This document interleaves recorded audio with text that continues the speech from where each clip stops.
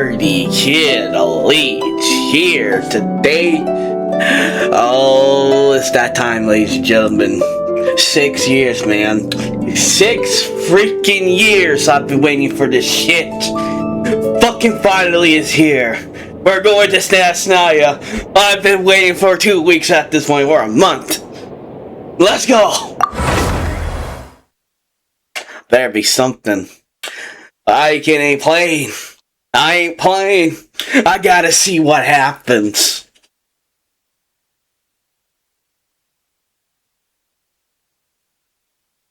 Oh, well, yeah, we gotta do a couple of things first. Alright, Alright. Ooh, what is this? Yeah. Okay. All geared up. Ooh. Alright, you guys gonna give me a second. Hey guys, Hardy Kid Elite here again. Yes, it's that time. Oh yeah, we're gonna play this. Oh yeah. Alright, let's go. Oh yeah. Alright. Seems like we're gonna say goodbye to everyone from Nod-Krai. Yeah. Alright. The day's finally come. We're off to meet the Tsaritsa of Snezhnaya. What is she planning? And why does she need the gnosies? Soon, we'll have our answers. Yeah. Guess this will be the end of your journey that your sister mentioned. What is she expecting you to find there? Snezhnaya still feels like a long way away. Hopefully, there'll be plenty of time to relax, eat some good food, and have fun before we arrive. But whenever Paimon gets thinking about how our destination is right around the corner, all these questions come flooding into Paimon's head. It makes her so nervous. Yeah, sure, it's been a long time coming. Yeah. Anyway, enough about all that. We can't start the final leg of our journey with that kind of mindset. Yeah. Just think, we've fought dragons and sea monsters, defeated creations of the gods, faced prophecies of doom and the threat of the abyss. Heck, we've even been to the moon! Yeah. With all that experience under our belts, how can we be any more prepared? Yeah, great point. Sure thing!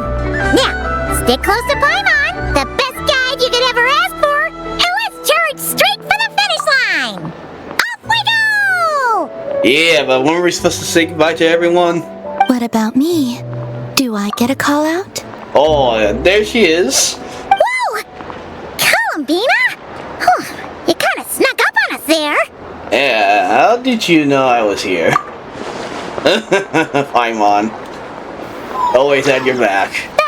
Don't look at Paimon! Paimon didn't sell you out this time. Oh, you probably did, didn't you? Oh, so it was you! Alright, guess there's no hiding it now. All your friends have gathered at the flagship to see you off. Oh yeah, let's go see them. I invited Sandrone too, but she said she had to go back to Snezhnaya. She must be busy. She had some nasty things to say about you before leaving.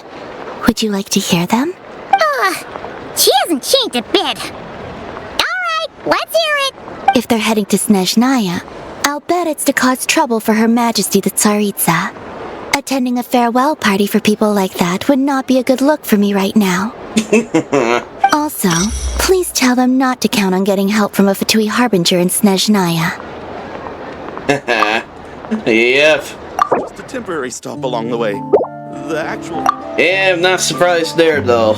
Our time working together was not terrible, precisely, but we're on different sides. So when you get there, don't do anything to make life difficult for both of us. Well, that definitely sounds on brand for her. The attitude, the reasoning. Alright, we'll do our best to keep our distance then. No, you've misunderstood. I think she means that she'd like you to go see her. How you figure that out? As long as you don't make things difficult for both of you, you'll be fine. You really have to read between the lines with Sandrone. Go on. on, get to the flagship. Everyone should be there by now. I told Lama that you once treated me to a truly unforgettable meal. Today, I want to return the favor. It's my gift to you. It's definitely nice to be treated, but hopefully by this point, you know that you don't owe us any favors. Yeah, I'll come back and visit you guys.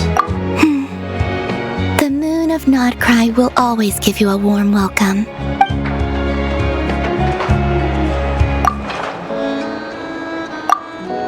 Oh, we don't get to see them? I guess convenient then. Oh, there he is. We're at the snow, baby. Oh, yeah. Wow! Pure white as far as the eye can see! Mm-hmm. So pretty!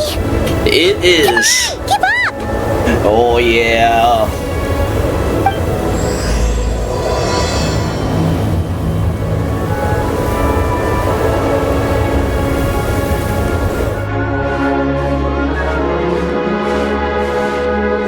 Oh man, I'm so hyped for this, man!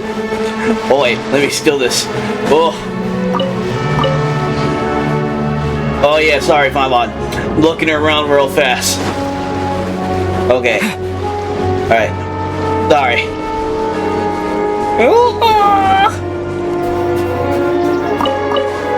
Look! They look similar to the ones in Nod-Krai! You know, just minus the effects of Kuraki. That's a sure sign that we're officially in Snezhnaya now. Indeed. Oh, there's a treasure chest right there. There's gotta be a treasure chest around here somewhere. No adventure is complete without a chest or two. Yeah, sounds like you found one. What?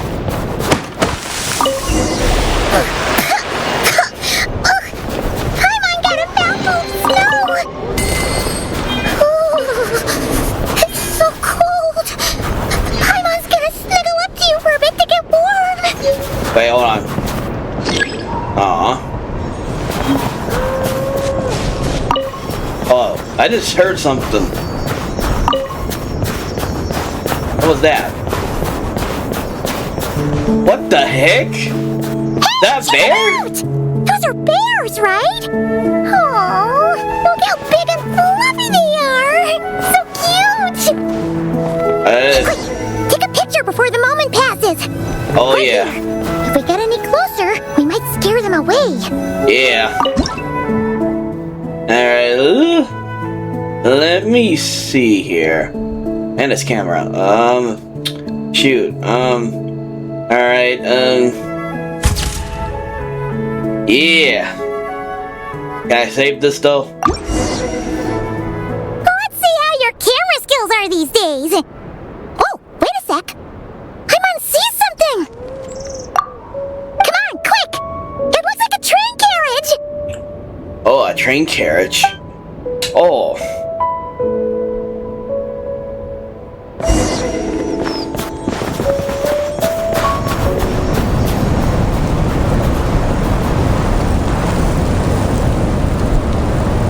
There it I've is. heard that Snezhnaya has loads of railways and trains. This must be one of them. But why is it abandoned? Ooh, it's still so cold. Yeah, still feeling chilly from getting buried into snow. I don't know. Maybe. Also, is it just Paimon or is the snow getting heavier? Oh yeah, I think it's starting to getting there. Yeah, this has never happened in Nod-Krai. Yeah. So it can't just be because of the cold. It's hard to describe, but Paimon feels so weird. She's never felt like this before. Everything feels heavy. Getting kind of dizzy, too. Should we turn back? Oh, no need. Paimon's just feeling a little low on energy. That's all. It's not worth ruining our travel plans over. Yeah, if you start feeling worse, tell me right away. Yeah, I don't want you going too far, pushing yourself too much. Yep, sure thing. Snezhnaya, here we come!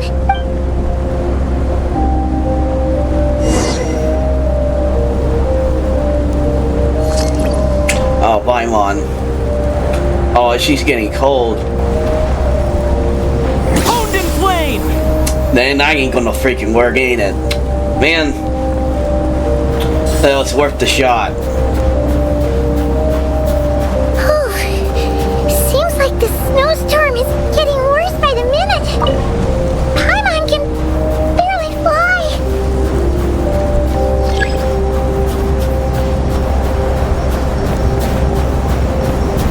Oh. New flower. A snowball flower.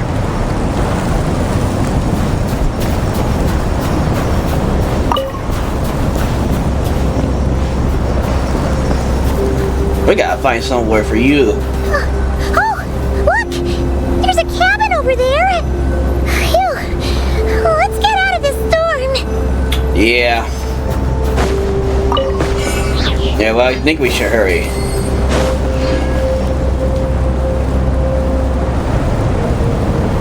Oh, shoot.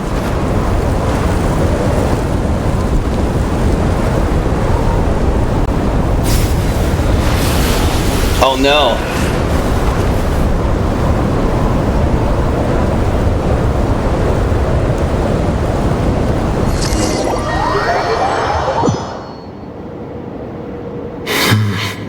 What is this place? Where's Paimon? I need to find her fast. Oh, man, we just lost her.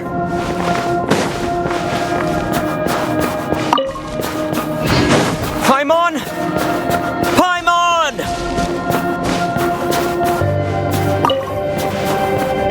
Where are you, Paimon?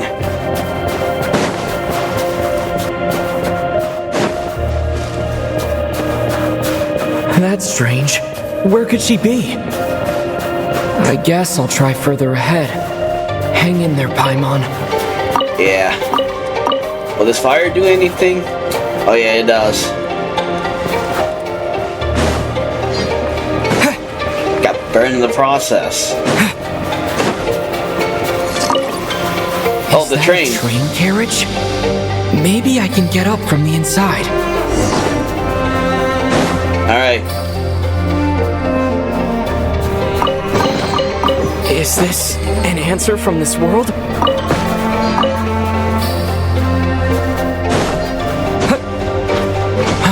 I can't believe I'm gonna climb this damn thing. Alright, come on.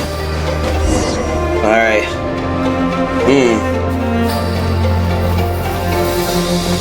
It says here, Kresnik's torch, civilian model. It's definitely getting a little warmer now it's turned on. I really hope Paimon's okay. Yeah. Where are you? I'll keep this close. What was that strange sound? I can't tell if... Paimon? Paimon, is that you?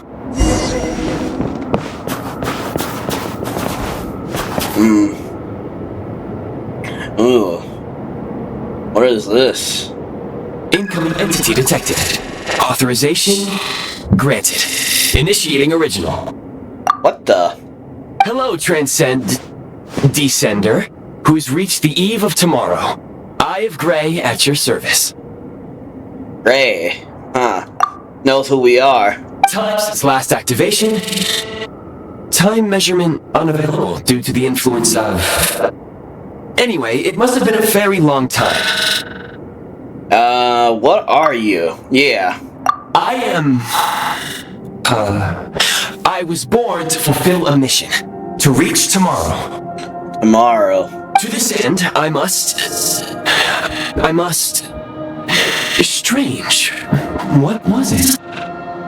Wait, my body? Huh? Why is my body like this? I was about to ask you about it. Apologies. After a long period of inactivity, it appears that a lot of data has been lost. Anyway, I was created so that humanity could reach tomorrow. But I am unable to load further details at this moment. Nevertheless, serving humanity remains my primary objective. I have detected a drop in your surface body temperature. In accordance with my preset programming, upon reactivation, I must ask the one who awakened me the following question. Alright. Will you accept me, Transcender? I will assist you, protect you, and fulfill my mission until we reach tomorrow. You know what? Why the heck not?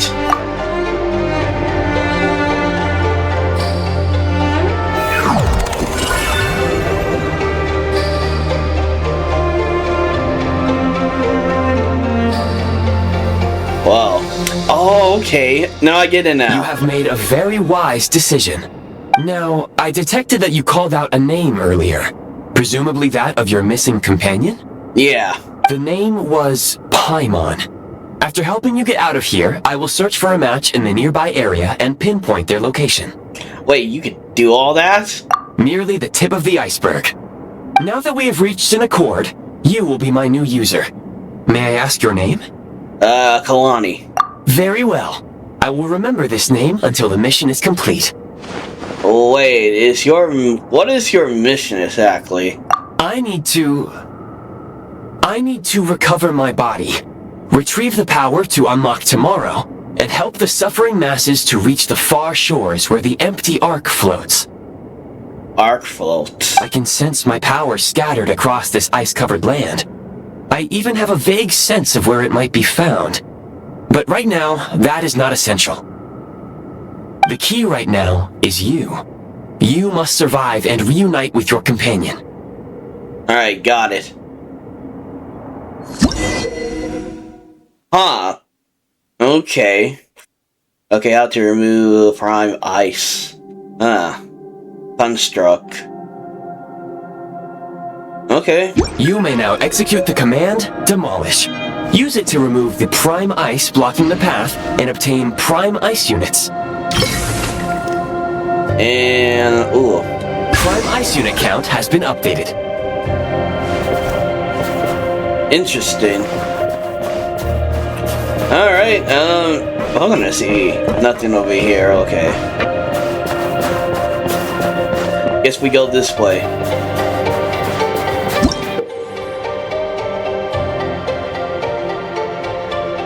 Oh, we can build stuff. Alright, You may now execute the command, Build. Use it to create a prime ice construct to prop up the door.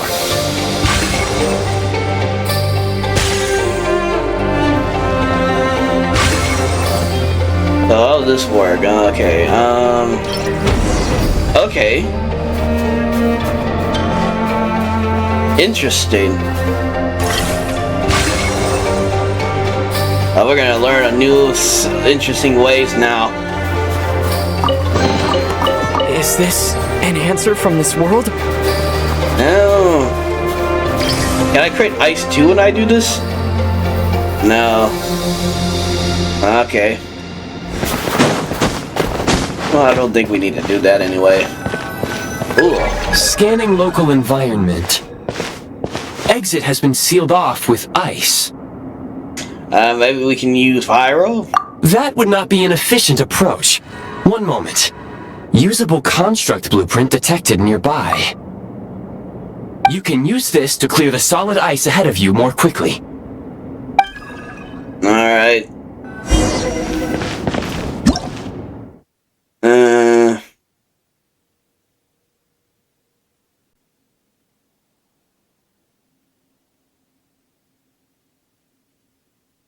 Alright.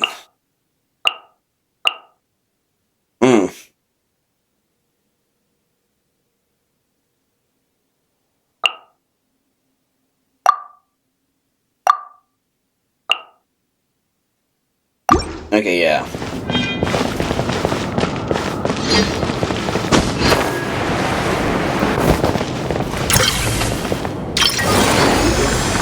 Okay, it does work.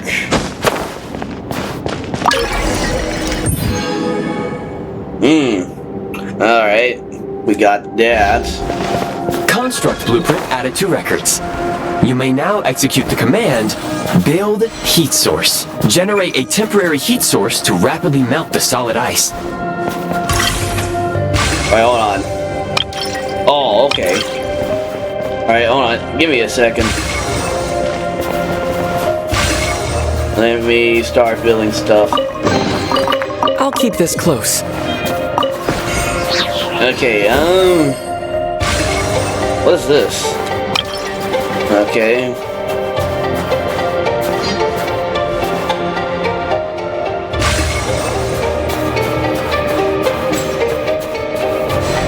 Alright,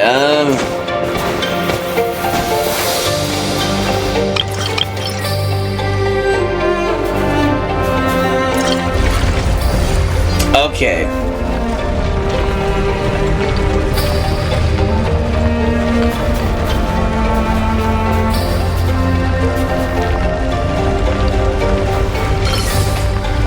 I'm gonna try to do this.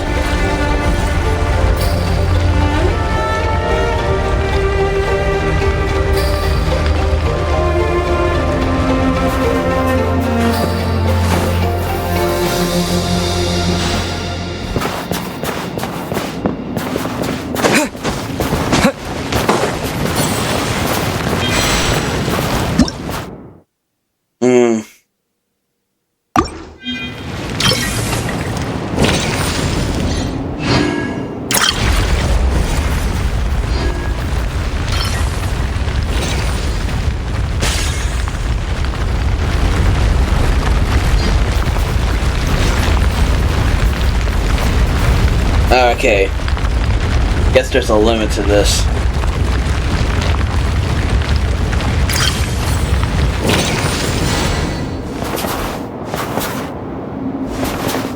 Okay.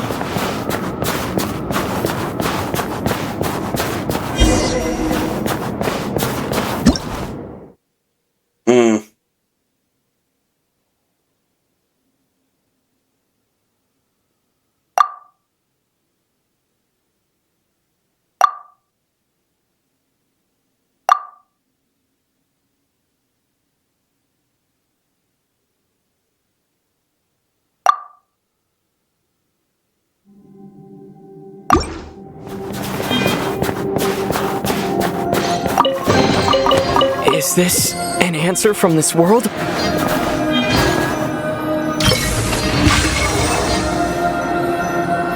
My scan indicates the path is straight ahead. I recommend we proceed.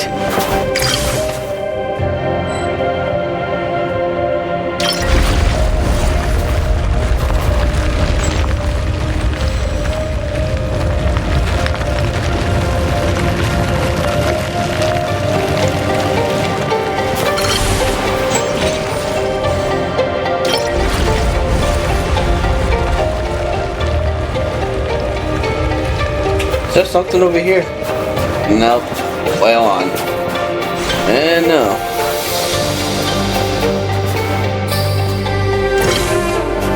I want to test something though. Hold on.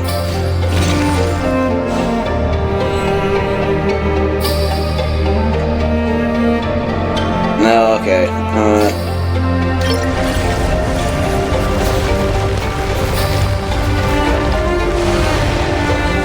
I gotta say, this takes a while.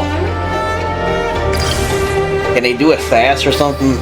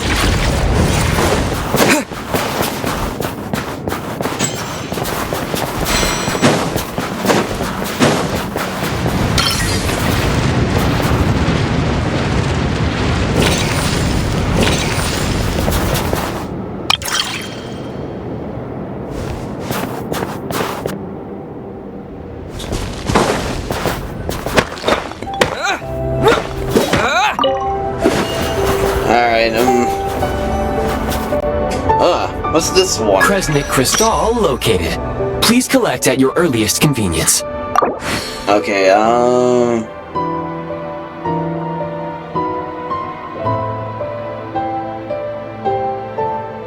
Alright. The recent construct you built provides highly efficient heating by utilizing the unique properties of Kresnik crystal.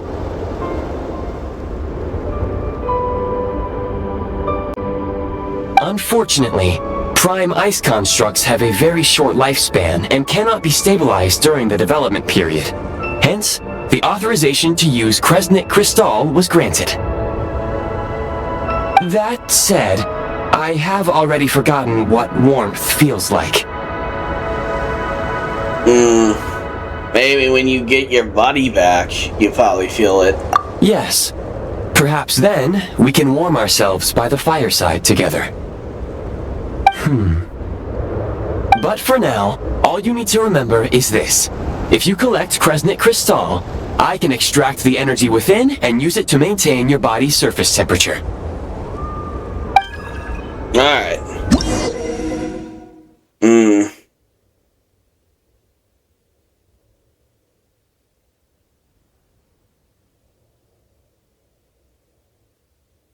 Alright.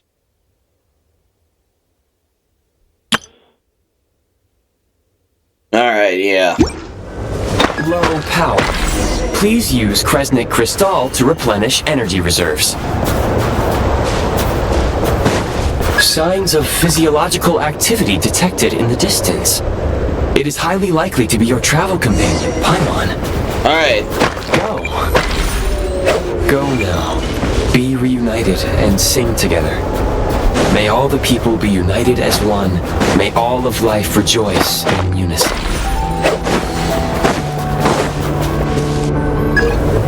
Approaching the target location. Scanning for signs of life. Life forms detected. 2. Does that mean someone else is there beside Paimon? Affirmative. However, that is not the reason for my confusion. According to my database, this location is a train station, meaning the number of life forms is unusually low. Real-time environmental data suggests that the train station may no longer be in use.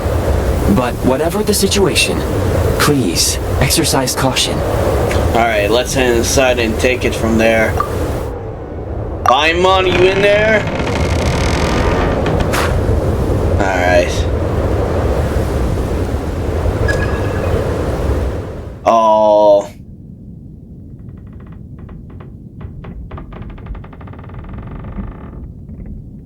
Paimon! Oh no.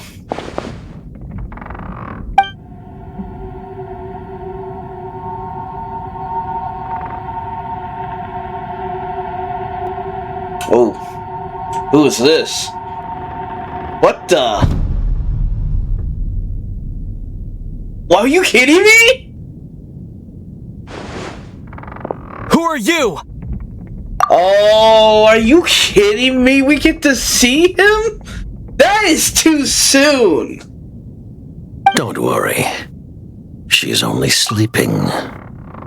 Oh, the jester. I got his real name though, but... You must be the Traveler. She called your name repeatedly while attempting to battle her way through the blizzard. Oh, god damn it, you ruined the moment. Stop doing that. Okay, bud. Oh my gosh. I can't believe this, dude. I can't believe this at all. We get to see him like maybe 25 minutes into this. Or maybe 30. Newcomers to Snezhnaya struggle to adapt to the sheer cold at the best of times. Lately, even the locals are suffering, with a powerful monster having summoned a bitter snowstorm.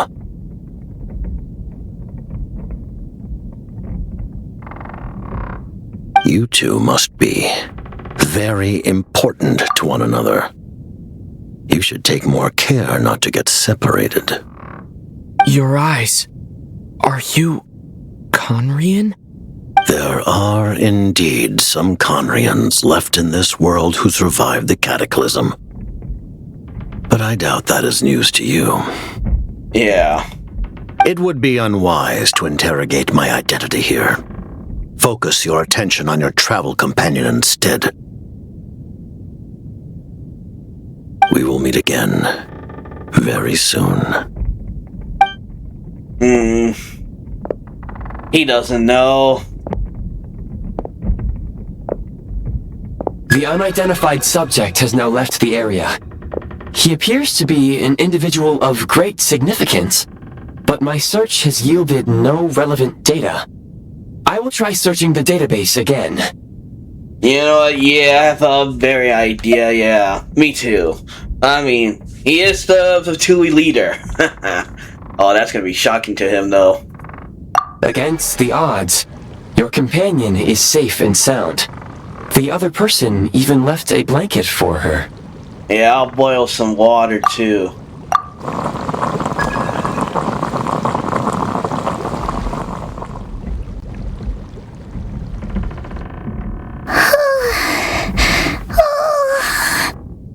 Are you awake, Paimon? Traveler! Oh, thank goodness you're okay. Oh, Paimon was so worried. She looked everywhere for you. Hey. It's okay. Take it easy. Are you feeling alright? Pretty much the same as when we first got to Snezhnaya. Paimon must have got a cold. She was feeling so faint. She just couldn't keep going any longer. So she had to lie down and sleep it off. Yeah. Wait, where did the jester go? Oh, yeah. Oh, yes, the jester. That was the jester? Yep, the director of the Fatui. The Jester Piero. Oh, So, yeah. you met him? Oh, yeah. Okay, ooh, even show him in here. Okay.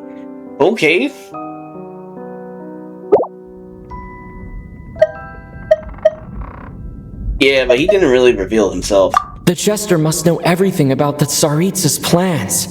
But there's no way he'd tell me just like that. We might well have ended up clashing. Well, he was right about one thing.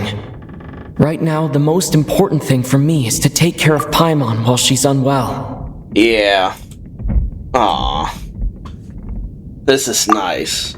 He had no intention of explaining his motives, and he left in something of a hurry. Yeah, something must have happened now. Hey! What the? Who is that? Oh. Let me introduce ourselves. Well, to him. It looks like half a pair of goggles. How amazing! A self-aware, talking pair of goggles. Will you really call him goggles? Snezhnaya was once the land of the Fae. There are many ancient creations here that I'm sure would broaden your mind further still. Mind you, my database is also expanding as we speak. You must be a rare creature yourself. Yeah, he helped me define you. Oh, wow! Well, thank you so much. You've earned yourself some of Paimon's favorite candy. Oh, but by the looks of it, you probably can't eat that, can you? Goodwill detected. Instead of candy, perhaps I can suggest my preferred strategy. Please clean me regularly to keep me operating at peak efficiency. Wait, clean you? Oh, that makes sense. Every pair of goggles needs wiping clean once in a while. Anyway, back to the jester for a second. Paimon's still confused about something. Yeah, what is it? When he first showed up, he already knew Paimon's name. And he acted like he expected Paimon to know who he was, too. Oh, interesting. Okay, there's gonna be a big secret to Paimon now. Paimon could tell that he it was Conrigan from his eyes. And he definitely seemed like someone pretty important. But beyond that, Paimon didn't know anything about him. It was only later, after he rescued Paimon from the snow, that he properly introduced himself. That's the only reason Paimon knows he was the jester. So he knew you? Is that why he was here? He came looking for you? I think it could go both ways though, but I might say this one. Oh, seems unlikely. He ran into the snow following the sound of Paimon's voice, with a really anxious expression on his face. He didn't act like someone who knew she would be here in advance. And after bringing Paimon here, he just stared out at the snow. He didn't do anything to Paimon at all. In fact, he barely said anything. Wouldn't even answer any of Paimon's questions either. Paimon didn't feel unsafe around him, and he didn't seem to have any ulterior motives.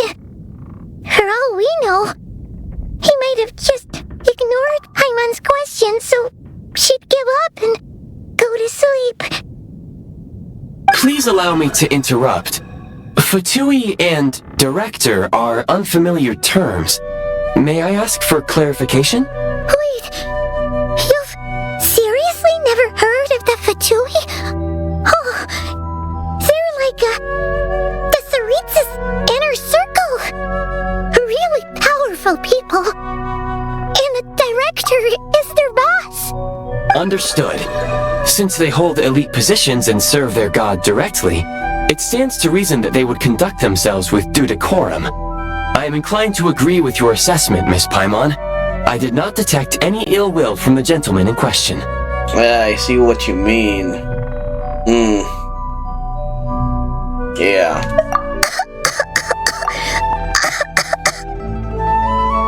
Sorry, I shouldn't have encouraged you to talk so much. Paimon, new plan. Let's get out of Snezhnaya for now. We can come back after the weather clears up and you're all better. The jester mentioned that this snowstorm, being the work of a monster, is worse than most. Even if we made it to Snezhnograd, we'd still have to wait out the storm before we could do any exploring.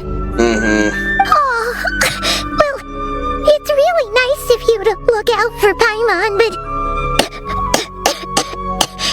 she doesn't want to hold you back. We were really psyched up for this journey when we first set off. Just think of all the burning questions we have. If we turn back now, who knows how long it'll take before we finally get answers. Further information is required regarding the monster situation. But objectively speaking, there is another more pressing issue at hand. Well, what is it? At this point, we have traveled a significant distance into the blizzard.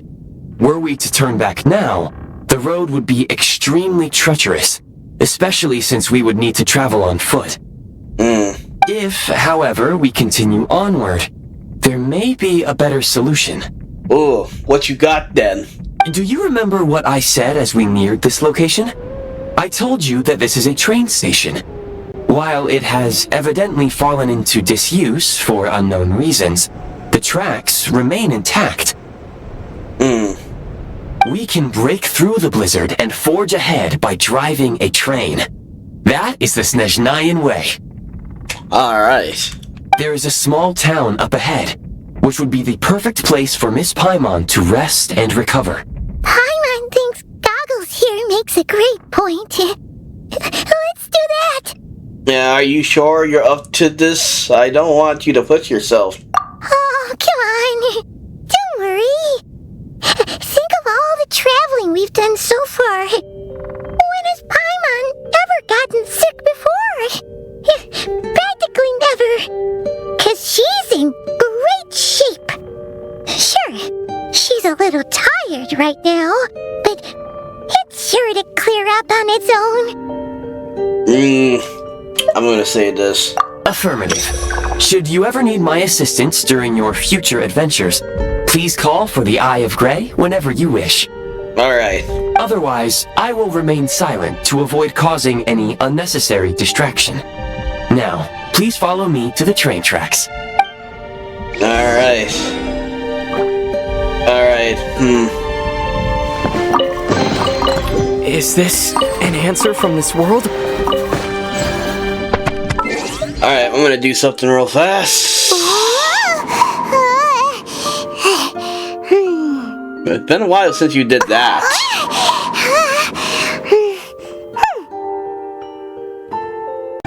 Wait, hold on.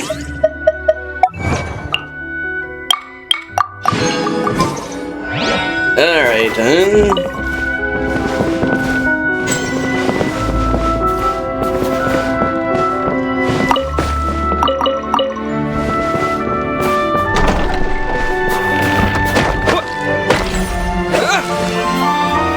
Alright, where'd this thing in?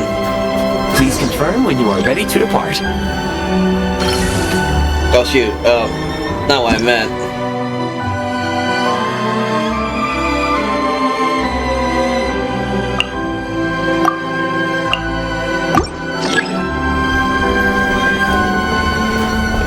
How the hell you call this damn train?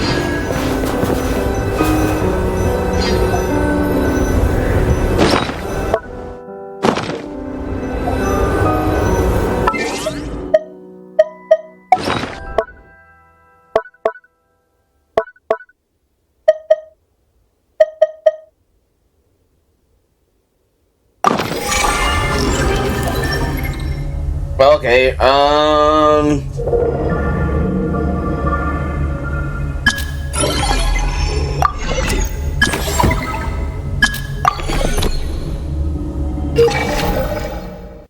the fuck?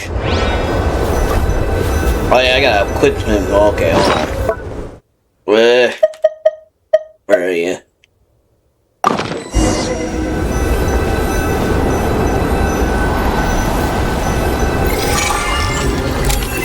Alright.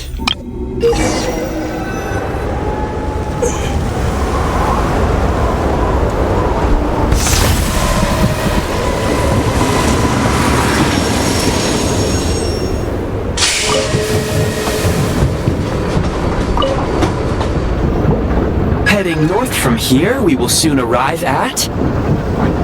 Wait, there's an error message. Could not detect clear tracks.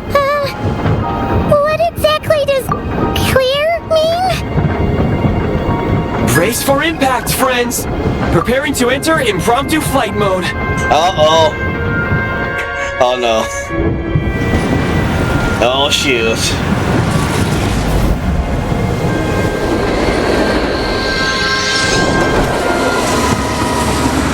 What the freak?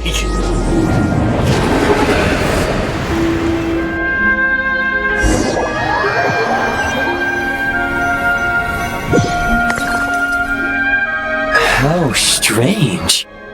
Not only was the station's status different from my records, but even the railroads and the terrain itself have changed substantially. Paimon, are you okay? Yeah. Thanks to your quick reflexes. My sincere apologies for putting you in danger. I'm afraid I'm as confused by all this as you are. Yeah, we need to find a way to update your data bank. Agreed. This is likely a consequence of outdated railroad data. The discrepancies between the old data and present reality are far greater than I anticipated. Fortunately, our crash landing has at least brought us much closer to the town. According to the data, anyway. Your data had better be right this time. I can assure you, it certainly is. Please look this way, and you will see a Kresnik's torch. It seems our ill-fated train ride was a blessing in disguise. We have taken the shortest possible route. Oh yeah, it wasn't what you call a comfortable though. Rest assured that I will take user preferences into account next time I plan a route. Next time, I will get it right. Alright.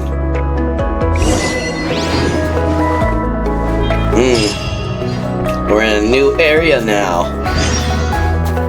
What are you little ones? Oh. Is it dead for real? I might just kill it. Oh no.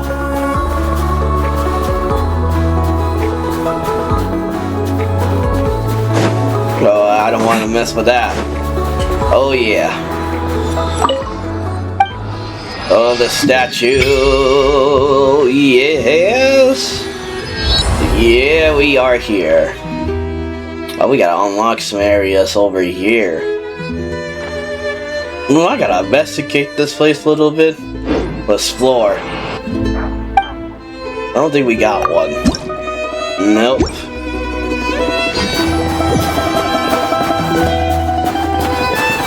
Oh, I wonder if that dog from that character. Excuse me, is there an inn nearby? I'm sorry, but they've all closed. Aww.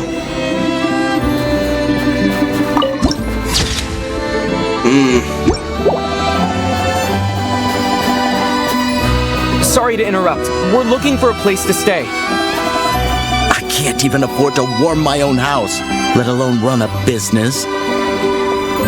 Okay. Don't gotta be rude about it. Excuse us. Is there anywhere we can stay around these parts? I'm afraid not. You'll have to try your luck somewhere else. Oh, there he is. Is wait for the next shipment of Kresnik Crystal to get here. Oh, there he is. He's right there.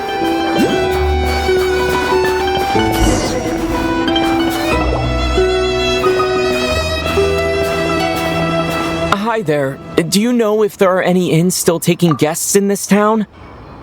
Doubt it. They're probably all closed. No one has enough Kresnik Crystal to heat their own homes, let alone a business.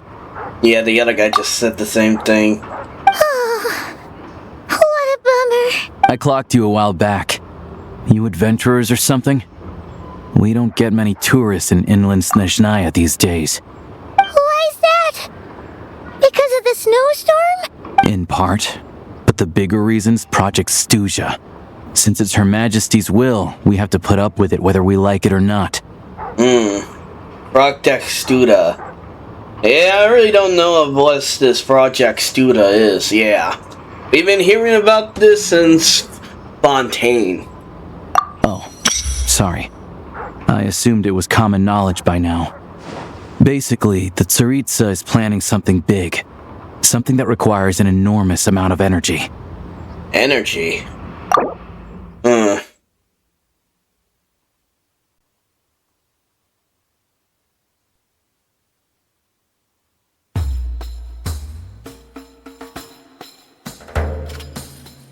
Okay.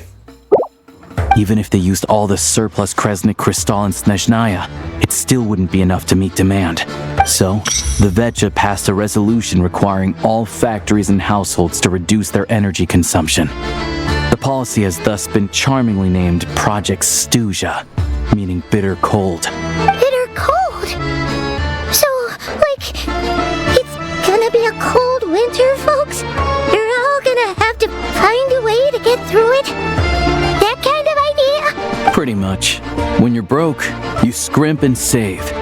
When it's cold, you huddle together for warmth. There's always a way to stretch things out to make ends meet. Trouble is, if you stretch someone out like an elastic band for too long, who knows if they can ever bounce back. You know what? Come with me and see for yourself.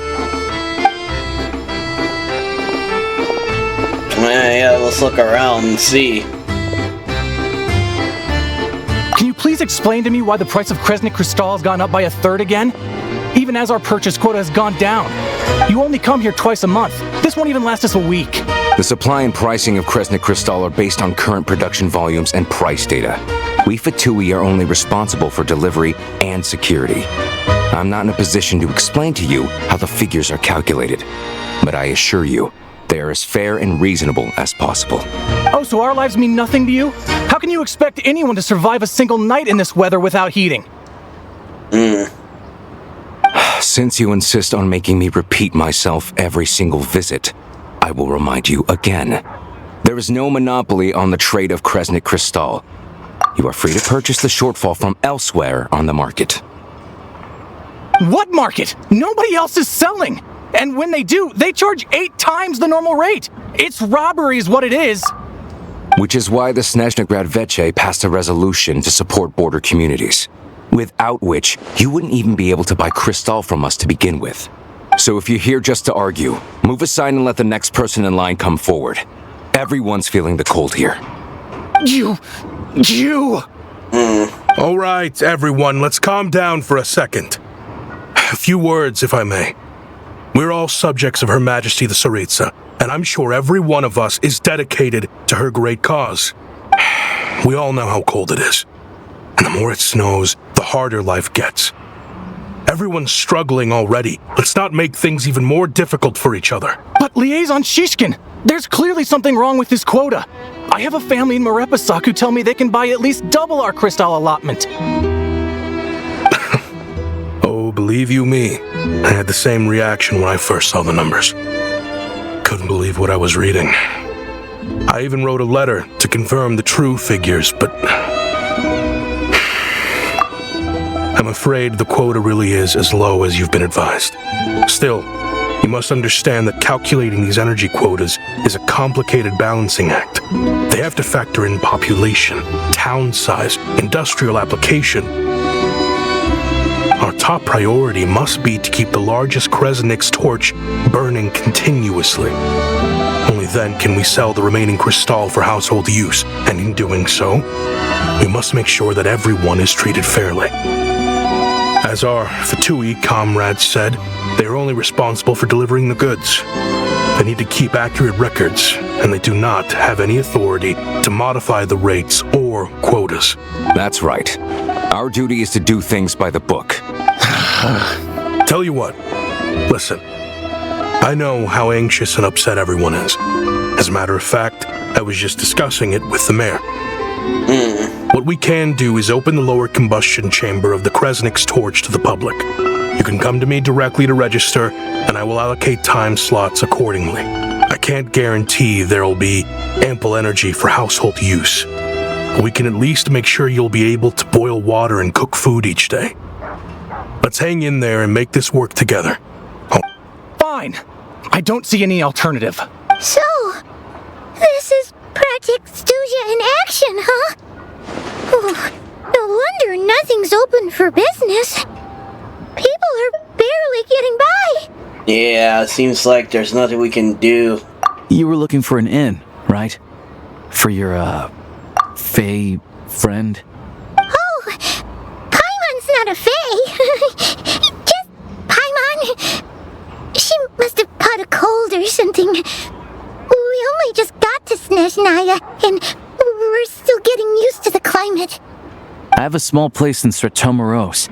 I don't stay there very often, though, so it's pretty basic. But if you're not picky, you're welcome to rest there for now.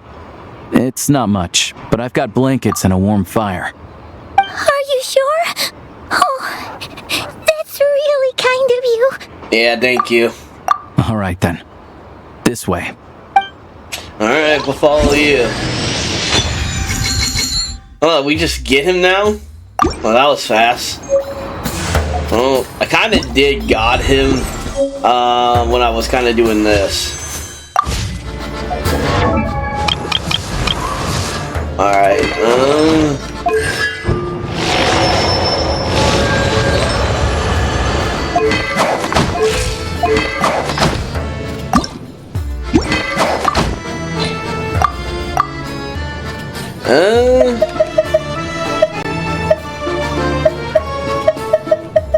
you're just gonna use this for now.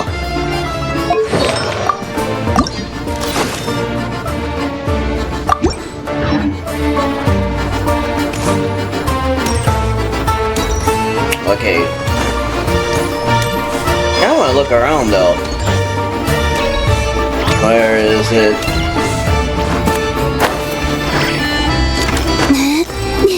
Oh, I see it up there. Oh shoot. Yeah, I got it.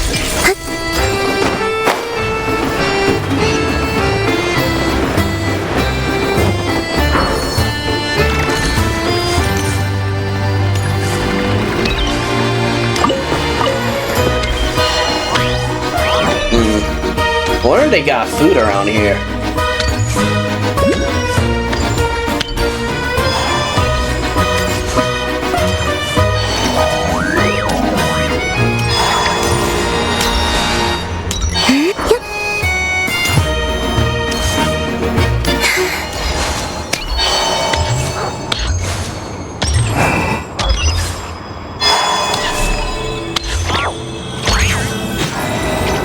Alright, there it is.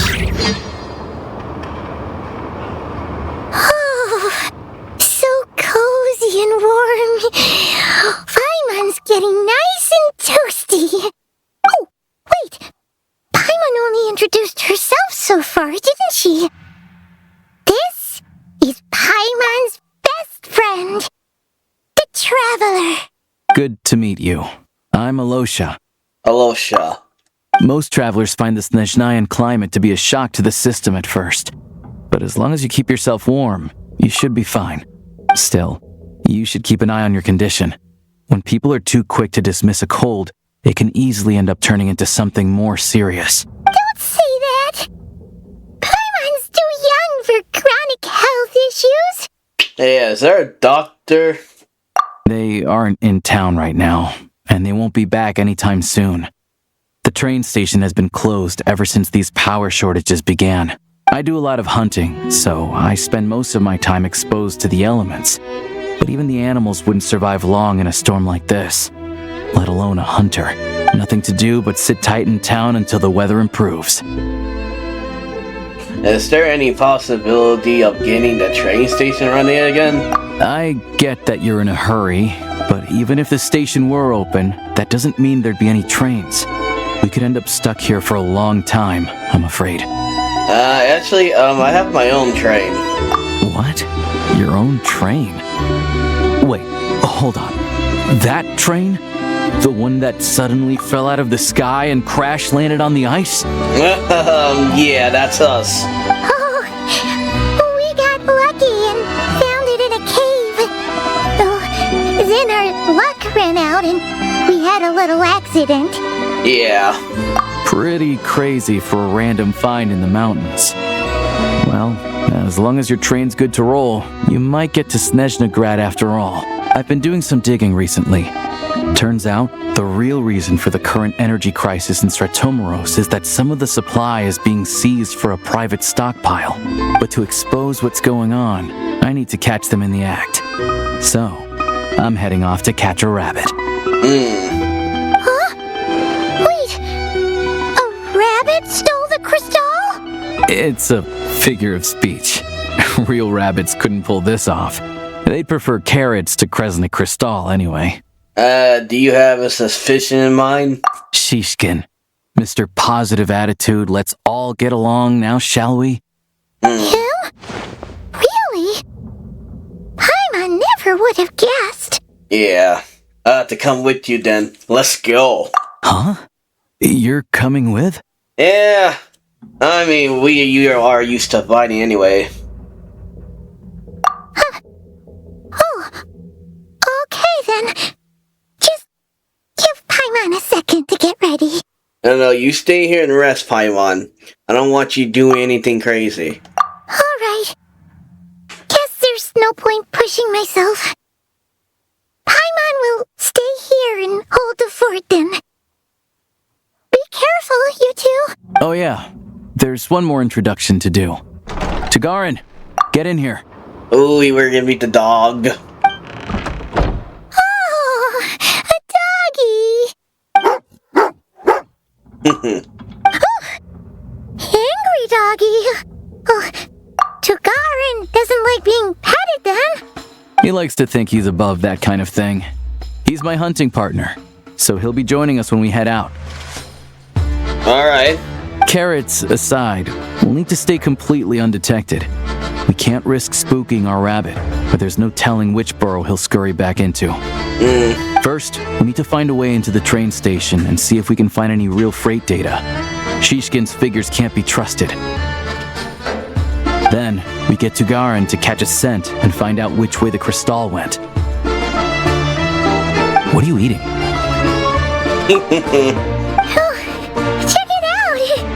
When you're all out of carrots, try turkey!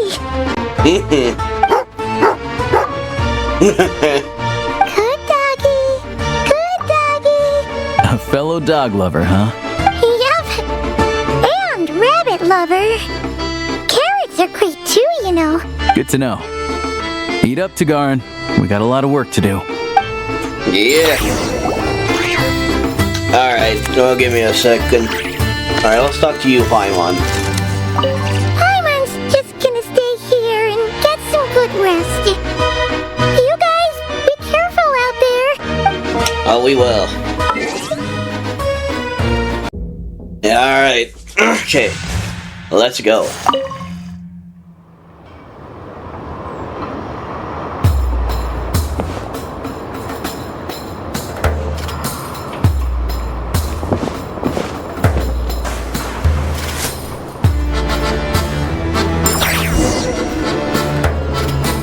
Oh.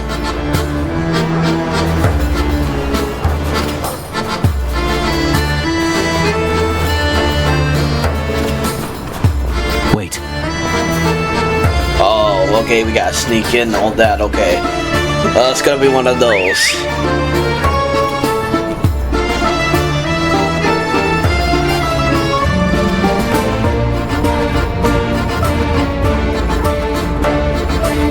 Alright, when they're distracted.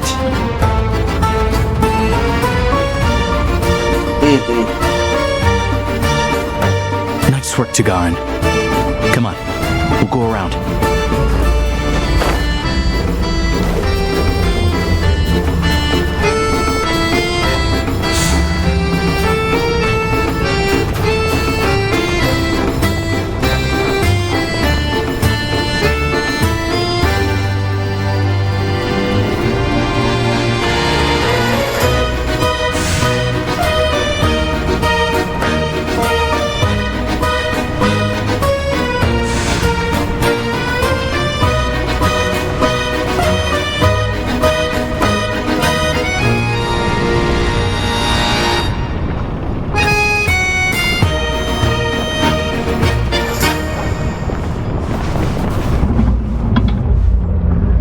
What the?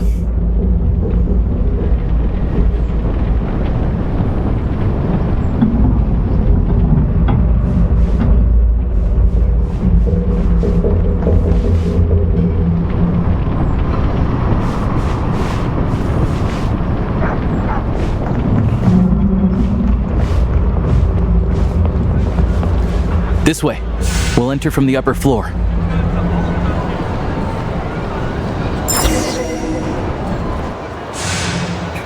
But I had to do that.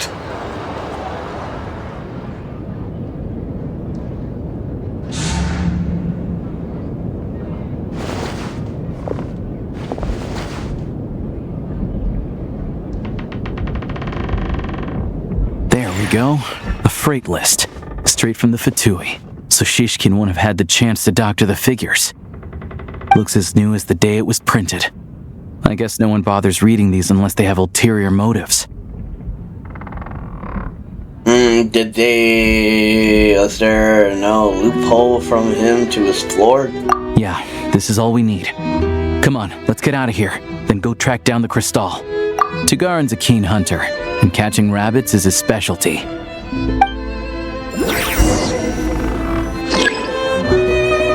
Oh, are we gonna play as the dog?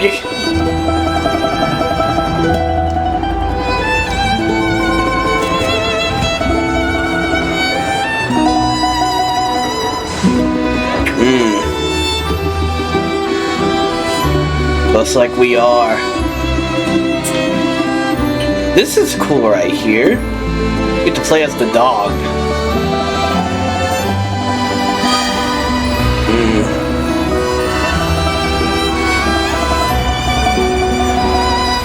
Seems at least in 3 different ways.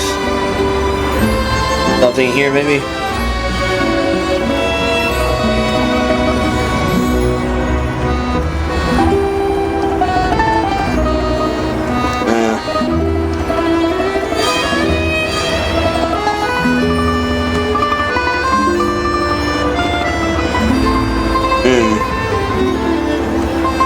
But if he picks up the scent of Crystal somewhere and there's no stove around, that's how we know something's up.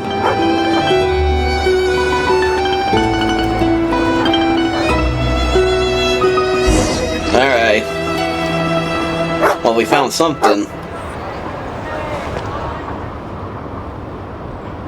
This must be the rabbit's warren. Good job, boy. Sure enough, there's a tunnel. You stay here and keep watch. I'm gonna take a look inside.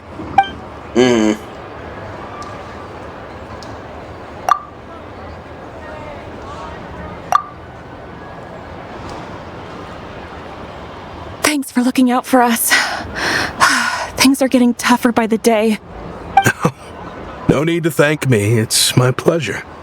Sure as Her Majesty the Tsaritsa watching over us, every sacrifice will be worthwhile. Let's grit our teeth until the blizzard passes. These days of hardship will be over soon. Maybe for everyone else, Liaison Shishkin, but for you, the hard times have only just begun. Oh yeah, you got my boy.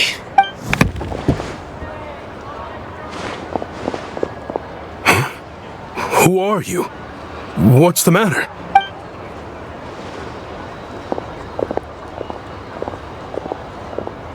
I just had a question for you. Why, when times are as tough as this, would someone hoard more Kresnik Crystal than they could ever use? All the crates here are from the most recent shipment, but they weren't brought here for sale. Instead, they were secretly stashed away. Would you be able to shed any light on the situation, Mr. Shishkin? Me? Why, I have no idea. But look at how much there is. It's quite a godsend. Now there will be plenty to go around. This godsend was found in a cellar adjacent to your residence following a tip from Mr. Alyosha. And this is only a fraction of what we found down there. We're still taking a full inventory. The official figures will be finalized shortly. I've always been grateful for your efforts to mediate between us and the townspeople of Sretomaros. But now, Mr. Shishkin, it appears you were the source of the conflict all along. How could you do this to us? We trusted you to have our backs. You've been lying to us this whole time? Hey, The dix is up. Time to come clean. I owe you all an apology. I'm sorry. I'm so very sorry. This isn't who I am. Please believe me, this was a one-time mistake that I will never repeat. We all know how difficult life has been since Project Stuja came into force. Energy is an increasingly scarce resource. People everywhere are getting desperate. But some places have been hit harder than others. I grew up in Alatir, a small village with no train station.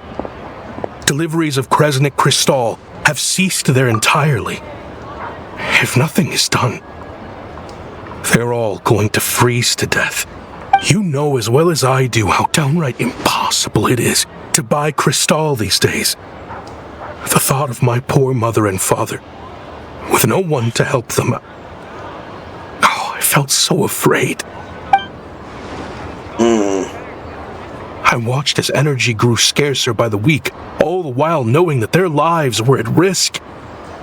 Then one day, I looked at the Crystal shipment in front of me, and a terrible, selfish thought entered my mind. Looks like I'm just not cut out to be a criminal. I'm so sorry. Once the Fatui have finished their count, you'll see that the numbers match their waybill.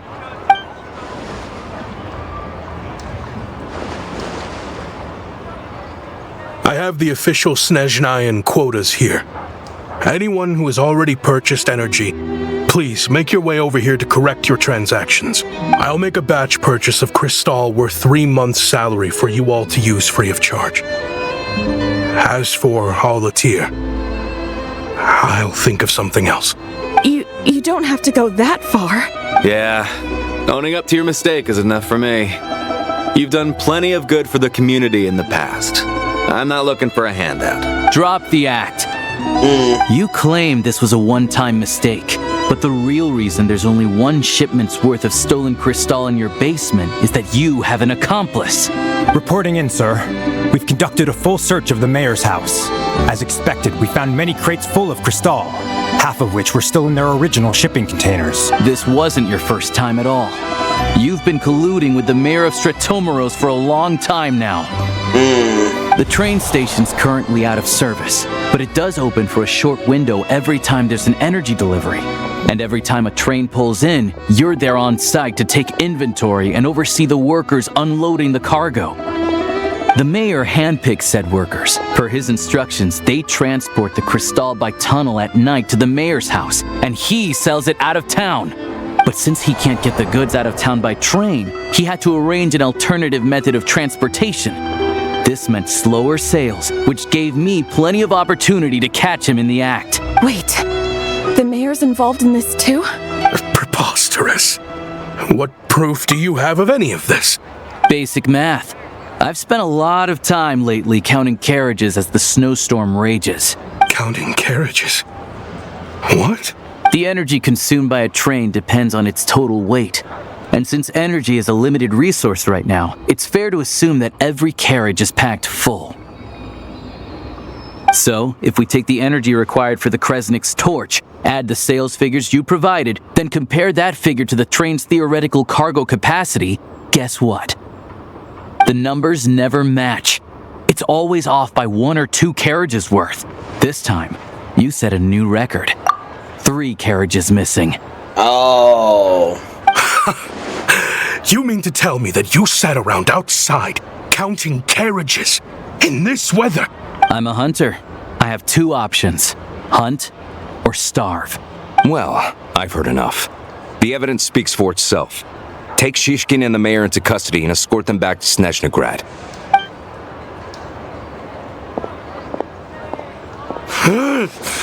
You cocky little brat! Ruining my business! Just you wait. Yeah.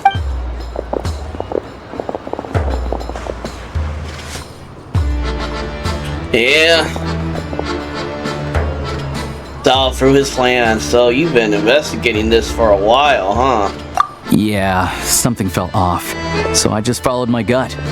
Math isn't my strong suit, though. I'm lucky my dad made me learn enough to get by, but all this number crunching was a million times harder than the aim and fire work I'm used to.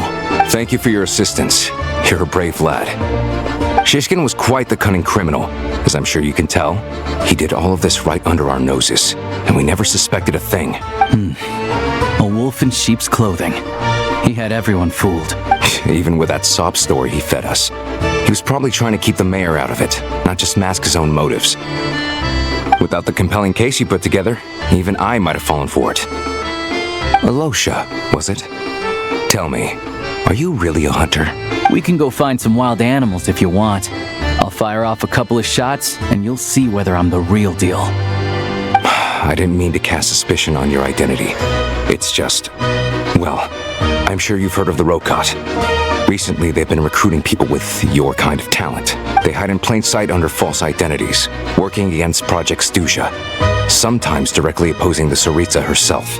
They aren't a violent organization, and their goal is to improve the lives of the common folk. But still, as a member of the Fatui, I wouldn't be doing my job if I didn't keep tabs on them. Yeah. First I've heard of this.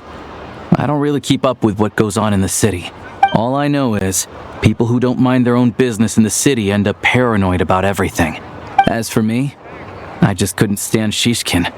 I'm from Alatyr myself, and I can tell you, nobody's lived there in years. Why would an abandoned village need crystal? Of course, no one really cares about the fate of that place. I'm guessing today is the first you've heard of it. I see. It does sound quite tragic. Really.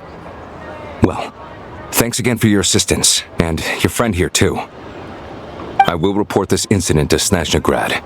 The Fatui will take over energy distribution until new officials are appointed. We'll also ensure that the train station resumes normal service as soon as possible. Looks like it's my turn to brush up on math now. I never liked it as a kid either.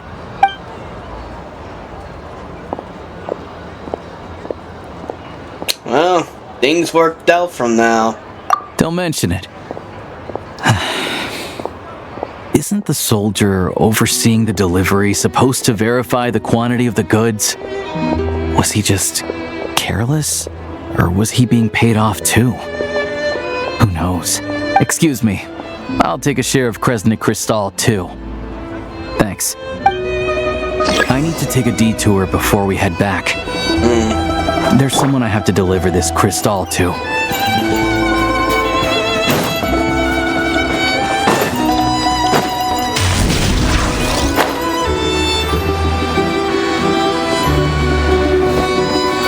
Alright, who would that be?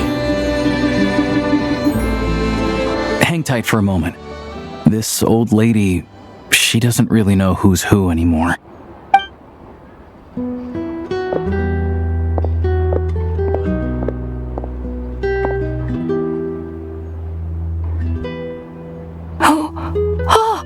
Grandson, it's so cold today. You must be freezing. Ma'am, it's me, Alyosha. Alyosha?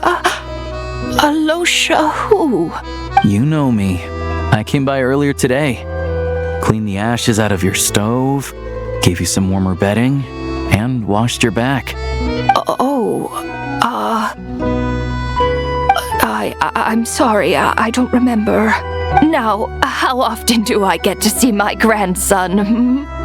Come on, take a seat and relax while I fix you something to eat. It's okay. You just rest. I'm fine. Oh, you. It's nice to come and visit your old granny once in a while, isn't it? Sretomaros is a good town. All sorts of things to do and people to meet. And the local officials are good to us. Sit down. Come on, take a seat. I still have some fruit left. Let me get it for you. Please, don't get up on my account. You need to rest. Where's the fruit? Right under the basket by the door. Or maybe it was on the bedside cabinet.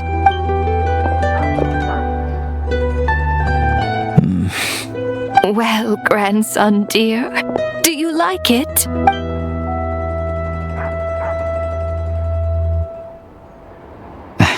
Very much, ma'am. It's delicious. Good, good. Wonderful.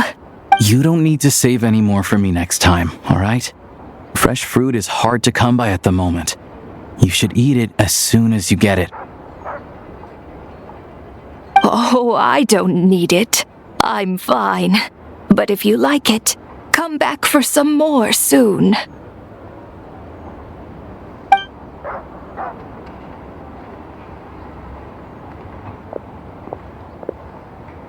Some kind soul must have given these to her. But she always saves the nicer things for special occasions. How do you know her? I met her at the market back before her health began declining. She was a lovely old lady. We're from the same hometown. Not many people have heard of Alatyr. And if they have, it's usually for all the wrong reasons. There's a gang of highwaymen that came from there. Now that it's an abandoned village, it's rare to find anyone who shares fond memories of our hometown. So after we got talking and realized we were from the same place, we decided to keep in touch by letter. I first learned of Sretomaros' energy supply problems from a passing comment in one of her letters. Then, after her health went downhill, I started visiting more often to check in on her. The town's been in decline for a while now. But because of her memory problems, she thinks of it as the bustling, prosperous Sretomaros still in its heyday. That said, I kind of appreciate her optimism. There's not much of it going around in this world of ice and snow. Sorry, maybe I shouldn't have asked. It's fine. Everyone grows old. In Snezhnaya, some people believe that in your final moments, You'll sense a familiar presence by your side. You turn to look at them, but their face is blurry. So you focus hard, trying to make out who it is. And when you finally see their face, the Grim Reaper reaches out and takes your life. Now the music change. She still calls me grandson, though. So at least I'm not a blurry face in her world just yet. Come on, let's get back and see how Paimon's doing. Yeah.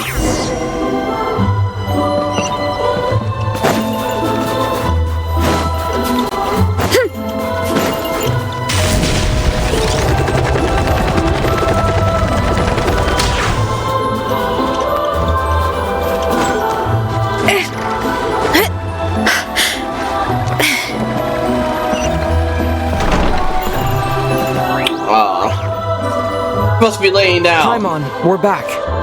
Are you feeling any better? Yep.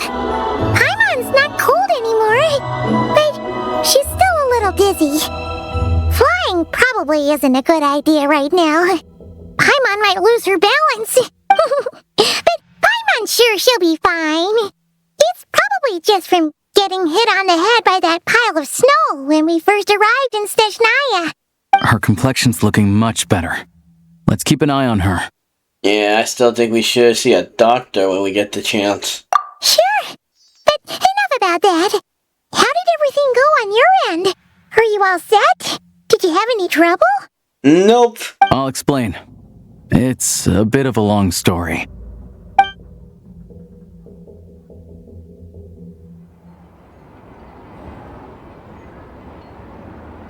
Jeez, you guys got pretty busy.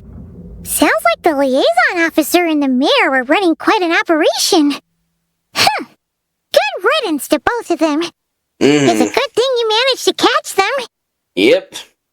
Good thing there. So, you said the train station will open again soon, right? And everyone has enough crystal now? Yeah. Well, enough to survive at least. Project Stuzha isn't going away anytime soon. Yeah. People will still have to scrimp and save to make ends meet.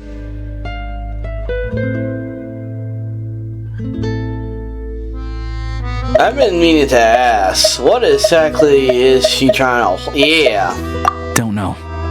The goal of Project Stuzha is to gather energy for the Tsaritsa, but no one knows where that energy's going.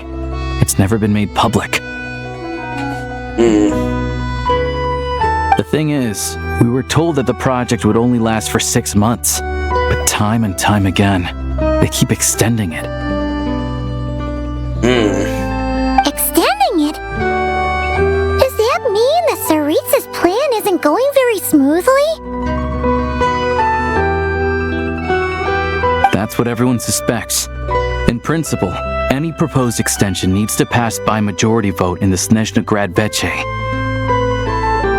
Oh yeah, we saw something like that in the trailers. But even though opposition has been growing, any detractors end up caving into political pressure from the rooster, Pulcinella. He's the chair of the Snezhnograd Veche and a key figure in the voting process. He has the backing of many powerful and influential people. Yeah, sounds like a pay, of course, for the Fatui.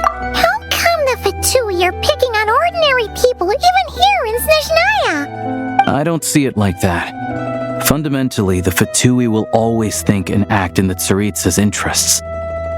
But that doesn't mean they don't care about the plight of the common folk. The only reason Sratomiro still receives crystal shipments is because of a relief proposal put forward by the rooster himself. Then there's the Fatui soldiers providing support in every corner of the nation. Even the Northland Bank provided some mora for disaster relief, and they're as conservative and indifferent as they come.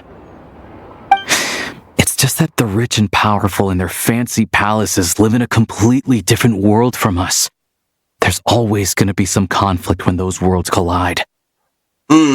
Yeah. Yeah, well, even though we all believe in Her Majesty the Tsaritsa, there are still many differences of opinion on how best to tackle the big issues of the day. Regular folk don't have an easy way of getting their voices heard in Snezhnograd. while the rich and powerful are either unwilling or afraid to speak out for all sorts of complicated reasons. The Rokot provides the disaffected with false identities and an outlet to vent their frustrations. Alright, I'm gonna check something real fast. Okay, this roll call.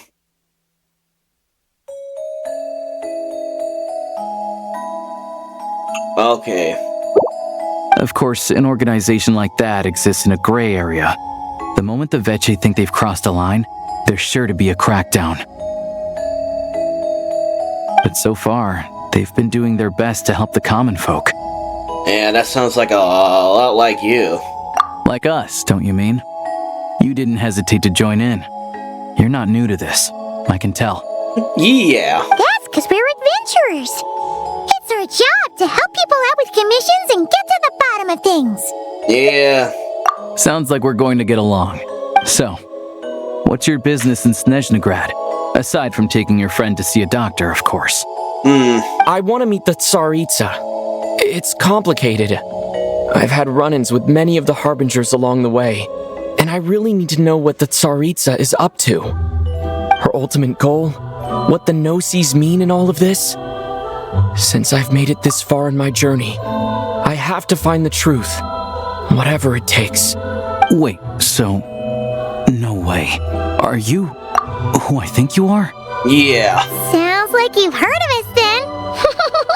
We're getting more famous by the day. Yeah. So I'm not gonna planning to get there by force, though.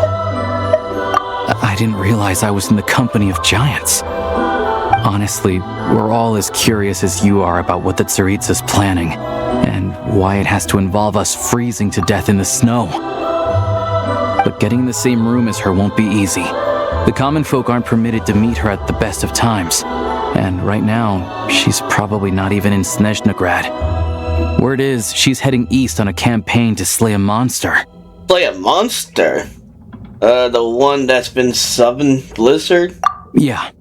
So you've heard of it. A wild, unpredictable monster with the power to summon snowstorms. It also absorbs everything around it into its body, so it's growing constantly. Now, it's so big that the Tsaritsa has deemed it the #1 threat. Luckily, as it grew, it became increasingly less mobile, so it doesn't pose an immediate threat to this town or to Snezhnograd. I'm sure the Tsaritsa and her personal guard, the Druzhna, won't have any trouble defeating the creature between them. It's just a question of how long it'll take. Okay. Is that like the fairies and stuff? Suffice to say, you won't be seeing her anytime soon. You'll have to wait until she gets back. Okay, that's fine. Getting Paimon treatment is more urgent right now. Read with you more. Fair. Well, the Fatui will be taking over management of the train station for the time being. Things should be up and running by tomorrow. Once it's open, we can see about getting your train towed to the station. Whoa! That's gotta take a lot of manpower. Are you sure we can talk them into it? The Fatui aren't exactly spotless in this whole mess. Plus, we helped them out. Should be easy enough to negotiate. I'm more concerned about what paperwork I need to drive the train. Yeah. As far as I know, all the paperwork is dealt with upon manufacture. I've never seen anyone check it, so I wouldn't worry. Having a train makes everything much easier. We'll reach Snezhnograd in no time. I need to head there myself anyway. Got some game to trade for Mora. I know a good doctor in the city. I'll introduce you when we get there. Oh, thanks so much. Let's get a good night's sleep ahead of our big trip tomorrow. Yep. Alright. Guess we should get there.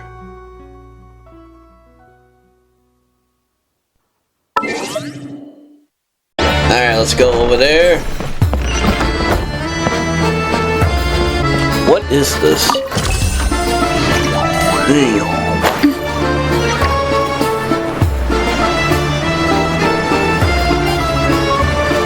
Hurry up, Graeae!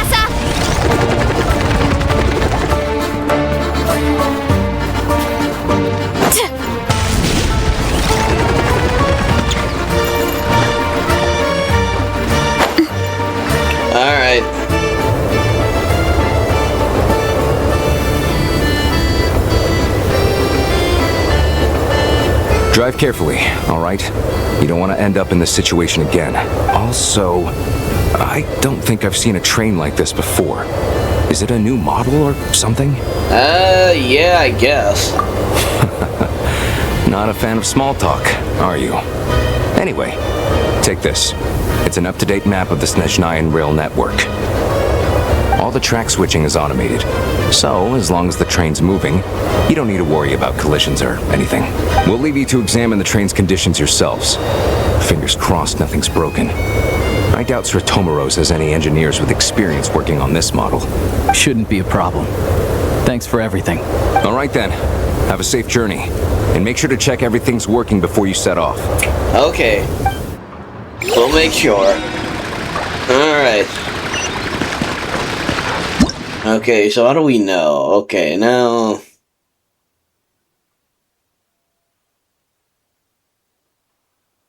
Ooh.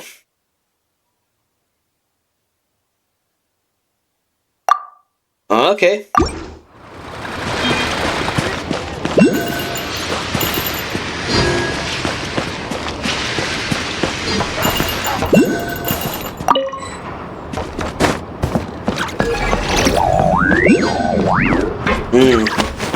Alright. Where to go?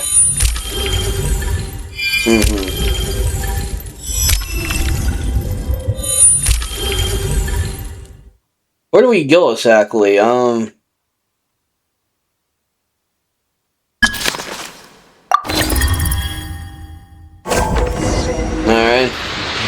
Alright. Looks like our destination settings have been applied. Let's give this thing a final once-over and then head out. Alright, DaGoose, your time to shine. Alright, over to you. Affirmative. Running vehicle diagnostics. What's this? I think of it as some kind of like autopilot system. Engine, green. Wheels, green. Frame, minor damage, but no impact on function. Alright. Diagnostics complete. All systems nominal. Neat! Huh.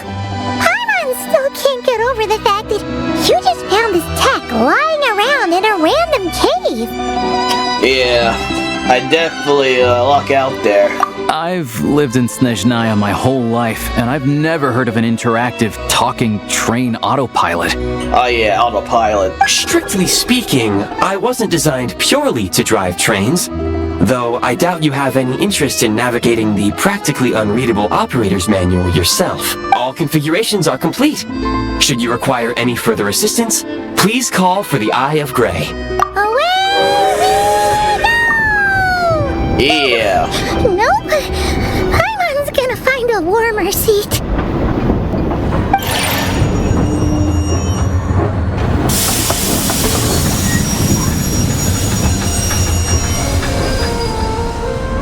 Huh? What's going on? What the? What the? Oh no. What is it? Oh shoot, this everywhere.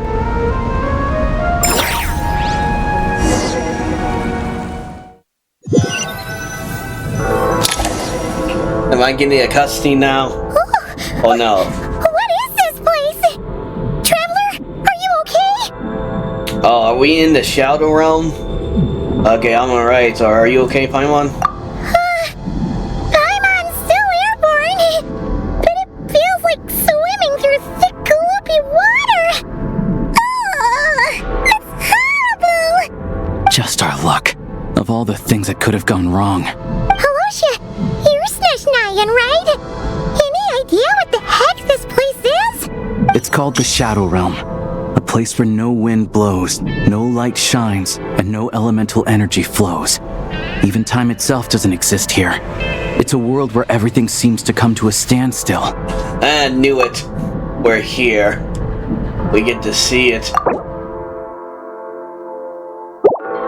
I've only seen it a few times before, and this is my first time inside. It's a dangerous place.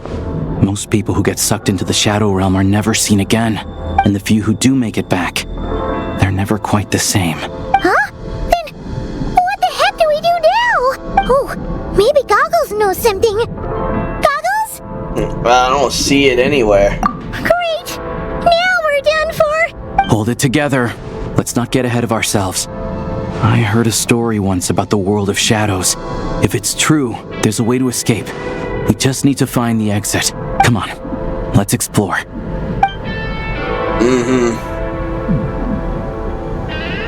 Oh no. Look at these Fatui! It's like they've lost their minds! Their shadows have been devoured. They're no longer amongst the living.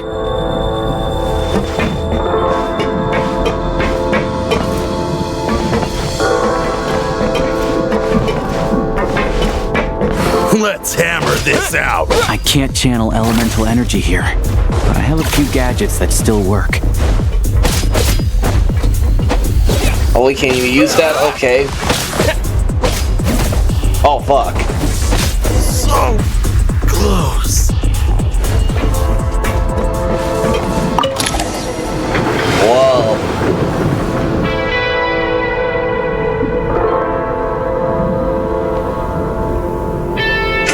Whoa. Wait! What's that blue thing? Is that... Goggles? Guess we'd better find a way over. Alright.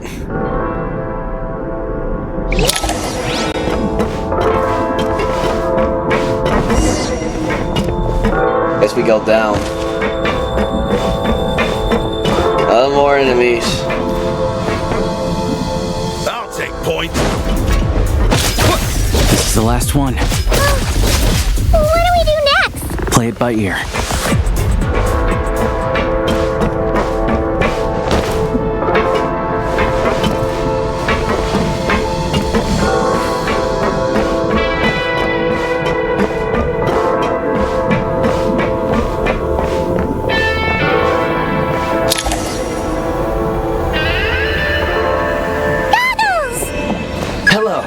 I am glad to see the three of you safe and sound.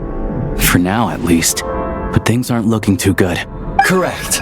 We are now inside what is known as the Shadow Realm, the darkest space in the shell, where even the Most High is loath to cast its gaze. Time and space hold no meaning here. It intersects with the world of the Light Realm only rarely, like an air bubble that rises to the water's surface. We must leave this place before it sinks back down into the depths once more. Sounds like you have a plan. Yes. In fact, the very purpose of my creation was likely to... from the Shadow Realm. It appears that key data is currently inaccessible.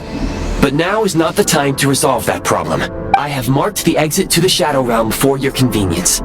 In addition, I have prepared some equipment to aid you as you traverse the Shadow Realm, traveler. Ooh, special equipment. Oh, are we gonna wear that uniform? It may well be one of my core functions. Scan complete. Construction in progress. Activation code? We once peered into the past from the ruins of the shadows. This is what remains of the Golden City, Hyperborea.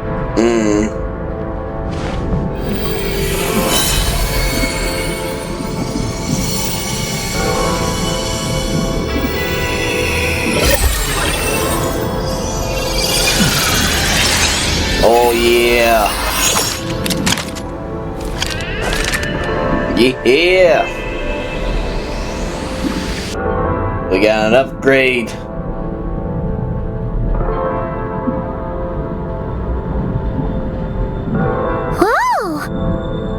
Now go. Arm yourselves with weapons of the spirit. Bring down the walls of the stronghold and extinguish the flaming arrows of the wicked. Is this a gun? In the Shadow Realm, where humans cannot channel the elements, there once was one who, after much research and many attempts, found this to be the most effective means of attack. Let's go. We don't have much time. Alright. Yeah, oh yeah, oh yeah. Oh. Okay, we could do this too? Okay. I can sprint. Oh, I can jump too, okay.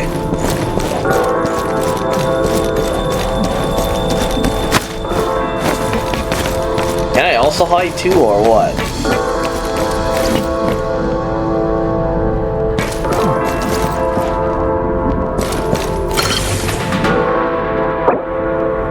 I got nothing. Okay. When you encounter small obstacles, you can simply clamber over them. Oh, okay. Did that. You can slide to navigate through low, narrow tunnels. Obstruction ahead. You may be able to use the explosives nearby. Shoot the explosives to death. Since elemental energy is unavailable in the Shadow Realm, ammunition is an important resource. You can replenish your ammunition at various supply points. Oh yeah, okay. For long-range targets, try using the scope to line up your shot.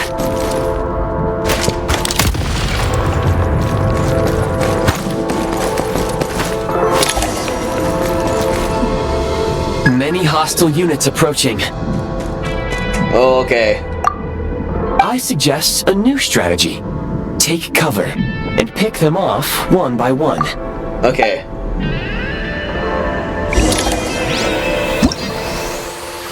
Like any other shooting game.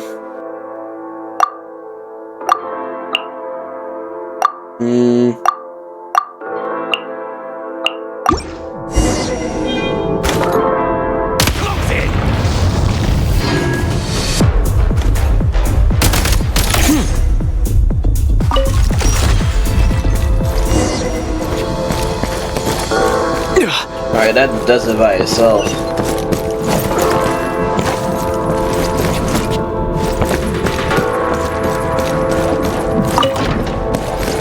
More enemies detected. Try attacking with the newly unlocked Assault. Ooh. Ooh, okay, Function.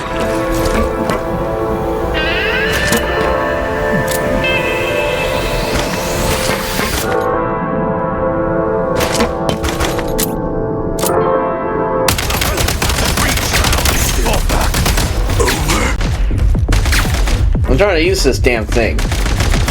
Change of tactics. You thought I was gonna miss. Light him up! Okay, there. Cover me. Can't take much more.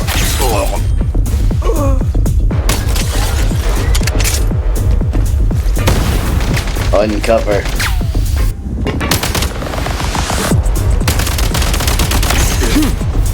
Over.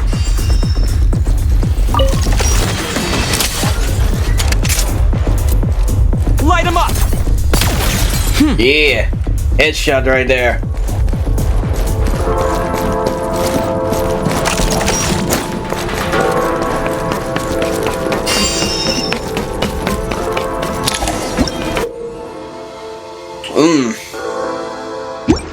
Aim at the freeze mark and pull the trigger to move using the rope.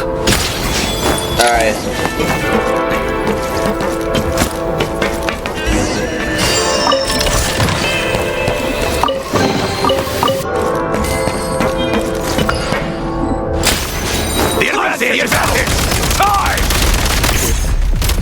I probably should have never done this. Gotta recharge! State number 2. Charge! Over.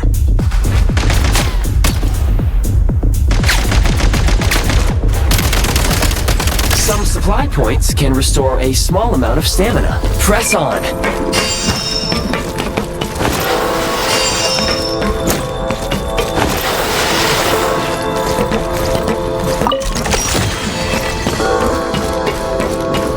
Getting used to this.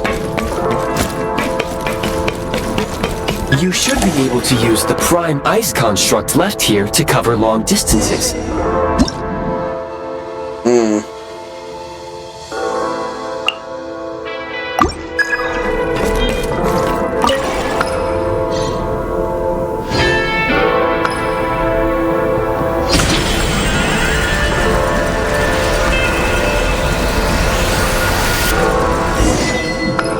Okay.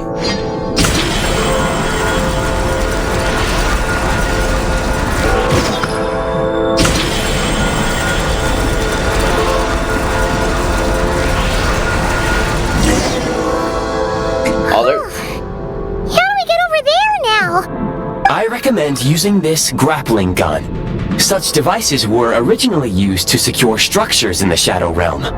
If you detach the connected hook, the grappling gun will automatically fire a rope to another nearby hook. Okay.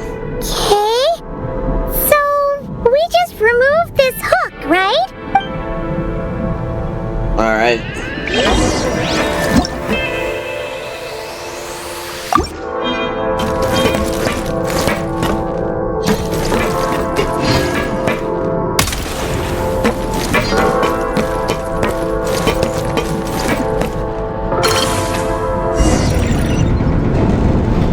Okay.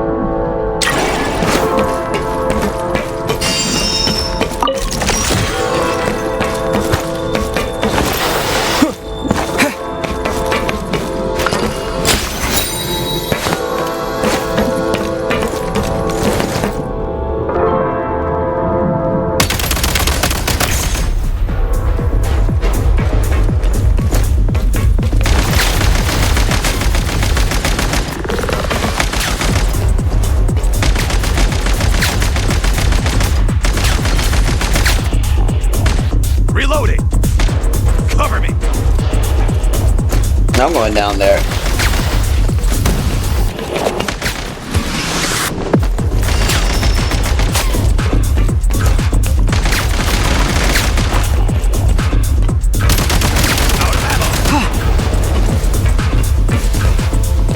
Reload!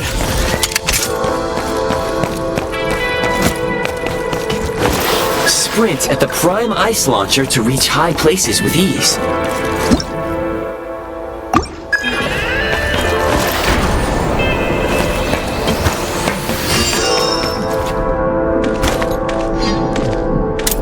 Mind the rhythm! Where's the... fall back? Not good. Where's the...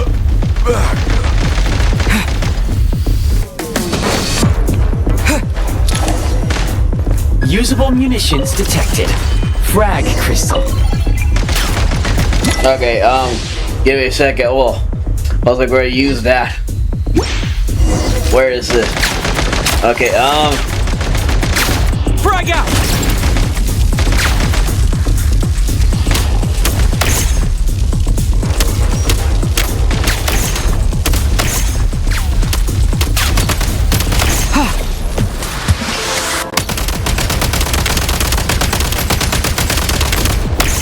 Mind the rhythm.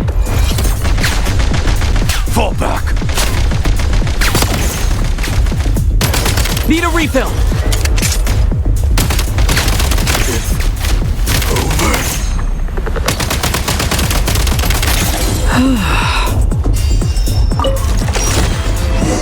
Reload!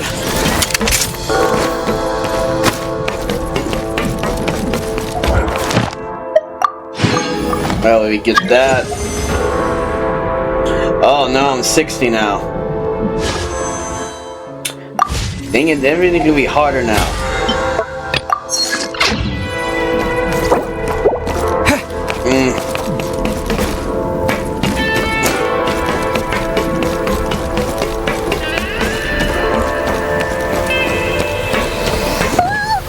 Oh shoot. Shift your center of gravity and slide down.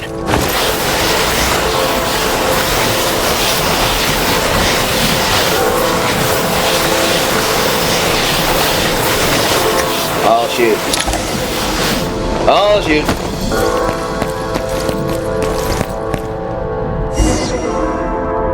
Well, everything's gone now. Where'd everything go? Oh. How much longer is this gonna take? The exit is right ahead. We are very close now. Oh no.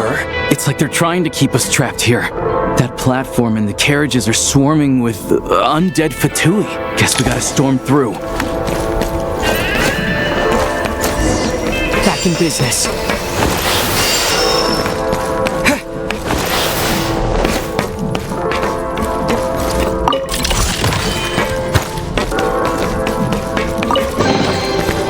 Back in business. Ooh. We got a new gun now. Ooh. Oh, okay. Oh.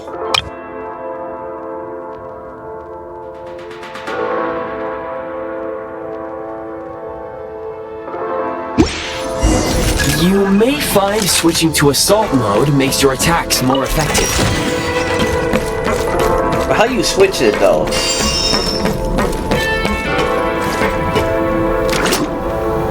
Oh, okay. State number 2. I think I get it now. Okay.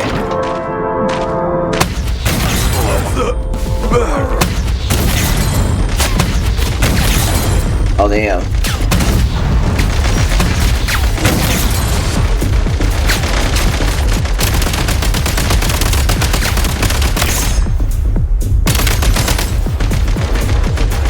Let me shoot you. Need a refill. Time to catch my breath. Cover me.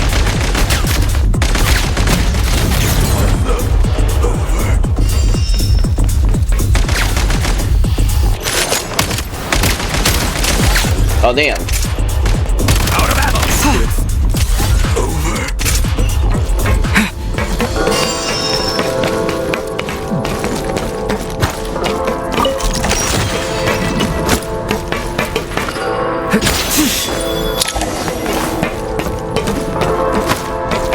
Time to catch my breath. Oh no. That a boss? Oh no. We're gonna have to shoot that thing, won't we?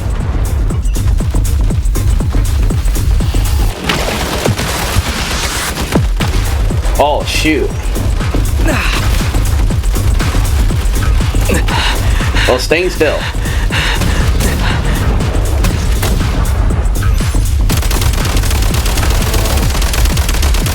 State number 2. Light him up! Oh dang, I'm getting destroyed here.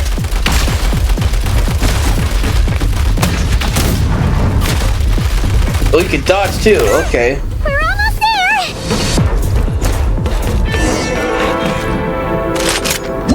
Well, what is this?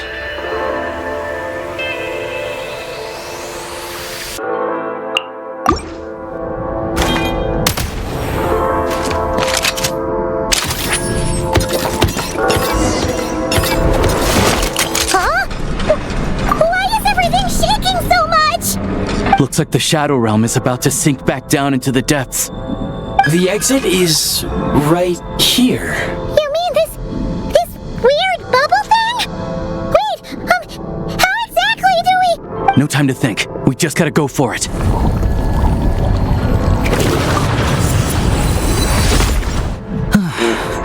Looks like I was right. Oh, looks like we're safe.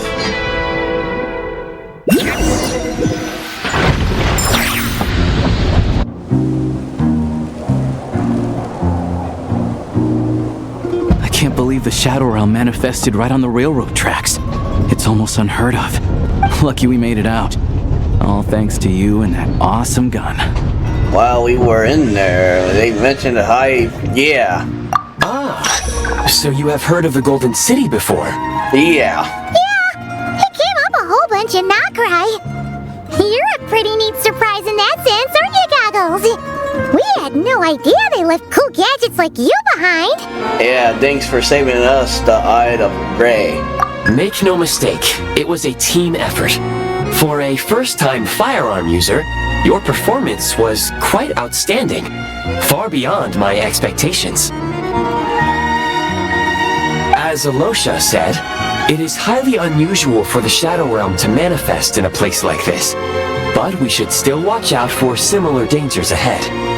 Alright. Let's hope not. If anything else goes wrong with this trip, Paimon's gonna have train trauma for life. The Shadow Realm can appear anywhere, not just on the railroad. I am simply advising that we take sensible precautions.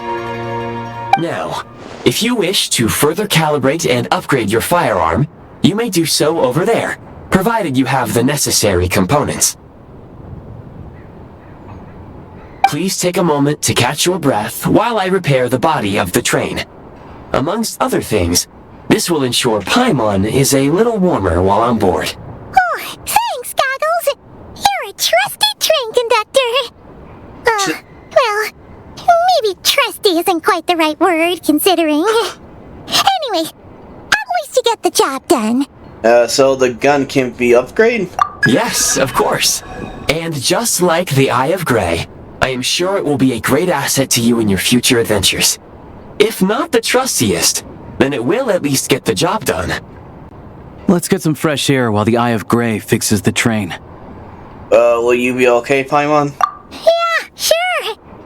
Paimon wants to forget all about the Shadow Realm. It was so creepy in there. Stretching our legs might help take our mind off things.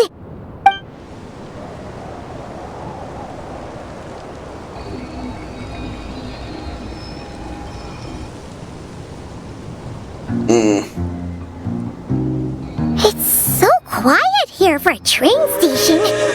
Not a person in sight. Just abandoned houses.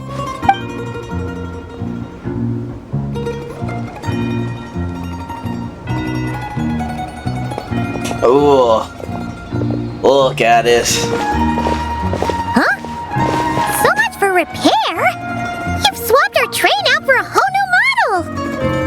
My plan was to restore the train to its original appearance per my records as quickly as possible.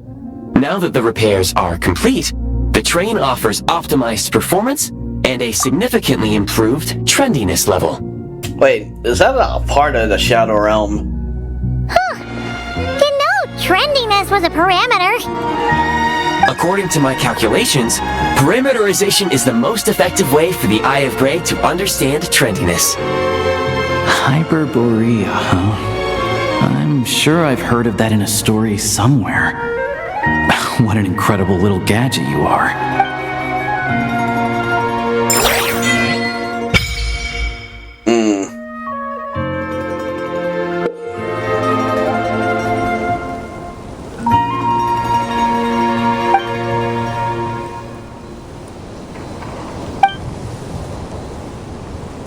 Alright.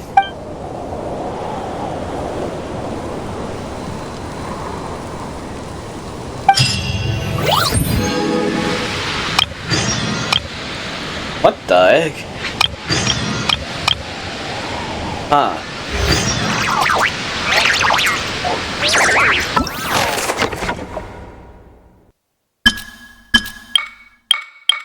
Story. Oh, that's... Alright. I gotta see something.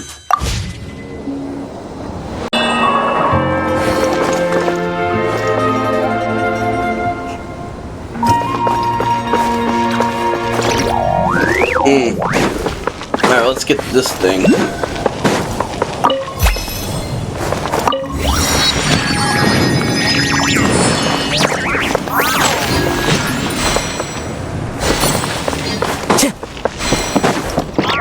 I kinda wanna look around though.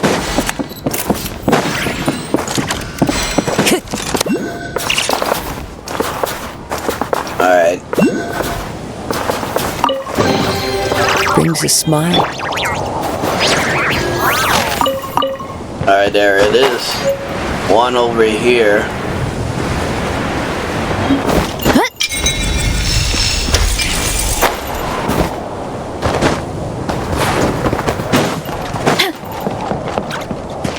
Running late again.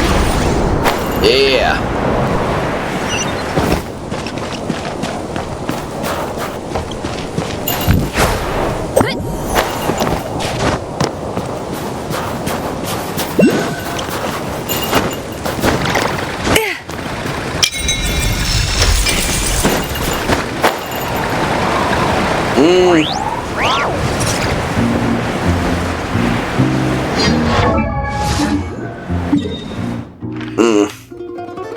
Alright.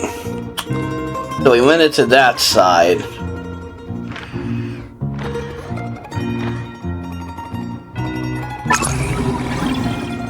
Whoa. Alright.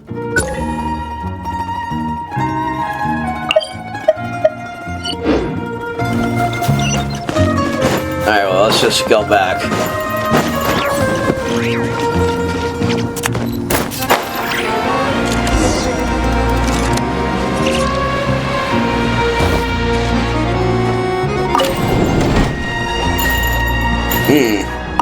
Oh, you can craft too in this area. And I'm assuming, yeah.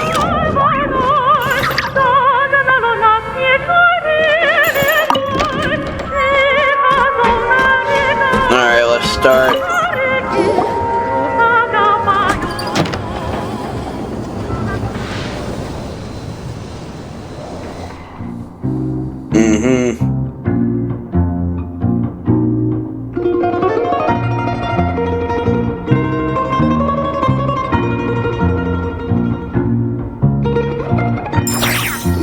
Yeah, Paimon's not feeling good.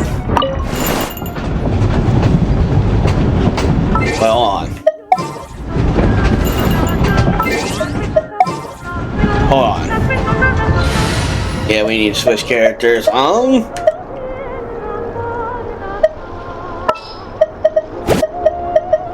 Where's Aether? There's still a long road ahead.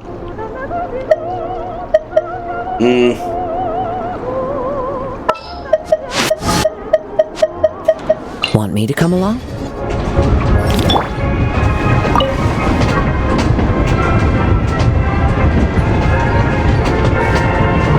They really had to build the railroad over a canyon, huh? You might want to avoid looking down if you're afraid of heights. Ooh, animals. It's not bad. Paimon's just praying that we don't have yet another accident.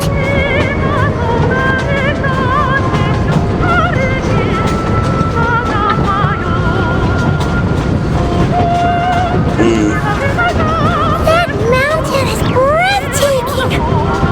Reminds Paimon of Dragonspine. They say this mountain's the domain of a Snezhnograd lord. A lot of the Snezhnograd retreated there to live in seclusion, so it's a pretty mysterious place. You hear all kinds of stories. Even the residents of the nearby town of Svietlo-Lidovka steer clear of the summit, and they make a living off of harvesting prime ice.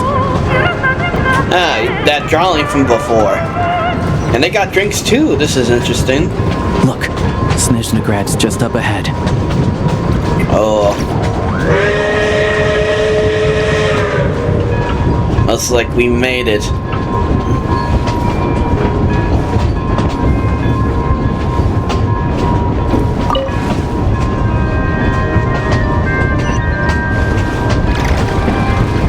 Yeah.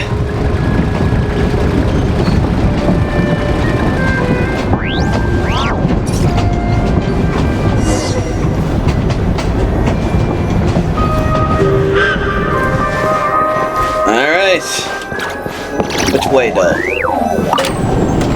I thought I'd go this way. You're boarding and mind the gap.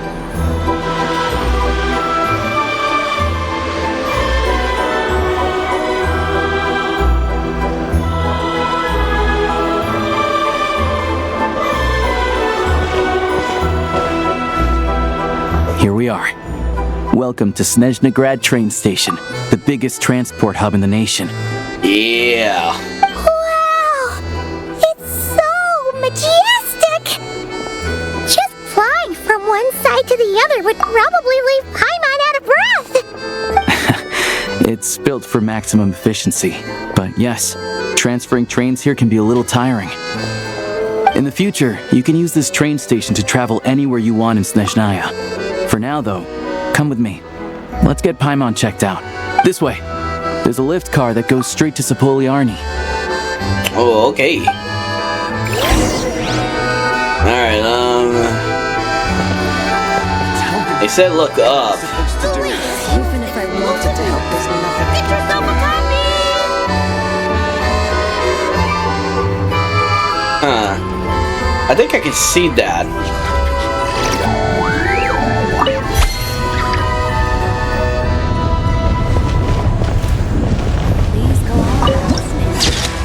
Yeah.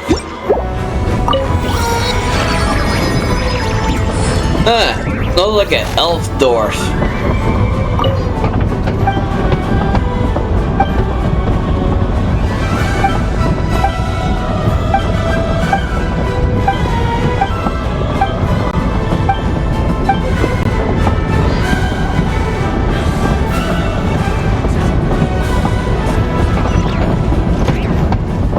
Look! They have really funny-looking hats! Those ones are about the same height as Paimon! But it looks like they can't fly! Those would be Volkudlak and Domovoy. You'll also see the winged Vila and the snowborn Snegovic amongst others. Oh god. We'd heard that Snezhnaya used to be the realm of the Veche. Paimon can really see it now. Yeah, all kinds of different people.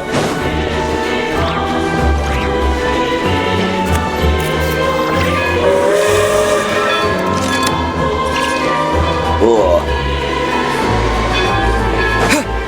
This is one interesting place.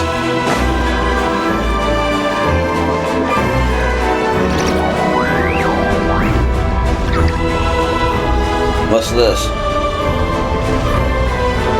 Gotta do something like that. How you did it before.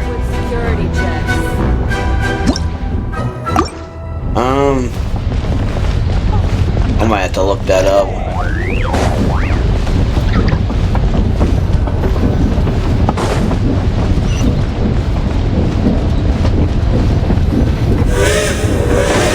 Oh yeah, it's taking us up.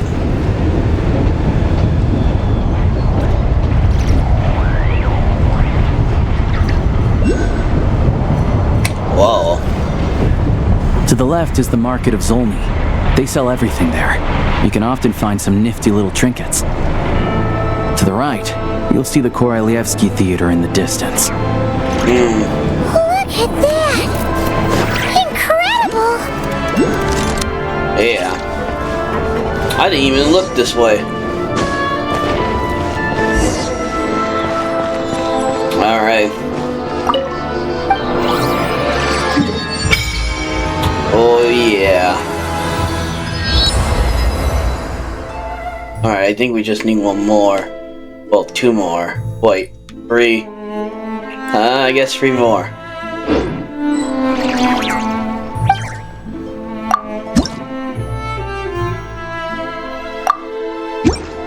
Just gotta get 20.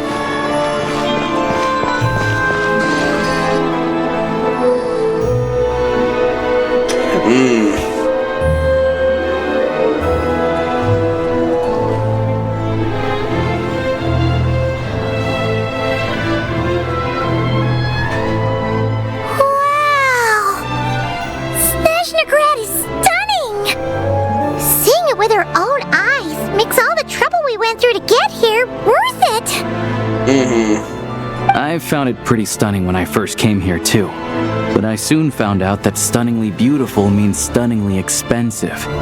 The prices here are crazy. Dang. I'm just a small-time hunter, so Zolny is where I spend most of my time. This way will take us to Podvorye restaurant. They offer food and lodging there, so you can get settled in while I fetch the doctor. Is Yeah, don't worry about that. Keeping you warm and comfortable is all that matters. Yeah. Yeah, I mean, there are places to stay in Zolny, but I highly doubt they'd meet your standards.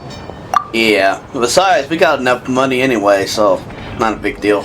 Most of the stoves are out of crystal, the windows are drafty, and at night, four-legged roommates come out to play, sharpening their claws on the roof beams and floorboards. Yep, no way. Not a chance Paimon's staying anywhere like that. Maybe we can split the cost of the room between us? Paimon still has some savings left. What happened to the sponsor off me? Come on. Yeah. Fine then. It's your treat. Paimon will save her money for buying a nice little cake.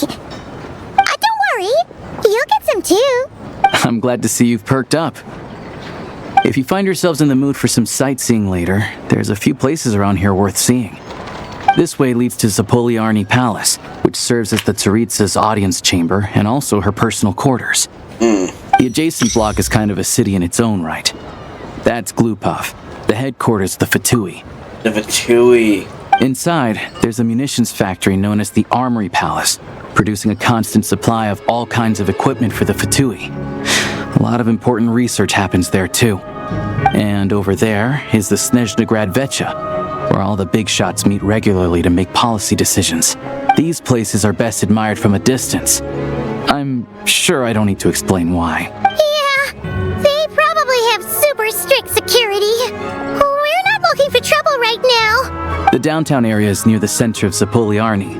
That's where you'll find the restaurants, bookstores, and gift shops. Another place of interest is the Northland Bank, which is over this way. Oh, and I'm sure you'll want to make contact with the Adventurers Guild at some point, right? Oh, yeah. That's right here. Ooh, speaking of adventuring, we use alchemy quite a lot. Do you know where we can find a crafting bench? No one practices alchemy in Snezhnograd, I'm afraid. Apparently, there's some historical reason for it. Oh. We'll just have to use the one on the train then. Kinda inconvenient. Wait, how come there's one on the train if that's Snezhnayan too? Yeah, that's weird. Maybe we can look into history reasons later. Yeah, I don't know. Not my area of expertise. Still, I wouldn't say the absence of alchemy makes life here any less convenient. Anyway... Finally, there's Zolny in that direction. It's mostly residential buildings and factories, but there's a few shops too. Worth a look around if you're interested. That's about it. You guys go ahead and get checked in while I track down my doctor friend. Sounds good. Thanks for all the recommendations. It'll be good to get out of the cold wind.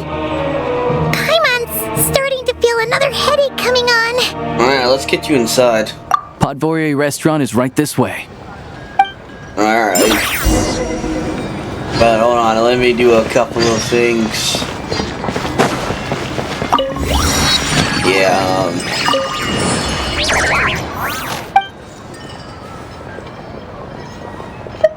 I'm gonna say this.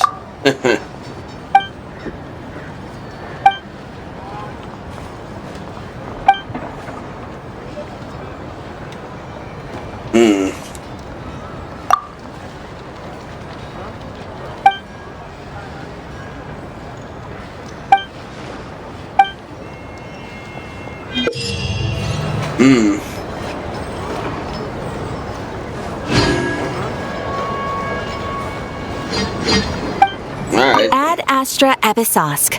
Welcome to the Adventurers Guild headquarters. Alright, I need to Thank you for completing today's commissions. Here is your reward. Yeah, there's that. Ad Astra. And I finally get to get this. Yep, the end of my journey. No, I'm not doing that, nope.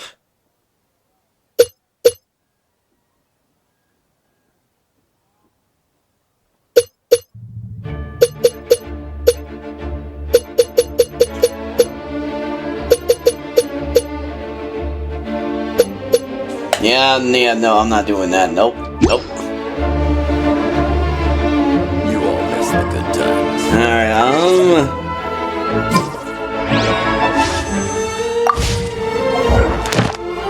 Alright, yeah.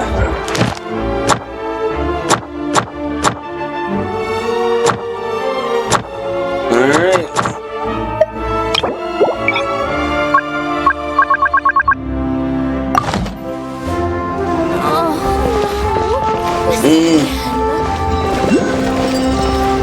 I kinda wanna look around though. Alright, you guys give me a second real fast. Should I look around a little bit?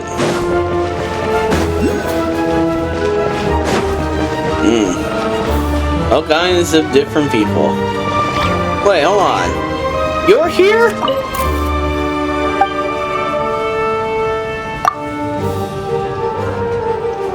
It's her!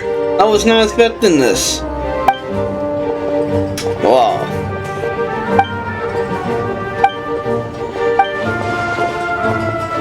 Ain't she gonna be playable too? Or no? Yeah, that surprised me there. How the freak do I get up there?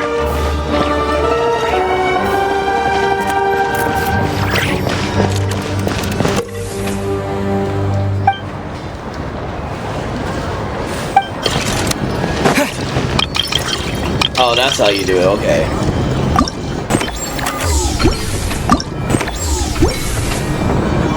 I was trying to figure out how the freak do I get up there.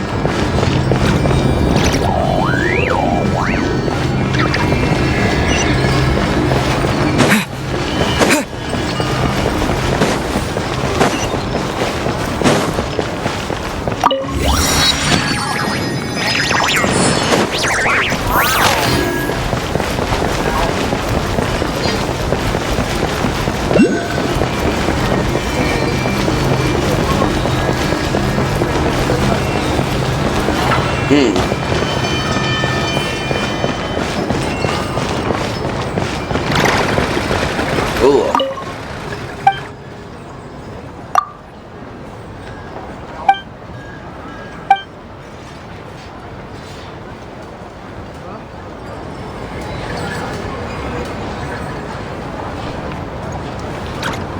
What I do?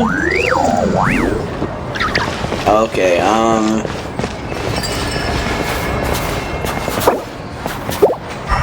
Deep is the witch's grand prize.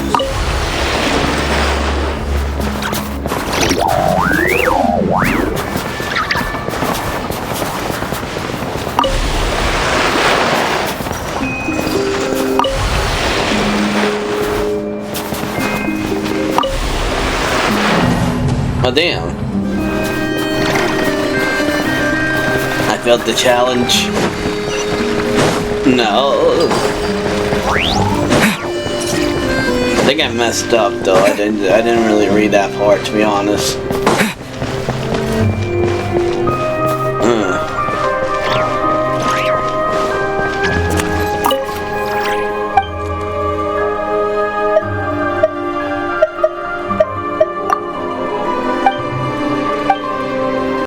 Let's see.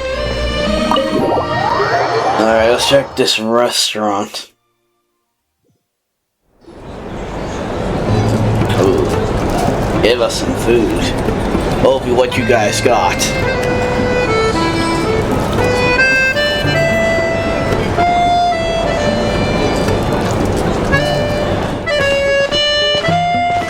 Looks like you get what you pay for, huh? Paimon likes this room a lot. Feeling better now? Yeah, much better now that we're out of the cold. Oh, thanks for taking such good care of Paimon. Honestly, she feels kind of bad for throwing a wrench in the works. If this were anywhere else, we'd be out investigating and adventuring by now. But instead, we're stuck here waiting for a doctor. Yeah, I'm gonna say this. You're right. No need to push ourselves too hard for no reason. A lot happened on our way into the city. Let's review what we've learned so far and try to figure out what to do next. Obviously, the million more question is, what is this Tsaritsa planning? everything else leads back to that. Yeah, that is one of our main goals, to come here to Snezhnaya. Sure was. And so far, we've learned that in addition to the 7 Gnosis, her plan also requires a ton of energy. But we won't get to see her anytime soon.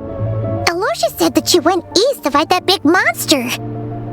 It must be a pretty powerful one if it can blanket the whole of Snezhnaya in a snowstorm this awful. It's one of the threats we need to face, I think. To be honest, what we're really lacking right now is information. The kind of information that only the higher-ups in the government would know. Not word-on-the-street type of info. Paimon can think of a few people who might be able to help us. But... They're all for Tui. Yeah. Right! And when we left Nod-Krai, Sandrone specifically left a message reminding us which side we're on. So, it's unlikely they tell us anything confidential about the Tsaritsa's grand plan. It's still worth asking. Maybe we can learn some information. Yeah, fair point. Besides, that Gloop-Off place is right nearby. We've got nothing to lose, so it'd be a waste not to go. There's gotta be someone there willing to talk to us, right? Maybe Arlecchino or Sandrone? Or possibly Tartaglia. But it's unlikely we could sweet-talk Arlecchino, let alone Sandrone. She basically told us to stay in her lane already. Well, it's been a while since we saw Tartaglia, yeah. Child. The last time was all the way back in Fontaine, right? Too bad we missed him in Nod-Krai. Apparently, he came to help out. Hello. Is there a traveler in Paimon in there? Yeah, that's us. That's Alyosha! Come in! Hello, I'm Dr. Luneva. Alyosha mentioned that one of you is feeling a little under the weather. Yeah, we'd be grateful if you could take a look at her. I see. So you're my patient today, yes? And you're Faye, I presume? Good question. Paimon's not too sure either, but she's definitely not the same kind of Fae as the ones we saw at the train station. Is that gonna be an issue? Not exactly. It's just, I'm used to treating human patients. Fae tend to be far more resilient than even the healthiest and most long-lived of humans. But don't worry, I do have some experience treating Fae. I've even diagnosed plenty of cats and dogs in my time. Safe to say, I have a fairly eclectic range of expertise. It'll be fine. Paimon's basically the same as a human, right? We're no different when it comes down to it, are we? I'm gonna say this, yeah. That's just because Paimon knows how to eat. Now, please take a seat.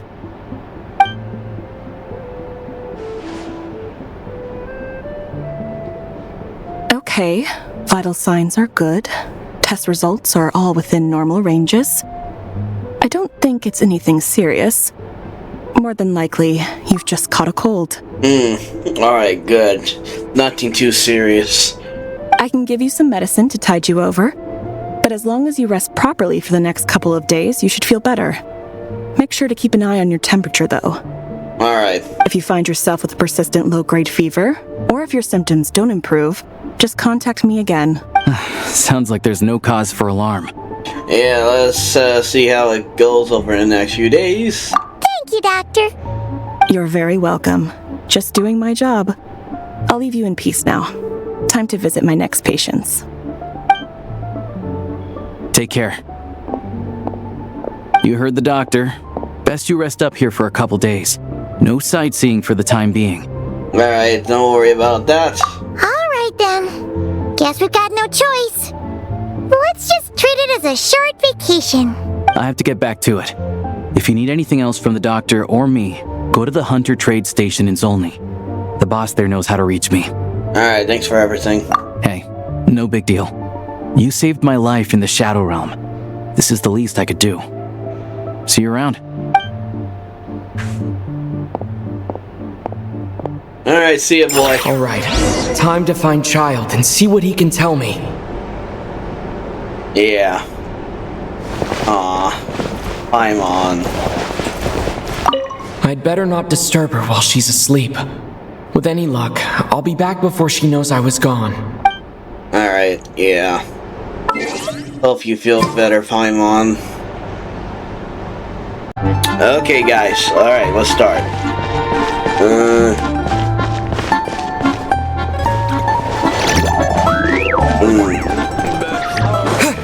I do want to see if they got food.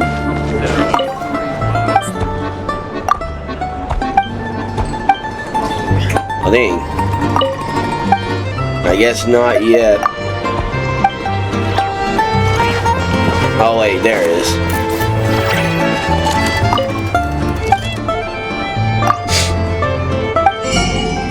Ooh, what do they got here? Yeah, we gotta cook some of these. Yeah, we probably need that. Ooh. Alright, let's get some food real fast, some ingredients.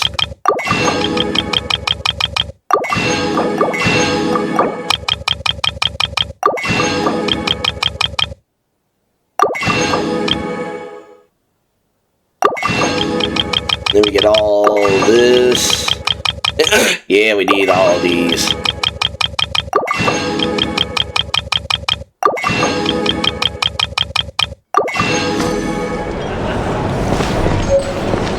Alright,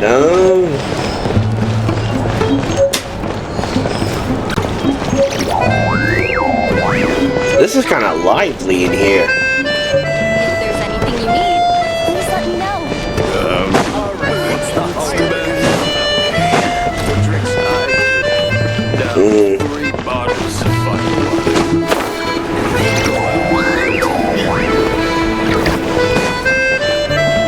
But you can cook, right?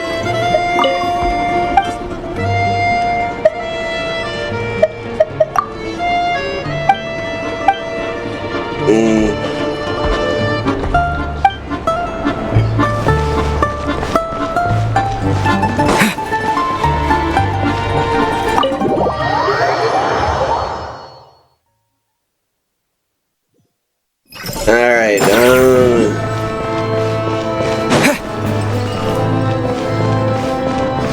yeah, you look at these fairies too.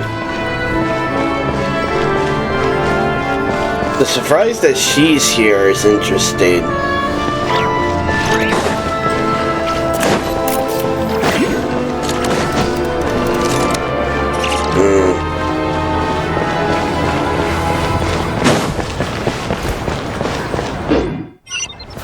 I don't got time for these damn kids.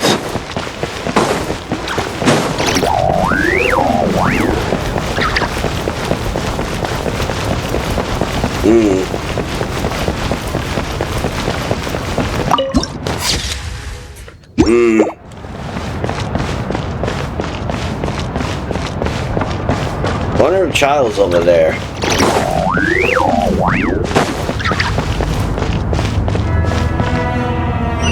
Beware of the boss. Alright.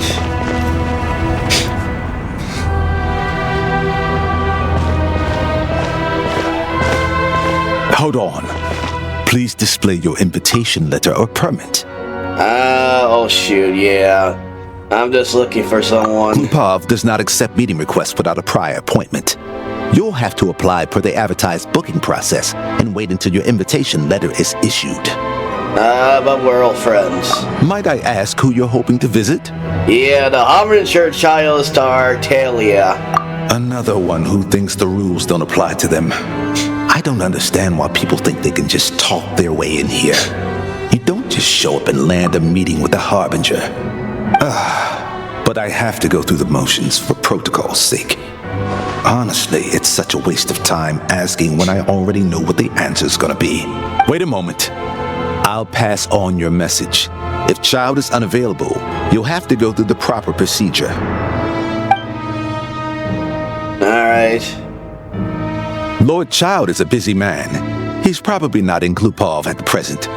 If I were you, I'd cut your losses. No point waiting any longer. Yes, I picked a bad time. Even if you two are old friends as you claim, Please understand that the Fatui Harbingers are often busy with their official duties. They tend not to stay in Glupov for extended periods. Next time, stick to the rules. You'll make life easier for both of us. Oh, Sandrone! Greetings, Lady Marionette. Sandrone, I'll take care of our guest here. It's his first time in Snezhnaya, so it's no surprise that he doesn't know the rules yet. Yeah. I trust no choice words have been exchanged. No misunderstandings I should be aware of. No, Lady Marionette. No incidents to report. Whew. That was a close call. Good thing I played it cool. Okay. Yeah. Is that right? Good to know. Wait, where's Paimon? She's a little under the weather, yeah. Under the weather? That's hard to imagine. She's always buzzing with energy. I take it she's still adapting to the climate. Happens to a lot of people. It's even colder here than in Nod-Krai. Has she seen a doctor? I can get you one if you need. Yeah, she already had a doctor. Everything's clear now. For now. All right, then. Well, let me know if you run into any other problems. Did you come out here specifically to see me? Why else? I was just about to sit down for some much-needed tea time when I heard that an old friend of Tartaglia's had shown up outside. No appointment, nothing. And, as obnoxious as it may be to show up uninvited at Glupov, I couldn't help but take pity on the poor soul who was waiting outside in vain. So I had no choice but to abandon my freshly brewed piping hot tea and come to see this mystery guest for myself. Oh man, I didn't mean to ruin your fun. I mean your tea time. You already guessed it was me, didn't you? Well, I felt our time working together in Nod-Krai warranted some courtesy. I couldn't exactly let you freeze to death out here in the wind. Unfortunately, I can't invite you inside either. The rules of Glupov wouldn't allow it, and as a harbinger, I have to lead by example. On the plus side, Snezhnograd actually has some class, unlike Nosha Town. Torchlight Books has a very nice selection of teas and cakes, so we can catch up there. Your treat, of course. Alright then. Why? Because I already wasted one perfectly good cup of tea today. That's why. Fair enough. Yeah. Looks like we're gonna go over there then. Oh, hold on. I'm still doing this though. I kinda wanna look around though. Exactly. That's right. I'm looking.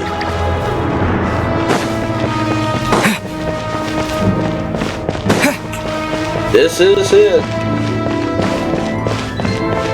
Interesting.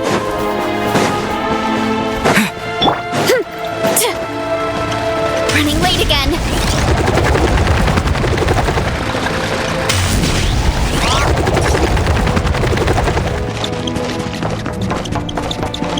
Running late again.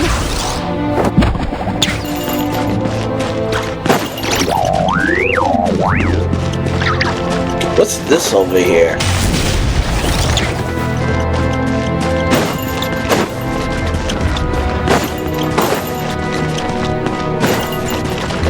Running late again. Here I go! Alright, I'm done looking around. Alright. Running late again.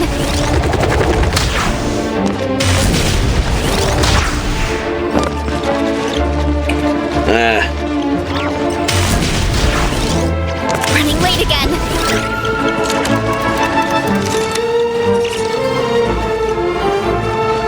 Where is this place?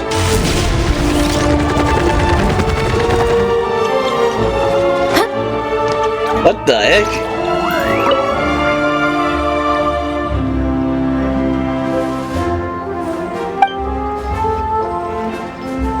Oh.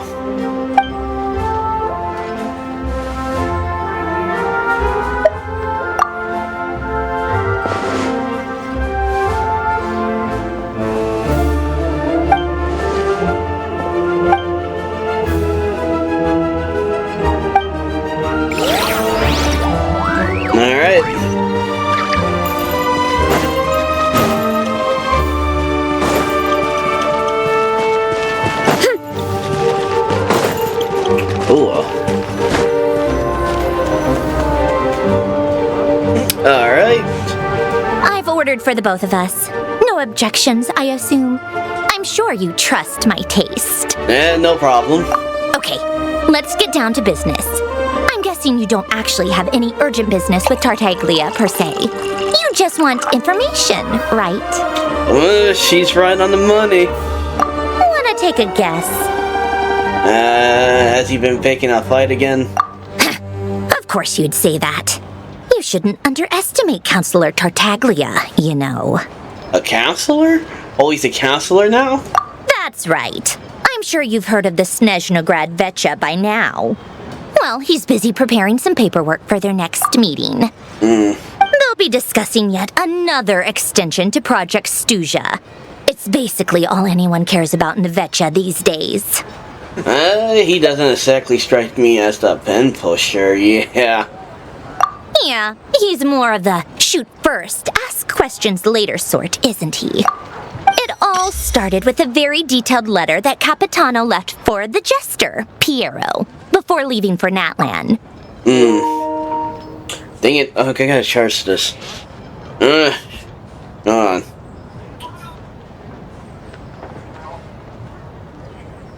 In that letter, he detailed the future arrangements for his subordinates. All of his key people were reassigned to Tartaglia. I guess he'd already prepared to leave us for good all the way back then. But Piero didn't reveal the contents of the letter until the events in Natlan had concluded. Why Tartaglia? I'm saying his name wrong.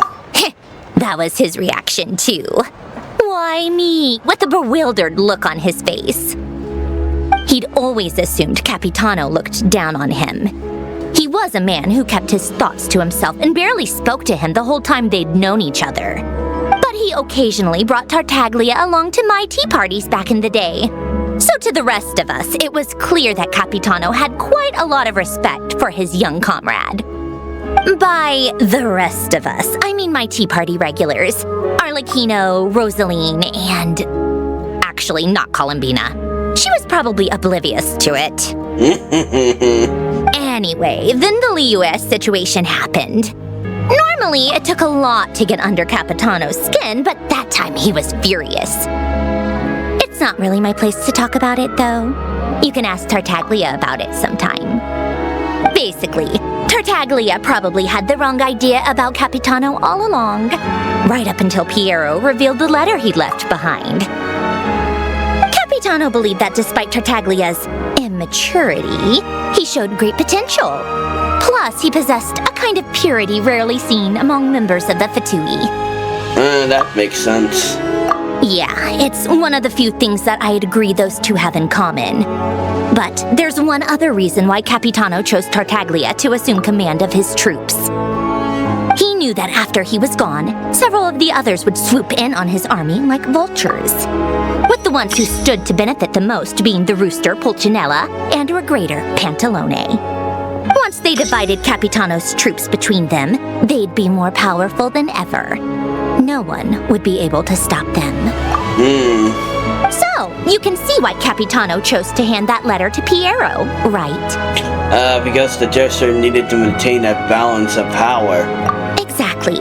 Piero also needed to back a harbinger as soon as possible. And, all things considered, Tartaglia was the best choice. Even though Tartaglia has had the support of Northland Bank for a long time, he and Pantalone are ultimately not cut from the same cloth. I'd say Capitano made a good judgment call. Anyone else caught in this situation would probably feel like they'd been hung out to dry. His best course of action will be to distance himself from any shady business, while still maintaining friendly relations with Pantalone, but seeking Pulcinella's support at the same time. Are you sure it's okay to tell me all this inside information? What's the point in having a tea party if you don't spill a little tea? Besides, none of this is confidential anyway. Ask any journalist out there.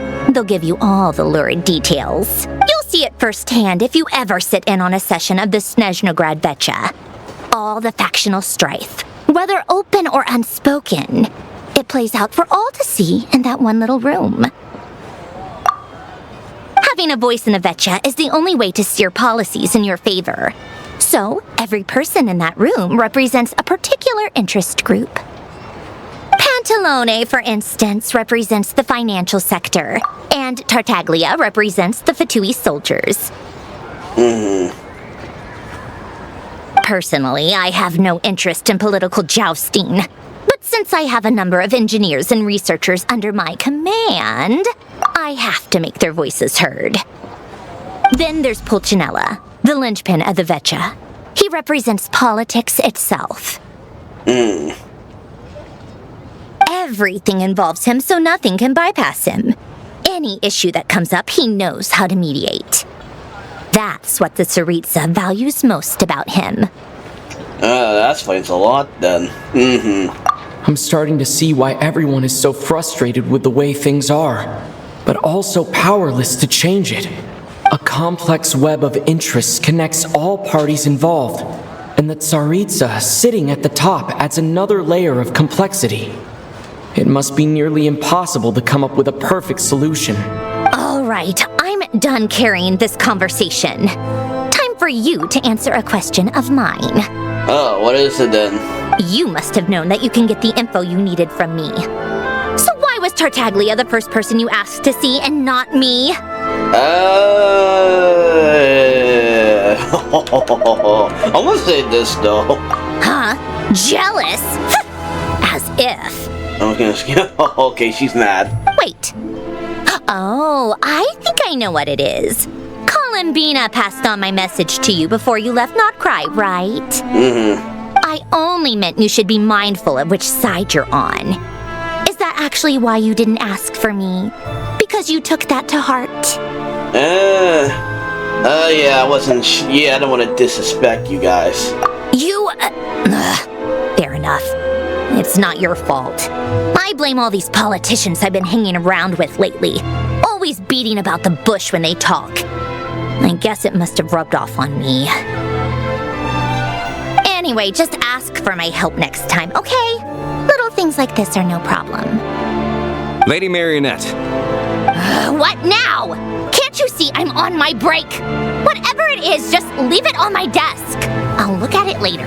Sorry to disturb you during your break, ma'am, but I'm afraid it's an emergency. Isn't it always? I've told you before, fixing the tracks and transporting ice blocks does not constitute an emergency. The equipment in Svietlo-Laidovka is in urgent need of maintenance. With how the weather's been recently, we suspect that the cause is a buildup of snow, exceeding the maximum weight limit. The supports on one of the machines broke and fell, awakening a dormant beast and leaving many of the ice miners trapped in a nearby ice cave. Luckily, Odette's team was nearby and launched a rescue operation, but we're still facing a severe manpower shortage for both the rescue and engineering teams. Oh, Odette's there. Well, her team, that is. I guess that's it then. Our tea party will have to end here. I'm the only engineer you'll need. Yeah, but I promised Prom I wouldn't go too far. Do you actually want to come with, or are you just saying that? Yeah. Nice of you to return the favor. I'll have a couple of people look after Paimon. They can let her know that you had to step out for a while. Given how urgent this is, I'm sure she'll understand. And honestly, I'd rather have your help than anyone else's. Between your skills and experience, you'd be reliable help. Alright, great. Alright, good thing there. Then let's go. You, take 2 people to Pavorye restaurant. Find his room and watch it like a hawk until we get back. If anything happens to Paimon, you'll be answering to me. Yes, Lady Marionette. Alright, looks like we're going there. Alright.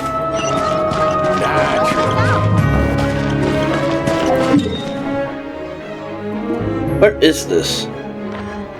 Oh, we got a Troupe somewhere over there.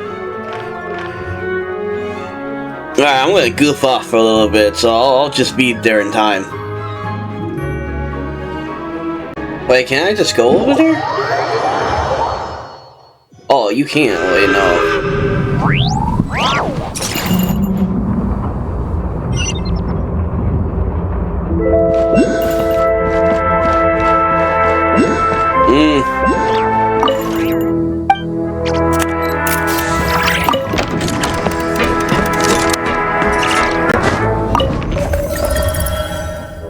Oh.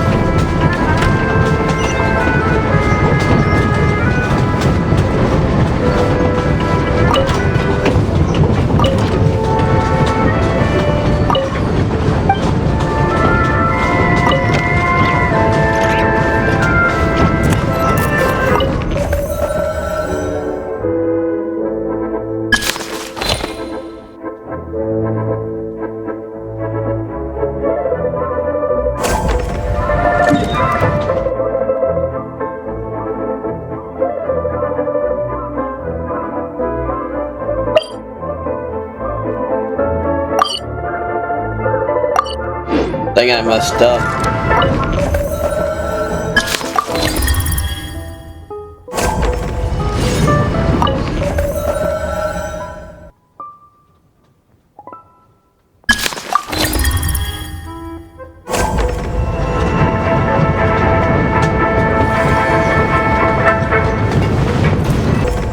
Alright, I'm gonna see.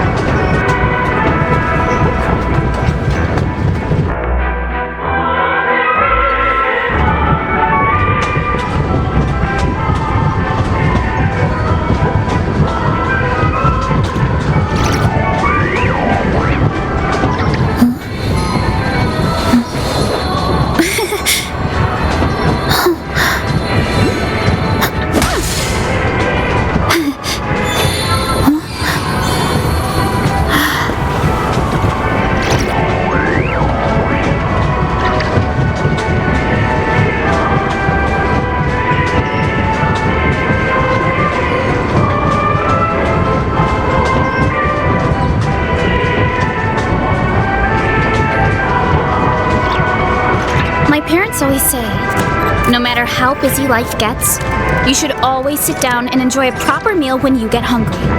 What I like to do is stack my plate up high, then squash it all down, take a deep breath, and wolf it down in one go. That way, I get to eat my fill without wasting too much time. Oh yeah, let me... Dang it, I keep forgetting doing this.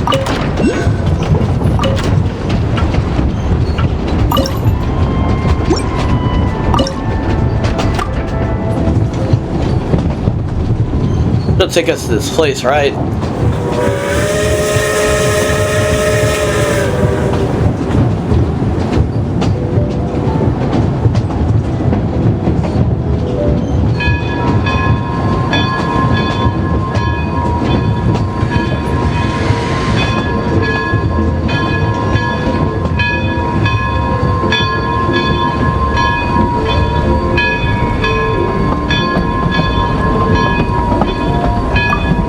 This is it, right?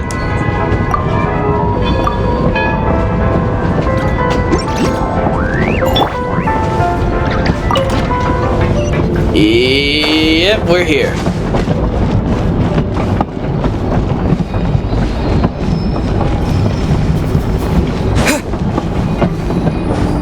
Alright, I guess this must be the place.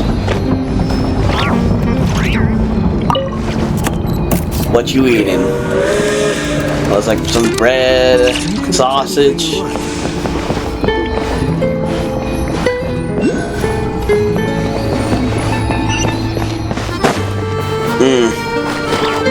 Oh.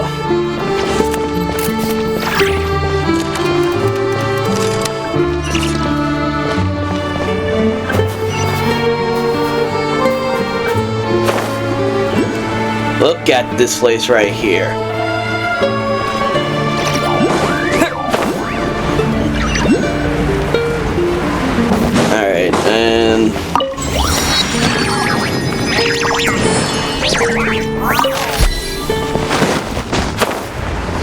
Alright, we're here. They weren't exaggerating. This is really dangerous. It's a good thing only one of them broke.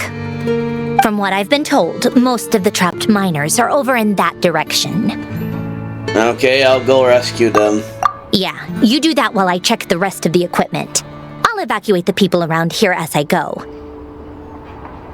Meet me back here as soon as you're done. Alright.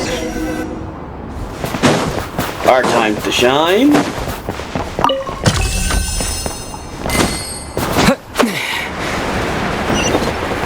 Down there, huh? Ooh. Alright, some bread, well, wheat.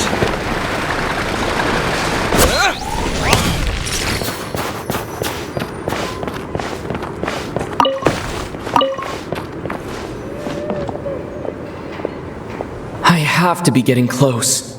Don't go any further. Uh-oh.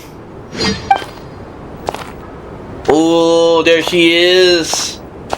It's too dangerous here. There's a highly aggressive monster on the prowl. You need to leave, now. I'm here with Sandrone. Ah, I see. You're the backup from Snezhnograd. Well, I'm Odette. Good to meet you. Yeah, nice to meet you too. Ah, so this is Odette. She was the first member of the Fatui on the scene. There are 5 people trapped in the cave.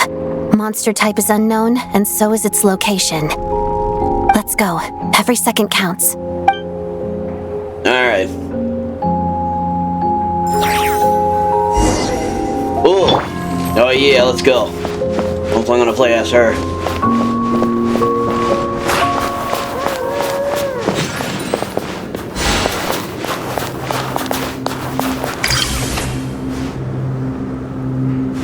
Yeah.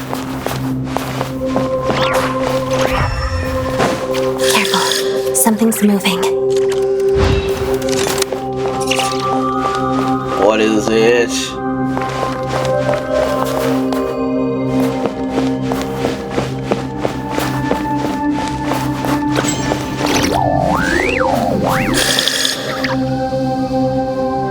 This must be the monster's shadow. Looks like a tough opponent. Are you serious?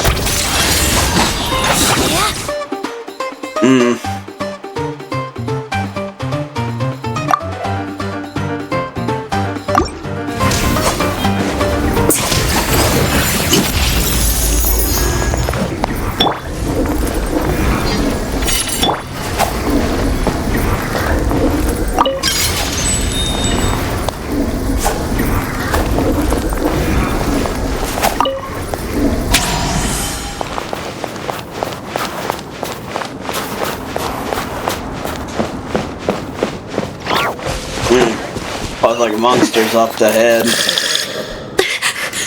Stay back! Oh. We gotta help them.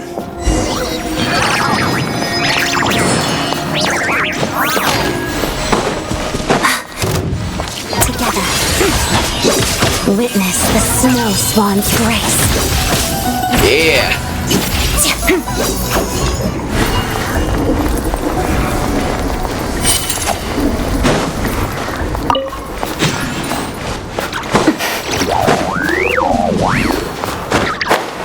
Wait, hold on.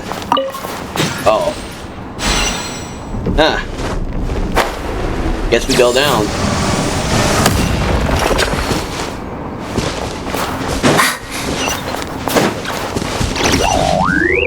I see them. They're right behind the monster. The monster seems very agitated. It could attack at any moment. Let's make the first move. Alright.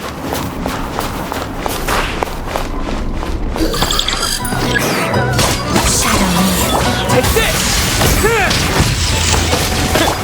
Pot of death. Oh, that got big.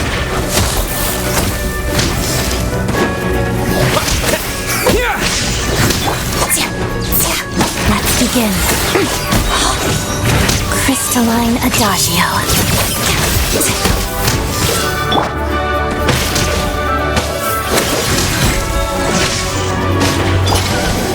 Alright, there. Oh, thank you for saving us. We'd have been monster fodder otherwise. Thank you. Thank you. You're okay. You're welcome. You should be safe now. Follow this route out. He and I will stay behind to watch the rear. Is the back been clear? Thank you. Come on, I let's was go. safe. This way.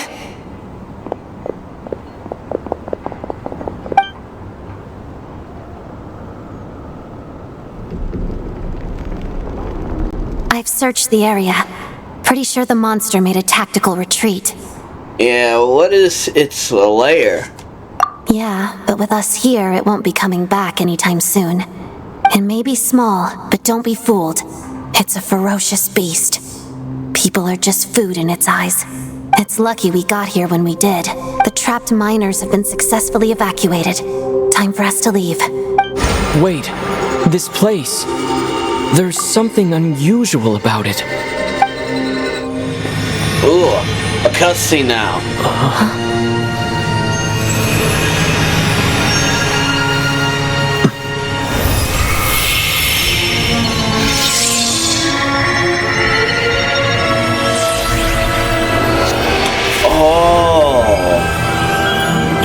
What?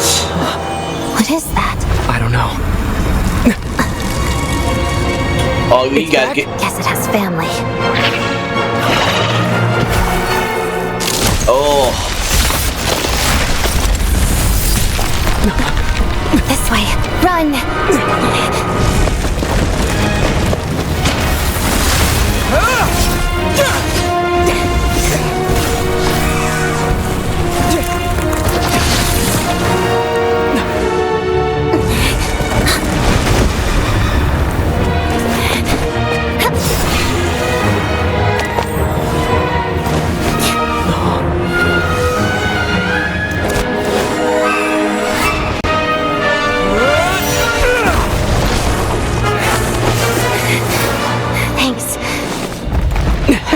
Out of here.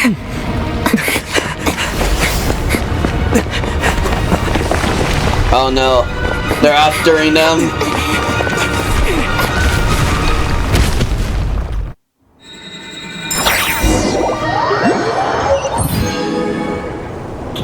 Ooh.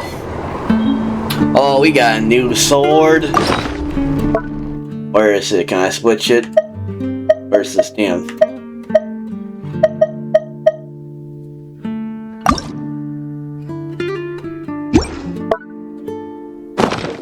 Hold on, I'm about to switch it. Hold on.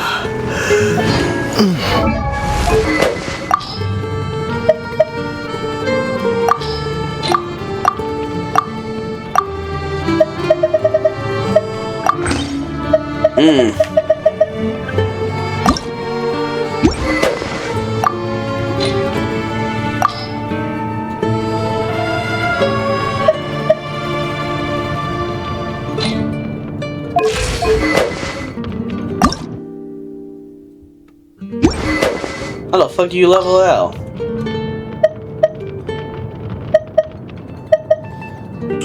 Weird, it won't let me level out.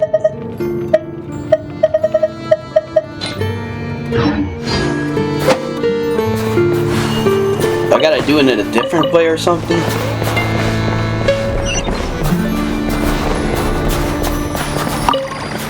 What is this? A letter.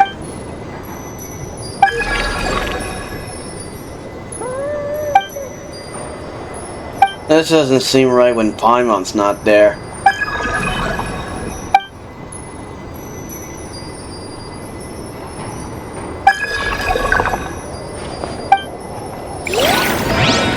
Alright, we'll do all that. Ooh.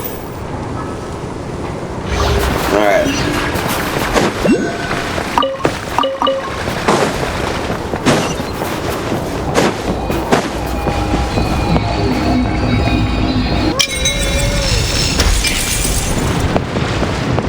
We can't get in? Oh, come on. I gotta do that. Okay, how the freak do you get up there? You know what?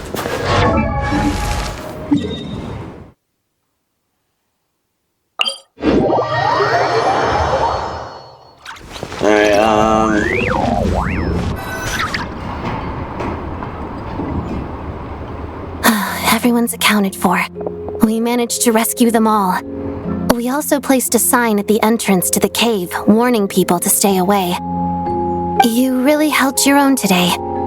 I still don't know your name. Oh yeah, it's called Lummy the Adventurer. Don't think I've seen you before. I'll remember the name. Alright then. See you around. Hello, Lady Marionette. I hear the rescue operation was a great success. I knew I could count on you. What brings you here, Odette? Here for a performance? No, a Fatui mission. I happened to be nearby and heard the crash. A performance? She hasn't introduced herself then. Odette is the prima ballerina of Snezhnograd. She's quite the celebrity. If you ever hear people mention the two crowning jewels of the Korolevskiy troupe, they're talking about Odette and the prima donna, Vodyanitsa. On top of that, Odette's also a rising Fatui star. It's looking likely she'll inherit the title of the Fair Lady. Oh. She learned all her combat skills from Rosaline herself. Used to be one of her most valued subordinates, too. You flatter me, Lady Marionette. If she's Rosaline's protege, that makes me... Never mind. There's no need to bring it up. No point making things awkward. Yeah. No wonder you're such a keen fighter. How's progress on your end, Lady Marionette? Equally successful. I finished reinforcing all the equipment. Took me a little longer without Polonia's help. But the outcome is the same, of course. Even if the heavy snowfall summoned by that monster lasts for another 3 months straight, this equipment won't give way. Alright, now that we're done here, it's time to get out of this blizzard. Yeah, but okay, that's it. Isn't there more work to be done here? Sure, but Snezhnograd will send someone to investigate and draw up a relief plan. And I guess I'll have to write the incident report myself this time, since it involves a mechanical malfunction. First, Pantalone needs to approve the budget, then Pulcinella has to sign off on the plan.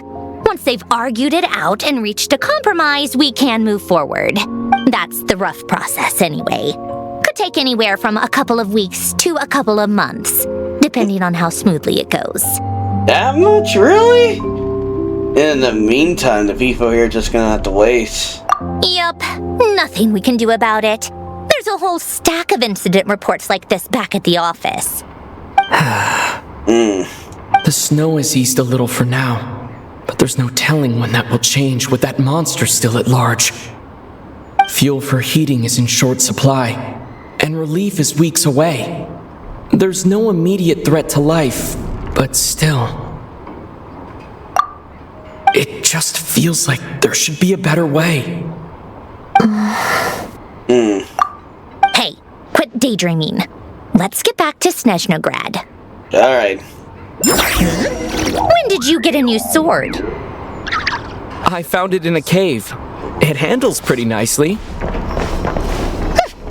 You have a strange affinity for second-hand swords. Oh, this is how it's always been. Well, it is. But, yeah, I really gotta look around more.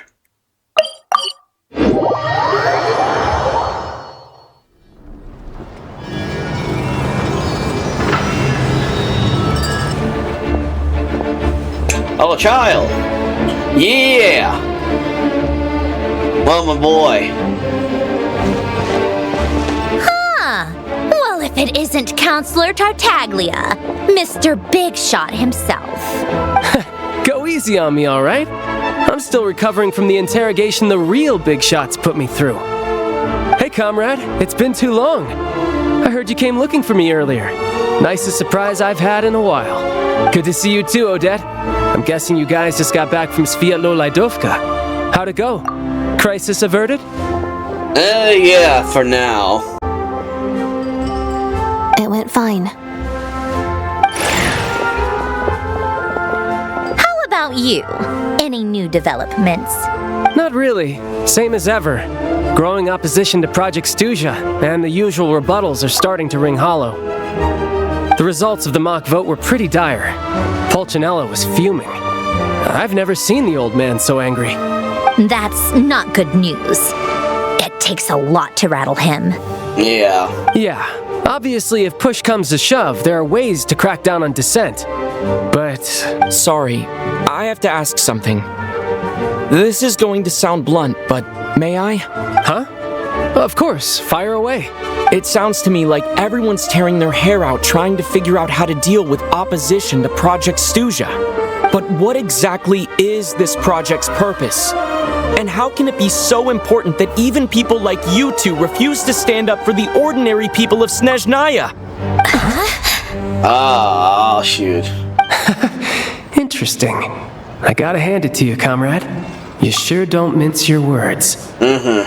Excuse him? What does he mean, refuse to stand up for ordinary people? Oh my gosh. How does he dare speak to the Harbingers like that? Yep, he's got a man of steel. Are you interrogating us now? No. It's okay, Sandrone. Let me explain. I think I understand where he's coming from. If I could, I'd take your side right now. In fact, my position's very similar to yours. I've only held back on casting a dissenting vote in the Veche because the Tsaritsa would never let me get away with it. Still, I have a responsibility to the Fatui armed forces, so I do what I can to make their voices heard. Most of them are just regular folks from small towns far from the capital. I'm sure you've seen how much those kinds of places are struggling right now. Oh, and for what it's worth, I'm from Arepasak myself. Things aren't going so swell there either. Alright, so this affect you directly, huh? The Tsaritsa wants to create a better, safer future for the people of Snezhnaya, but she's thinking long-term.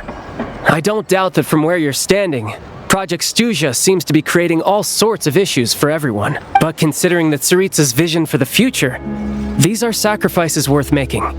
Sounds cold, I know, but I promise it's not as black and white as it seems. Maybe Sandrone and I can't oppose Project Stuzha outright, but we're constantly raising our concerns in Veche meetings. And even though we can't put an end to it, there are plenty of other ways to make a difference. We're trying everything we can think of, and so is Pulcinella. I respect Her Majesty, the Tsaritsa, and trust her decisions. But at the end of the day, I'm still just a normal guy who cares deeply about my homeland. And my family, who all live here. There's no way I would ever abandon them. As contentious as things can get within the Veche, there's no selfishness or malice behind it. Everyone wants to get through this period as smoothly as possible. The issue is that there's no way of pleasing everyone under the present circumstances. Most of the time, we're trying to decide on the lesser of two evils, which obviously isn't a great look. But that is not the same thing as being blindly loyal to the Tsaritsa. No one's got their head in the sand here. We're all well aware of the way things are. We're just doing our best to make it work. In fairness to Sandrone, she rushed to Svietlo Lidovka's aid the moment she heard that people were in danger, and even Tartaglia, who used to only care about the thrill of the fight, is clearly doing his best to rise to the demands of his new role as counselor. Yeah, sorry, maybe my question was a bit rude. Hey, come on. There's only so much we can say, so don't press us too hard. Look, I know how untenable the Tsaritsa's position looks if you don't understand her motives. Maybe you've heard already, but she's currently leading her army on a campaign to the east to defeat the monster that's been causing these brutal blizzards. Striking that monster down will be a significant step in dealing with the present energy crisis. As laser-focused as she is on realizing her lifelong ambitions, she's still putting time and energy into taking down this powerful monster. To me, that says a lot. If she thought Snezhnaya and its people didn't matter in the grand scheme of things, why would she waste her time on something like this? Yeah, you do got a point there. Thanks. I meant every word I said, though. I wasn't just trying to placate you. I've already done more than enough diplomacy for one day. I still think this adventurer raises a very important point. Our two Harbingers have made their positions very clear.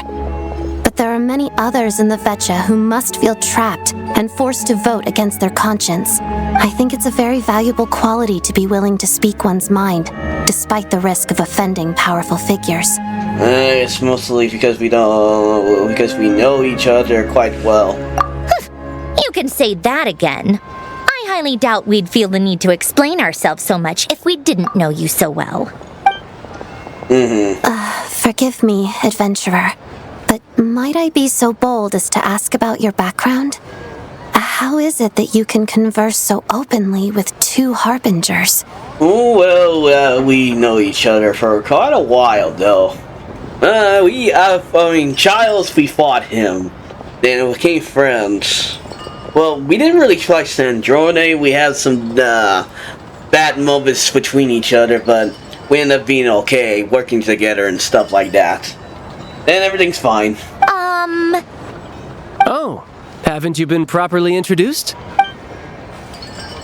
Easier said than done. I like to think I'm not the kind of person who goes around busting open people's old wounds. I've only learned his name so far, and no details of his experiences. Is something wrong? Uh-oh. Is there no avoiding the subject of Rosaline? No, it's just... Alright, I guess there's no getting around it. This is the world-renowned traveler, who helped resolve the storm terror threat in Mondstadt, cleaned up after the mess I made in Liyue, and then went to Inazuma, where there was a duel before the throne, in which the traveler defeated Rosaline. Oh, we're going deep. I'm sorry. I didn't think you two would be seeing much of each other, so I figured it wasn't worth bringing up. It's fine. It was a long time ago. It's fine. Sorry, I just remembered that we have a rehearsal coming up. Please excuse me. I should get going.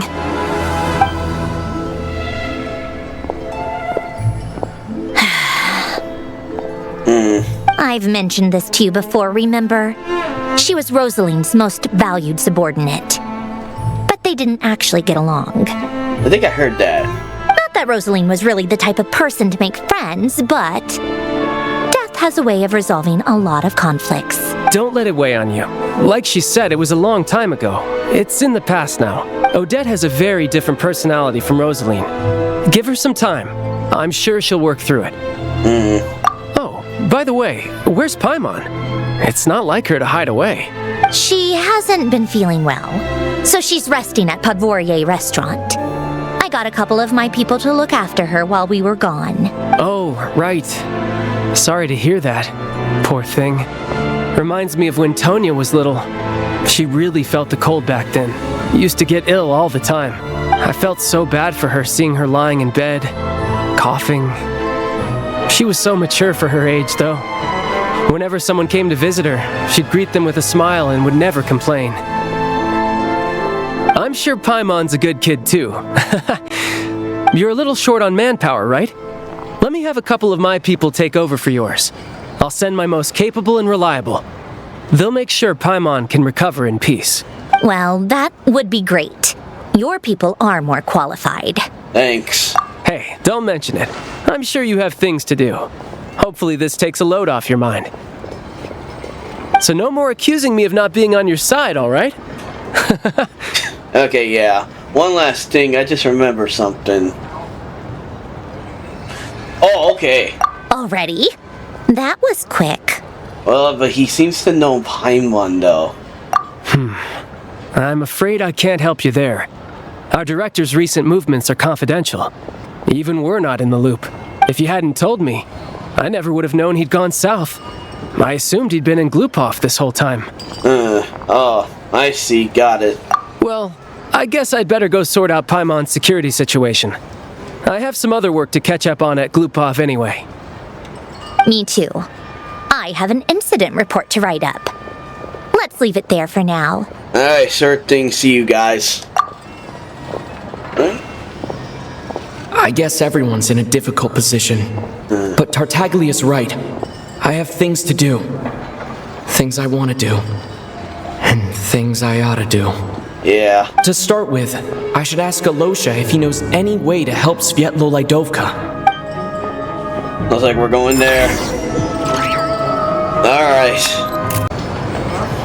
Wait on. Add Astro.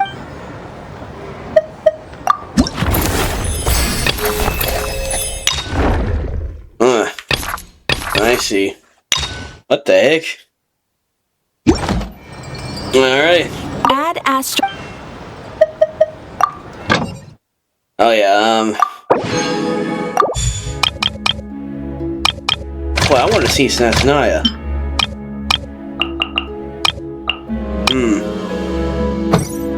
Alright, maybe later. Alright, let's meet the boy. So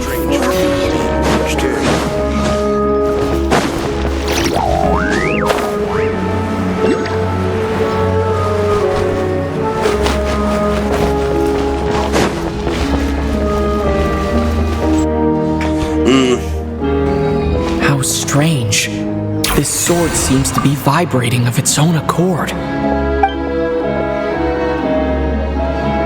Oh, I It's a see. very faint vibration, but it's getting stronger as I get closer to the statue of the Seven. Now I see what's going on. Does this sword have some connection to the statue?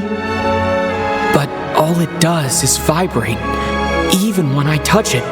That place I got this sword from was definitely out of the ordinary. Maybe I should try channeling the power of cryo. Oh, we never used cryo since we got here.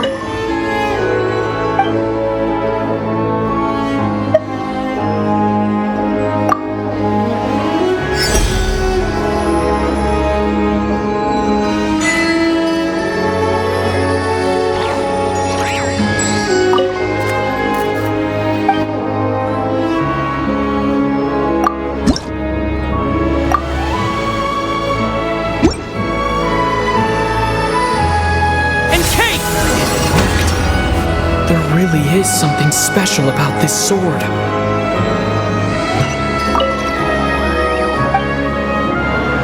Alright, there.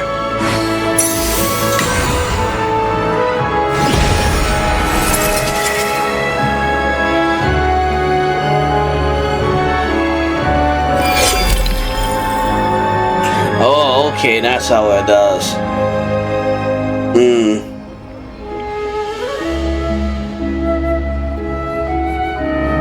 Alright.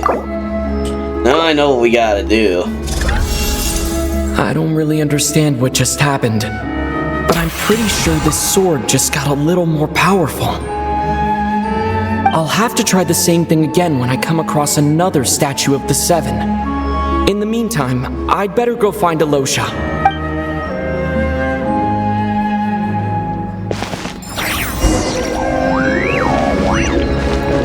Yeah.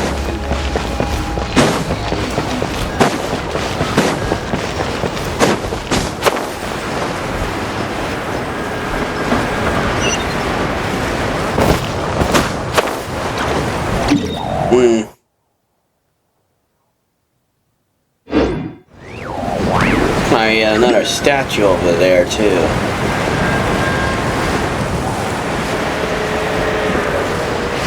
What's this one?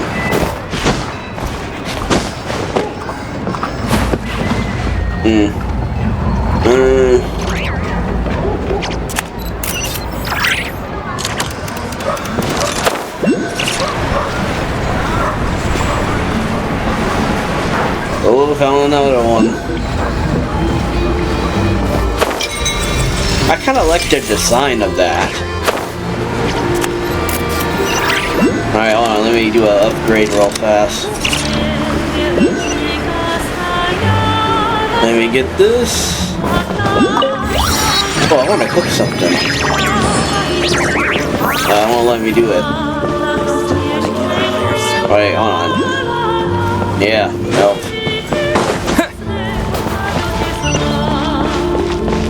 Ooh, what are you selling though?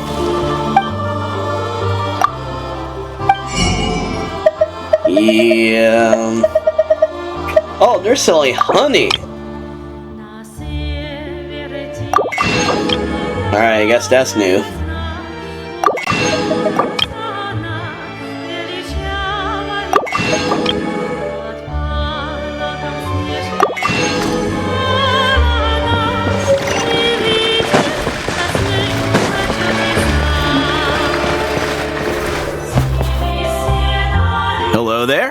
can I help?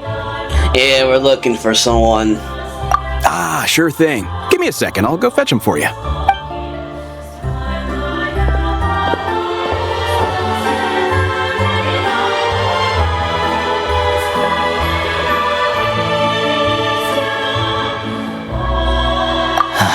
It's a familiar story. I've had similar experiences. Although Snezhnograd doesn't deliberately delay or withhold relief, those first few days of waiting for help are always the hardest. It's a fundamental contradiction. If emergency relief can't be delivered in time, what's the point in even calling it emergency relief? Yeah. So that's it, they just have to wait. Not necessarily. I think there's a good chance that Kresnik Crystal from Stratomoros will start flowing into the market. Really? Why? When we resolve Stratomoros' energy issue, it's like we open the floodgates. A huge backlog of Crystal is now available to the townspeople. There's no way they can use it up at once. A lot of them will probably stockpile it and slowly work their way through. Probably a good idea, since energy prices are only going to keep rising. But there will always be people who urgently need more. So they just sell it to the highest bidder. Exactly. At the current prices, selling Crystal is an easy way for an ordinary person to make a fortune. Hey boss, how much do I have left in my account? 1 second, let me check. So, you're planning on buying the Crystal out of your own pocket? Yeah. I don't know if I have enough, so I'll chip in a little extra and buy as much as I can afford. Let me be careful for this. No, it's fine. You're new to Snezhnaya, and you have your own living expenses to worry about. Besides, you're already providing the train. That's okay, I have vouched for you. Here's your Mora. See what you can find at the market. But I doubt there'll be much Crystal left. Yeah, well, can't hurt to take a look.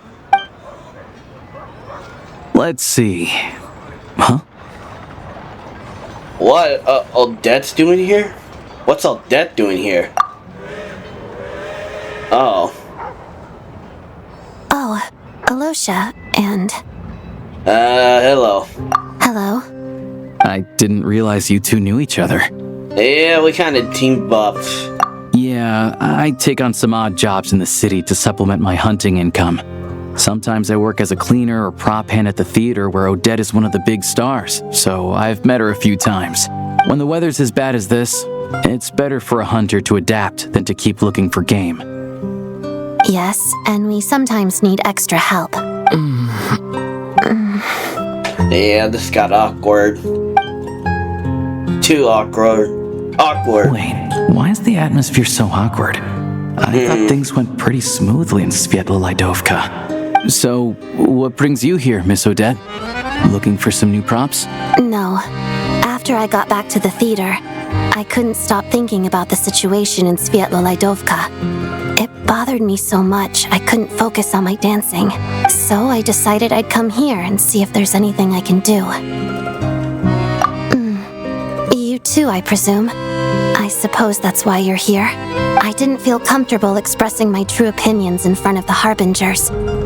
Not least because ordinary Fatui like me don't even know what Project Stuzha is all about. Without knowing the full picture, I can't make sense of it. And at some point, if things aren't making sense to me, I can't just keep going along with it. So many people feel the same way. They wish they could do something, but all kinds of reservations hold them back. Explains why groups like the Rokot are springing up to fill the gap. Yes. Well, that's one option. But there are risks to consider with organizations like that. The Fatui does not encourage their activities. Right, because things can get out of hand, and it's hard to hold the right people accountable when they do. I've heard about a few cases like that. Sandrone said Odette was on track to inherit the title of the Fair Lady. If so, she'll be able to find out what Project Stuzha is really about. Still, it's probably a little soon to ask her about that. There may be more to the story. What's on your mind? Nothing, just spacing out for a moment. I think we can both agree that no matter which side you're on, it can't stop you from doing the right thing. Where there's a will, there's a way.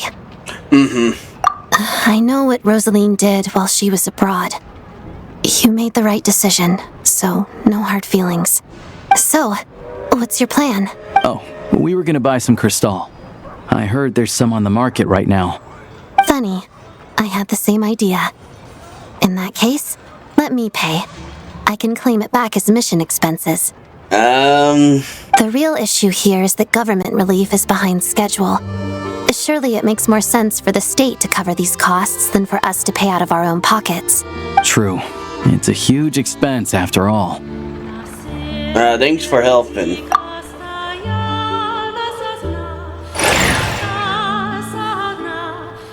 Nope. Nope. Well, different direction.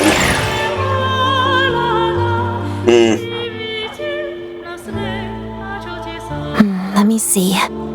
I'll take it all, please. And I'll be needing a receipt. Right. Choose mission budget under the expense category, but be sure to specify emergency rescue operation in the description. Otherwise, the normal reimbursement limit will apply. Let's book this train. Regulations say that if we need to transport Kresnik Crystal during Project Stuja, extra carriages can be added 1 hour before departure.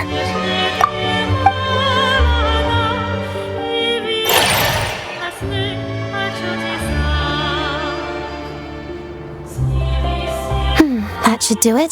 The train will be escorted to its destination by Fatui guards. This is my first time seeing you handle Fatui affairs, Miss Odette. It seems you're as skilled an officer as you are a dancer. You flatter me. It's only because I've been doing both my whole life.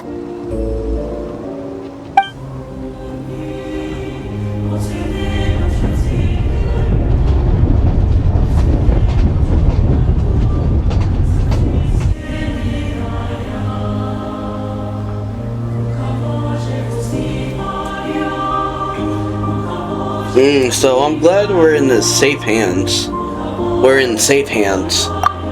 Anyway, I bet you've been non-stop today, am I right? Any idea how Paimon's doing? Yeah, I got my hands full, but I'm gonna go back to check on her now. What's wrong? Who's Paimon? His travel buddy. Hasn't been feeling well. She caught a cold right after they got to Snezhnaya. Sounds like she's important to you. I can't believe you've been dealing with this on top of everything you've been doing to help the people of Snezhnaya. Yeah, I couldn't just turn a blind eye into their suffering too. Yeah. I've got nothing going on right now, so I'll join you. I want to see how she's doing. May I come too? I have some candy that someone gave me back in Svietla Laidovka. Plus, I know a little bit about relieving cold symptoms. Sure, she'll appreciate the company. All right then. Let's go.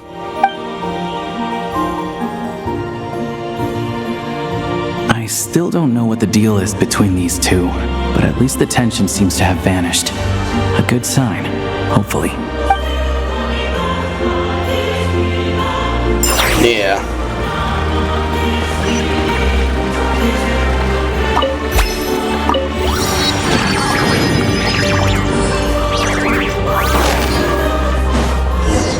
What the heck? Oh no. We're gonna see a fight?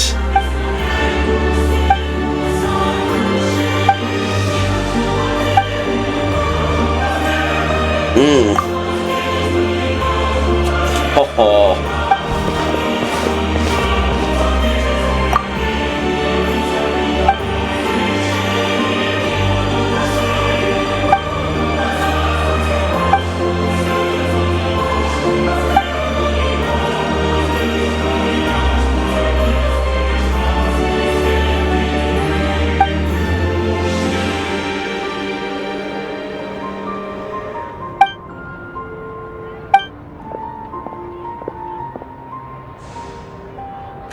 Yeah.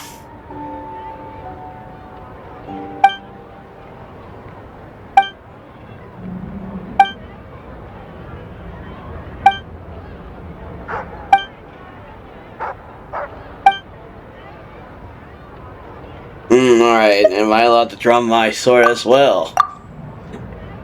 Yeah. Oh, I gotta beat up somebody today. I gotta beat up some idiots.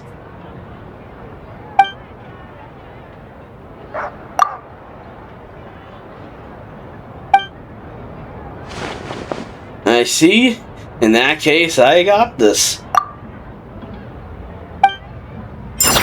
Time for an ass beating. Wait, another quest in a time like this?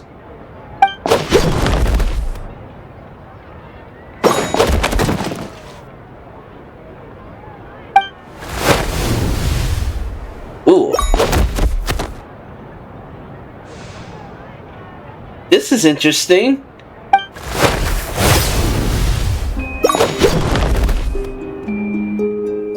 Oh, you got your ass beat.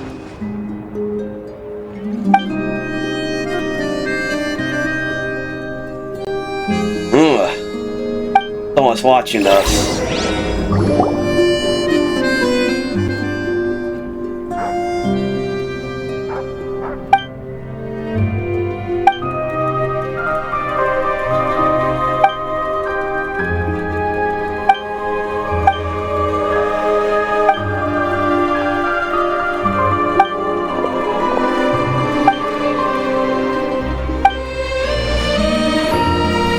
Yeah.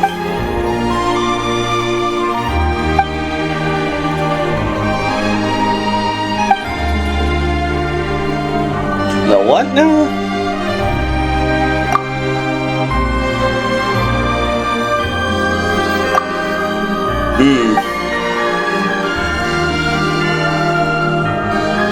Oh, we've seen you before in the trailers, huh?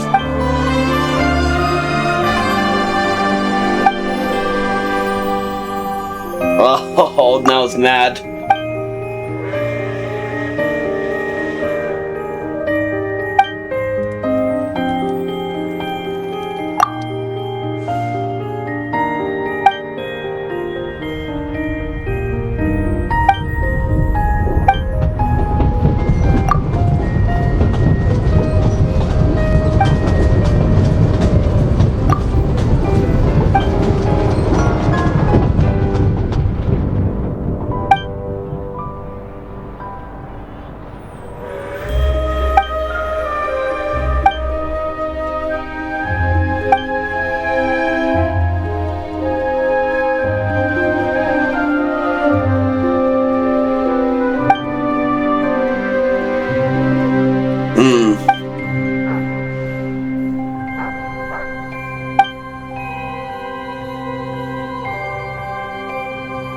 Yeah, let's help them.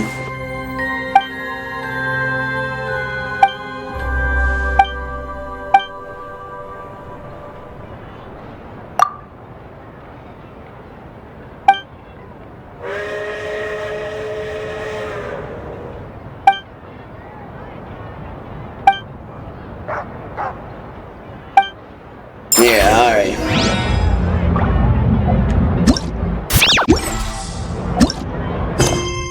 Yeah, but I think we'll do that later. We're on this one, so...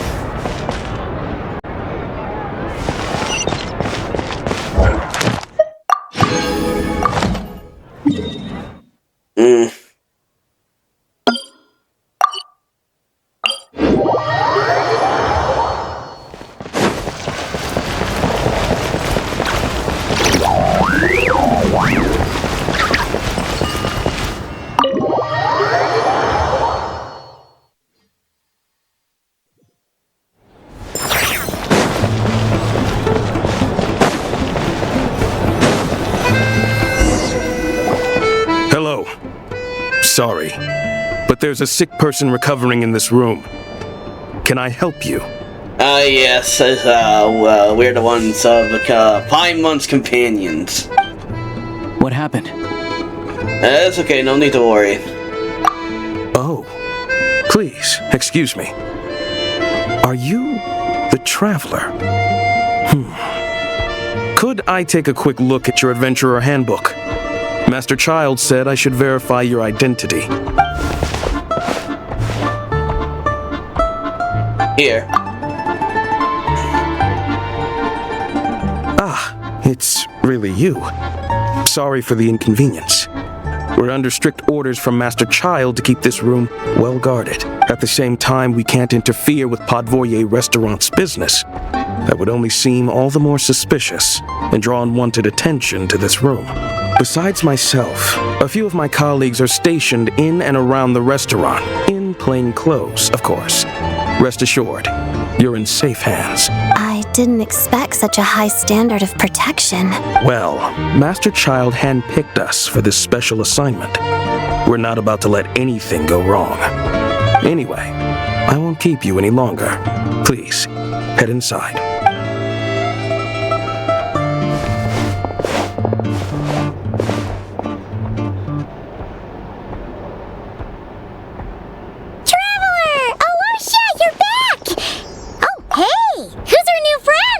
Hi, I'm Odette.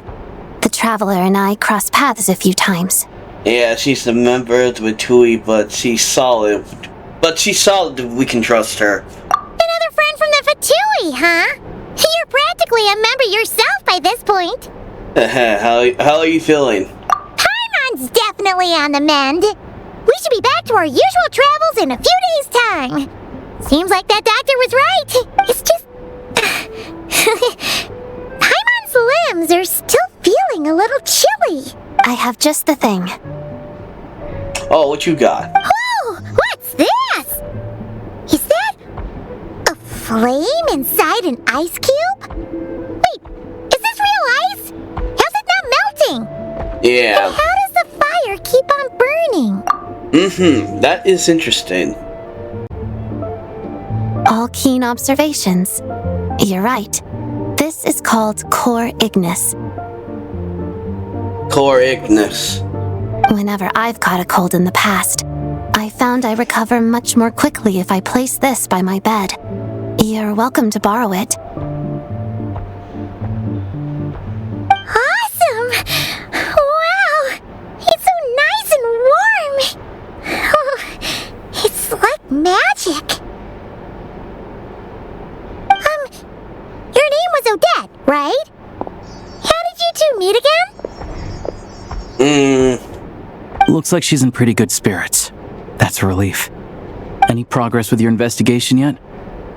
No. No surprises there, I'm sure. They're not likely to let anything slip. Yeah, knowing them.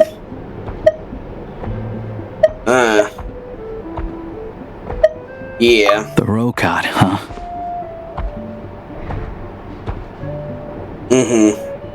Do you know how to contact them? Yeah, I think I'll say this one. Let me think. Members of the Rokot keep their true identities hidden, but I think there might be someone I can introduce you to. Oh. Leave it with me.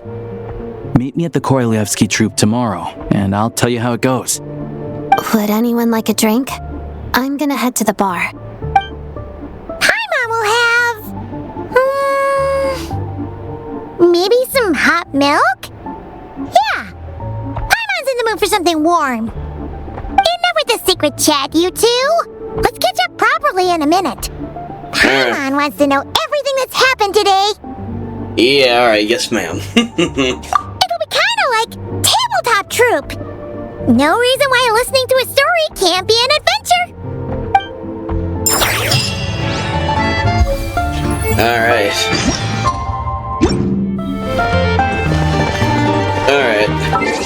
Alright, give me a second. Alright, Alright, we'll just rest for today.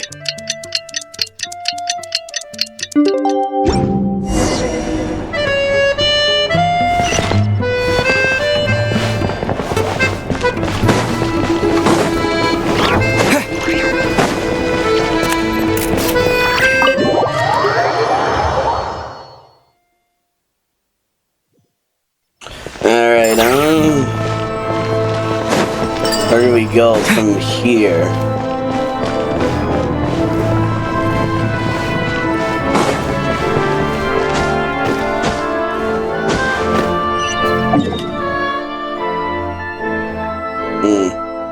We need to go over there.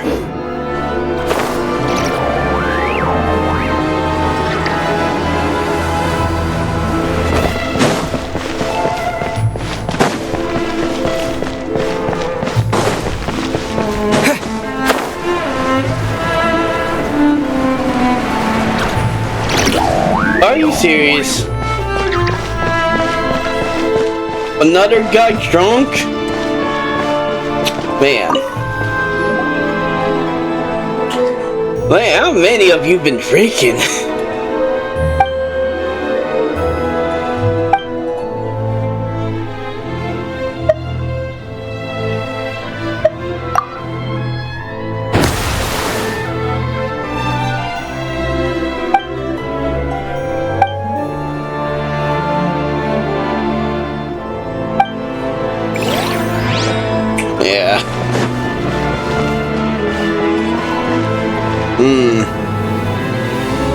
You know what? Might as well.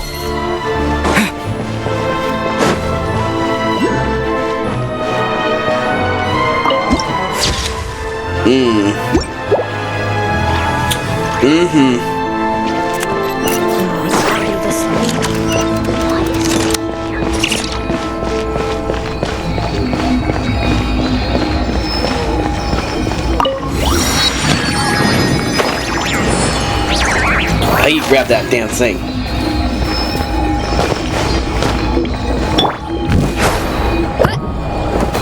On. Dang it, not working. I'm gonna need to climb somewhere.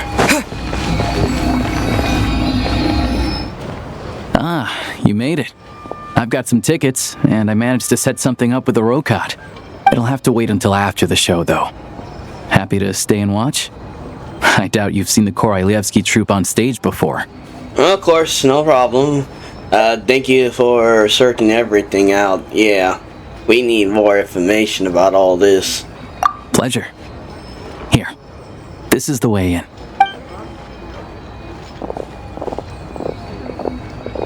Please present yourself for a routine inspection in accordance with theater regulations. Thank you. Oh, him.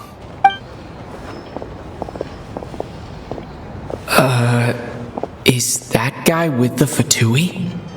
Looks like he's waiting for something. Okay, all done. Thank you for your cooperation. Please proceed through to the theater.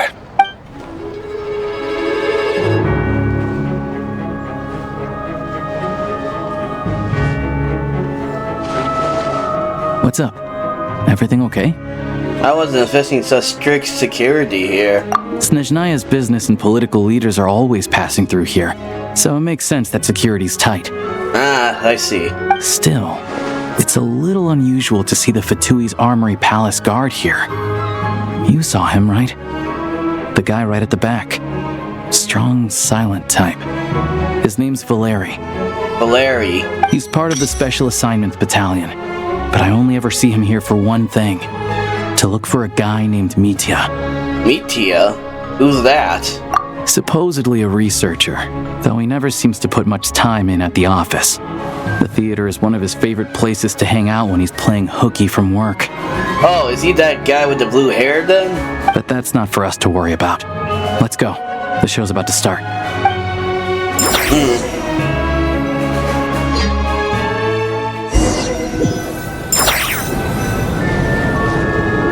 What do you think? Pretty impressive, huh? Yeah. Ooh.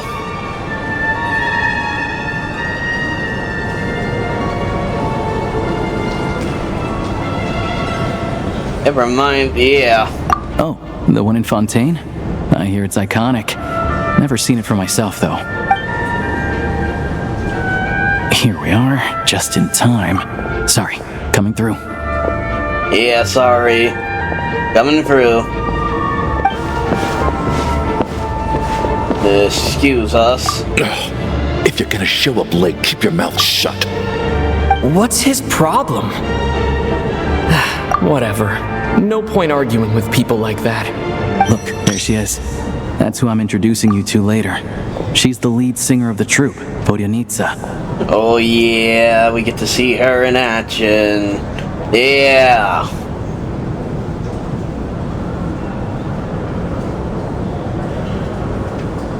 Alright, I'm gonna look up some of these characters. Okay.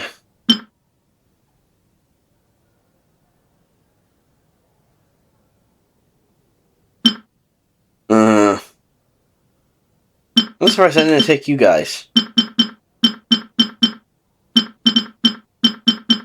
Yeah, I know some of you.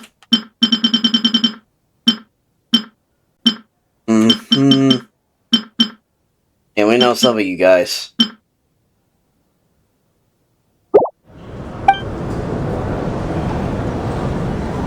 Well, hope it's good.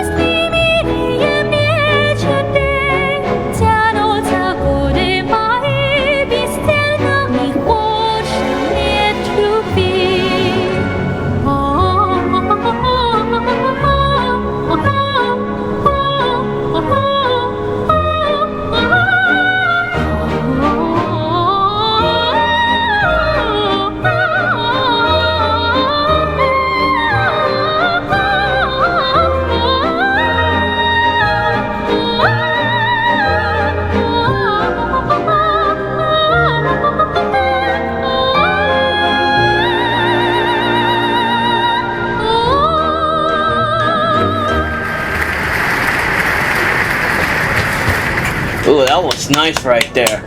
This leads directly to the green room. They're expecting us. Vodyanitsa will be waiting for us there.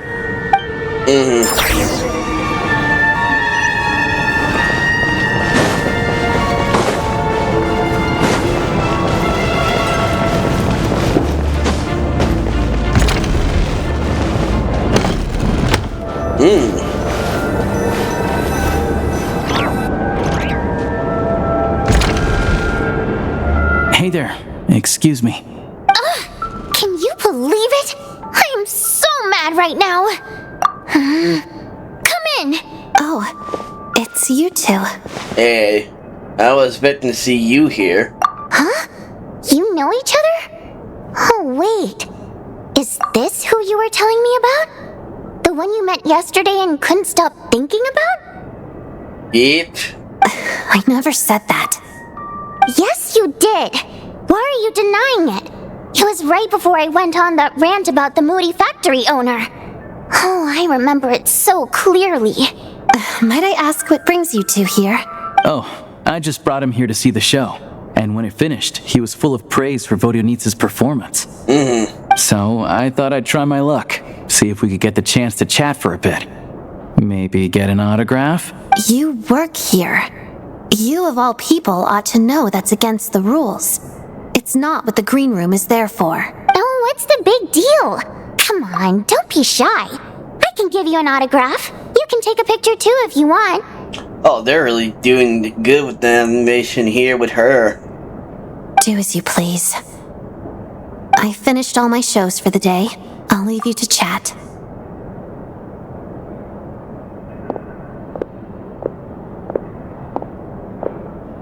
I wasn't making that stuff up, you know. Odette's just too proud to admit it. She thinks very highly of you. And so do I. You did the right thing in Svetlolodovka. We're good. Odette's out of earshot. I'll lock the door. I see now. Confidentiality, of course. The Rokot is very strict on that. Whoa, Alyosha! Not out loud! Not with an outsider here! Relax, I've taken care of it. Look at this. The president's reply sent this morning. Wait, so he's been approved to join?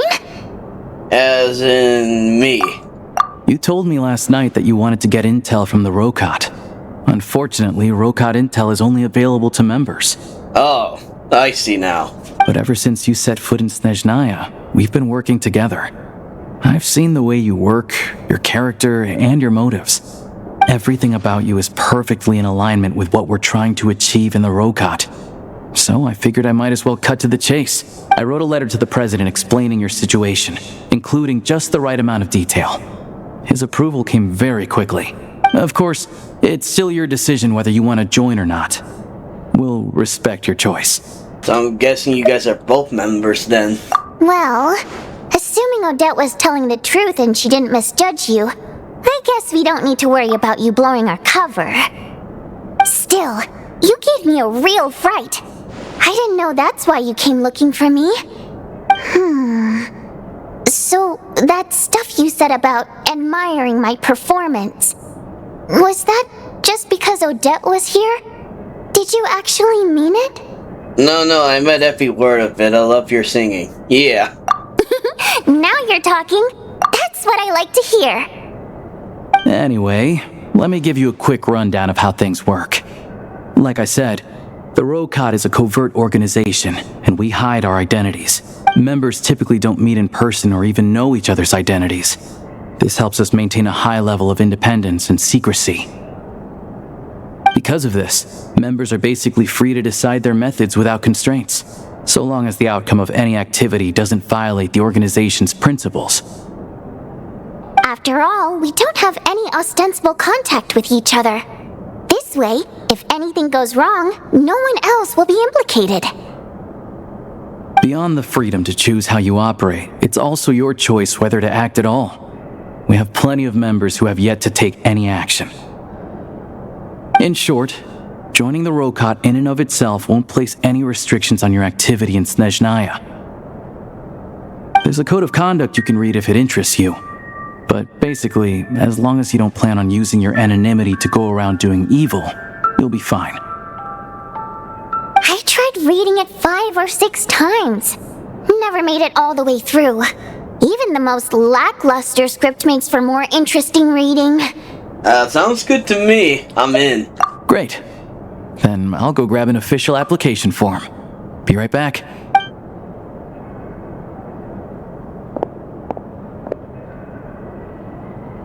Since you keep your identity, I can't speak. I'm gonna say this. Well, Alyosha has this pet dog, you see.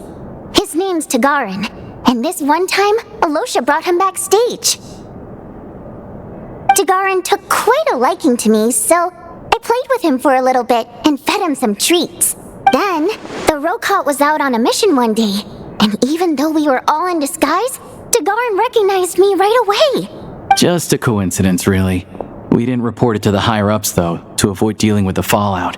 Like my job at the theater, for instance. I really needed to make ends meet. By the way, what were you complaining about just before we came in? Did everything go okay with Chuganov? Everything did not go okay. That's why I was so mad. I tried to make some small talk with him before I went on stage to fish for intel about the Iskra manufacturing plant. But he wouldn't take the bait. No matter what I said, he kept dodging the question. And then he started complaining. He said he didn't appreciate his second-rate seat in the stalls because he usually gets a private box. I mean, what did he expect? Everyone knows that if you want a box seat, you buy a ticket well in advance. But instead, he sends me a letter the day before the show when we're practically sold out. I had to juggle things around just to get him a half-decent seat, hoping he would appreciate the gesture enough to share some information. But nope, he didn't give me anything. Yeah, meeting Chuganov in person has definitely been a disappointing experience. Oh, you probably don't know who we're talking about, do you? Chuganov was that older guy you were sitting next to today.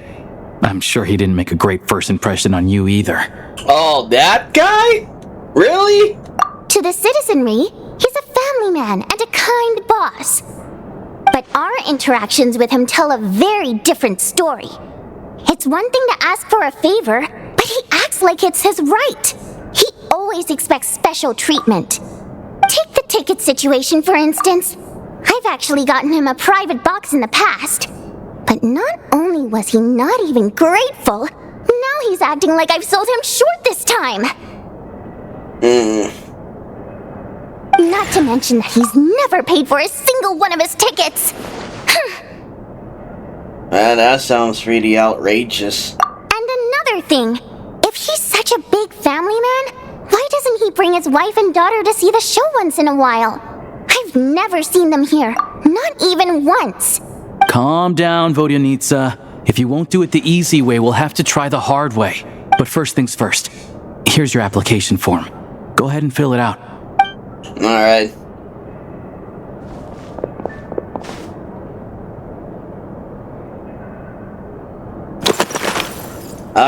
Oh. Interesting.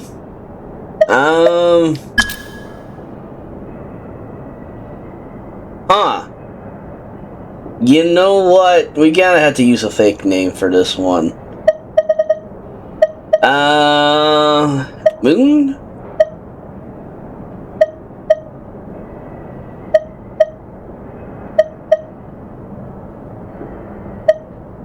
Yeah. I don't even know.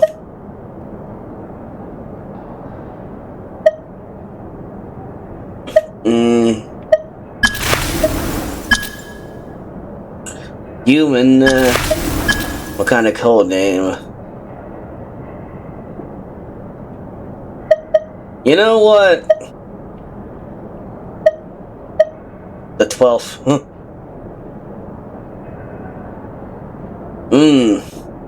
It's okay. I'm gonna say this.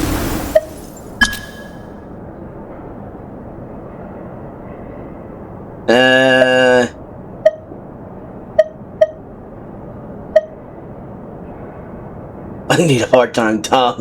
Mom told me to give it a try. You know, imagine somebody did this. But, well, we gotta start with this. But I think everybody would know my name, though. So I'm gonna start with this. I don't want no one knowing who I am.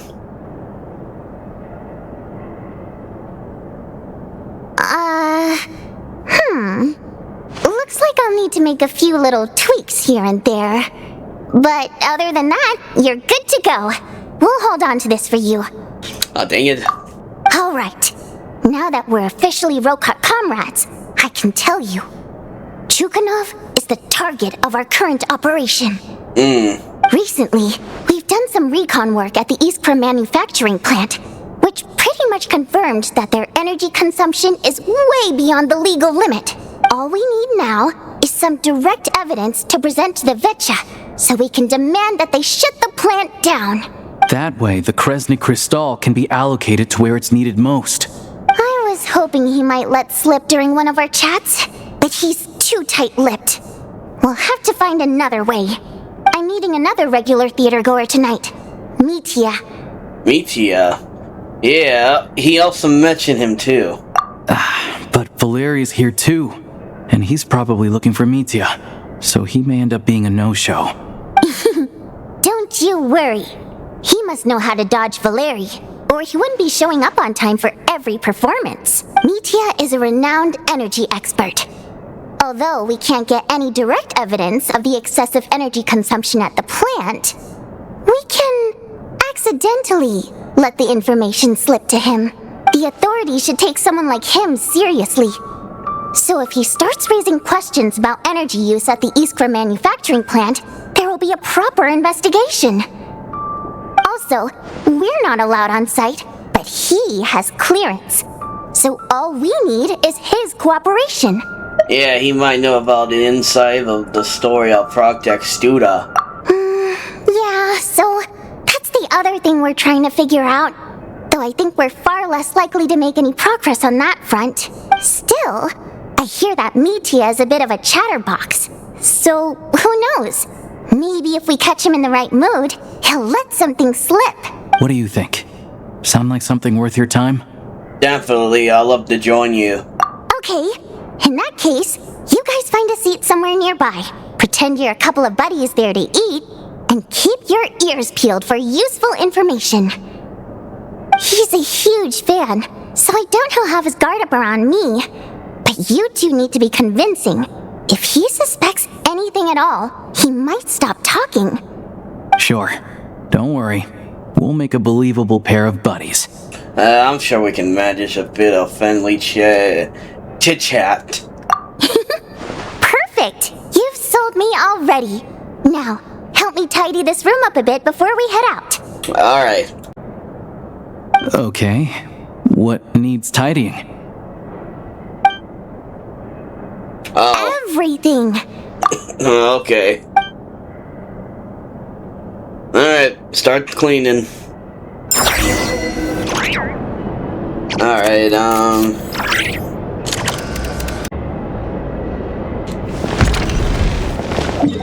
I mean, I wanna look around in this area.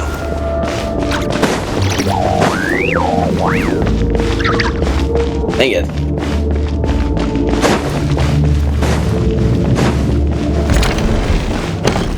Another room.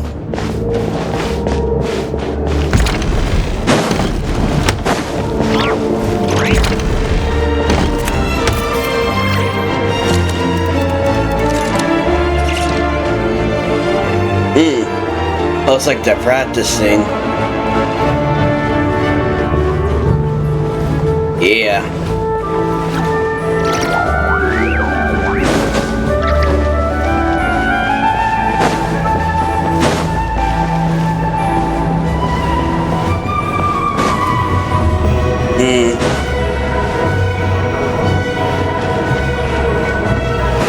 I'll have to come here later.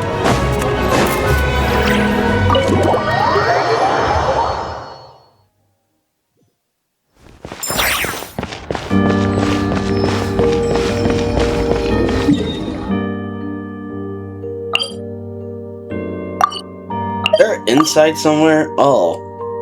Huh. Okay. Guess I'll have to go there when I get the chance.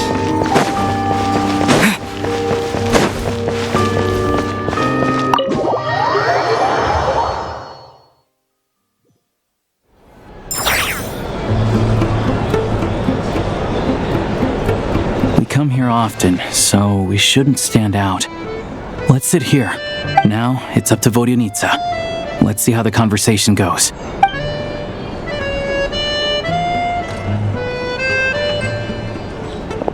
Oh, there he is.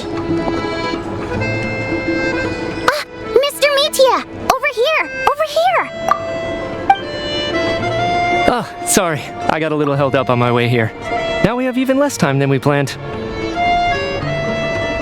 Go ahead and order some snacks and drinks. Whatever you like. Let me see. According to my schedule, we still have 25 minutes left. You're really pressed for time today, huh? I was imagining this would be a leisurely chat. If you'd prefer, we can always reschedule for another afternoon when you have more time. No need. Getting to meet the lead singer is a very precious opportunity for me. I'm not about to pass it up. I've already had to decline your invitation several times because our schedules rarely align. If I don't grab this chance while it's here, who knows when the next one will come around? Wait, what was just that just now? Well, it's very kind of you to make time just for me. Yeah, well, what's going on with his scarf? Is it alive? I'm not too sure, to be honest. But Snezhnaya is full of weird and wonderful things like that, so people tend not to bat an eye. I'm sure the same will go for the Eye of Graeae and Paimon. Yeah, that makes things getting around easier, yeah. The reason I invited you out for tea and a chat today was to get some feedback from a true fan of the theater. Well, I genuinely have nothing bad to say. No matter how many times I hear you sing, it never gets old. It always seems fresh and new somehow. Maybe it's because the more times I listen, the more details I notice. Or maybe you simply improve with every performance, delivering it better each time. Thank you! I'm delighted to hear that. Could you give me any specific examples? Oh, yeah. The piece you sang today, for example. Beneath the Frozen River? Oh, he doesn't know. Hey, what's with you? I'm just praising a good performance. I always used to find that such a bleak and lonely song. But the more you listen, the more you realize that it's not as cold and nihilistic as it appears. When you really dig down into it, there's a certain level where you're surprised by the emergence of hope. Wow, I'm impressed. I didn't expect you to pick up on that. Actually, I only tried out that angle after talking with a composer. Still, Beneath the Frozen River wasn't on today's program. Oh, really? But it's a classic. You sing it every time. Almost every time. Oh. Well then, let me say a few words about that other all-time classic, Flying in the Wind from the Mountain Sparrow. I didn't sing that one today either. My voice wasn't quite up to it, so I switched it out at the last minute. Oh. But, you really need to pay attention more. Sorry, Mr. Mitya, but you were at the theater today, yes? Of course I was. Remember? I said hello to all the troupe members before the show started. You, Odette, and the others. So what did Odette sing today? Elegy of the Snow-Winged Goose, of course. Correct. I see. You find my singing boring, don't you? That's why you don't remember a single song. Looks like I'll need to cut a few from the program next time. No, that's not it. I swear. All right. I'll be straight with you. I'm sorry. My mind was wandering as you took the stage today. I enjoy watching your shows because the exquisite performances stimulate the mind. It always sparks some inspiration for my research. So, whenever I get stuck at work, I come to the theater for a change of pace. Odette's dance during the Elegy of the Snow-Winged Goose today was simply incredible. It got me wondering what she's been going through recently. That look of sheer defiance in the face of utter tragedy? It was so inspiring. I started scribbling in my notebook right away. Not that I made a ton of progress in the grand scheme of things, but I still think it was productive. By the time I snapped out of it, the entire show had finished. So what you're saying is, you didn't listen to my singing at all? Oh. Unfortunately not. I'm sorry. I don't know which is more disrespectful. The fact that I don't always come for the show itself, or the fact that I missed your performance. Seems like things are getting a little awkward. You look nervous. What's up? Mitya just stepped into a conversational minefield. If there's one thing Vodyanitsa doesn't like, it's people who show disrespect for her performance. This meeting was so hard to set up. Don't tell me it's already falling apart. It's fine. I suppose this is affirming in its own way. At least, it shows that our performance really touches people's hearts, right? Oh, she's hanging on there. Hang on there. Don't let it bother you. It certainly doesn't bother me. Oh, it is. It does. Oh. She's showing a lot of restraint. Yeah, it must be tough. Well, I'll be sure to let Odette know how much you adored her performance. Please don't say that. I always love your performances too. It's just that inspiration struck at the wrong time today. I'm usually all ears. I know. I can tell. That's why I value your opinion. I'm sure some people can't stand it when others praise their coworkers right to their face, but not me. No, sir. Fair enough. I still feel kind of bad, though. But you know what I really can't stand? People who only show up to the theater to pretend that they're cultured. Makes me sick to my stomach. Oh, yeah, 100%. There are too many of those people around. By the time they're walking out the door, they've forgotten all about the show. What's wrong? You look furious. I don't know if you've heard about the boss of the Iskra manufacturing plant. He isn't even a theater investor, but he always demands the same privileges as actual investors. Box tickets only, premium drinks, even the right to request specific songs. Well played, Vodyanitsa. Seems like she's harnessing her rage to steer the conversation back on track. Now that you mention it, I've interacted with that guy before. I gotta say, everyone holds him up as an example of a benevolent businessman, but I don't know. I don't see it. Yeah, he couldn't care less about what's happening on stage. He's just there to flaunt his social status. I hate that I have to prepare programs for guys like that. What's the big deal with that factory he runs anyway? I asked around a bit and heard some pretty shocking stories. Sounds like he's just another greedy capitalist.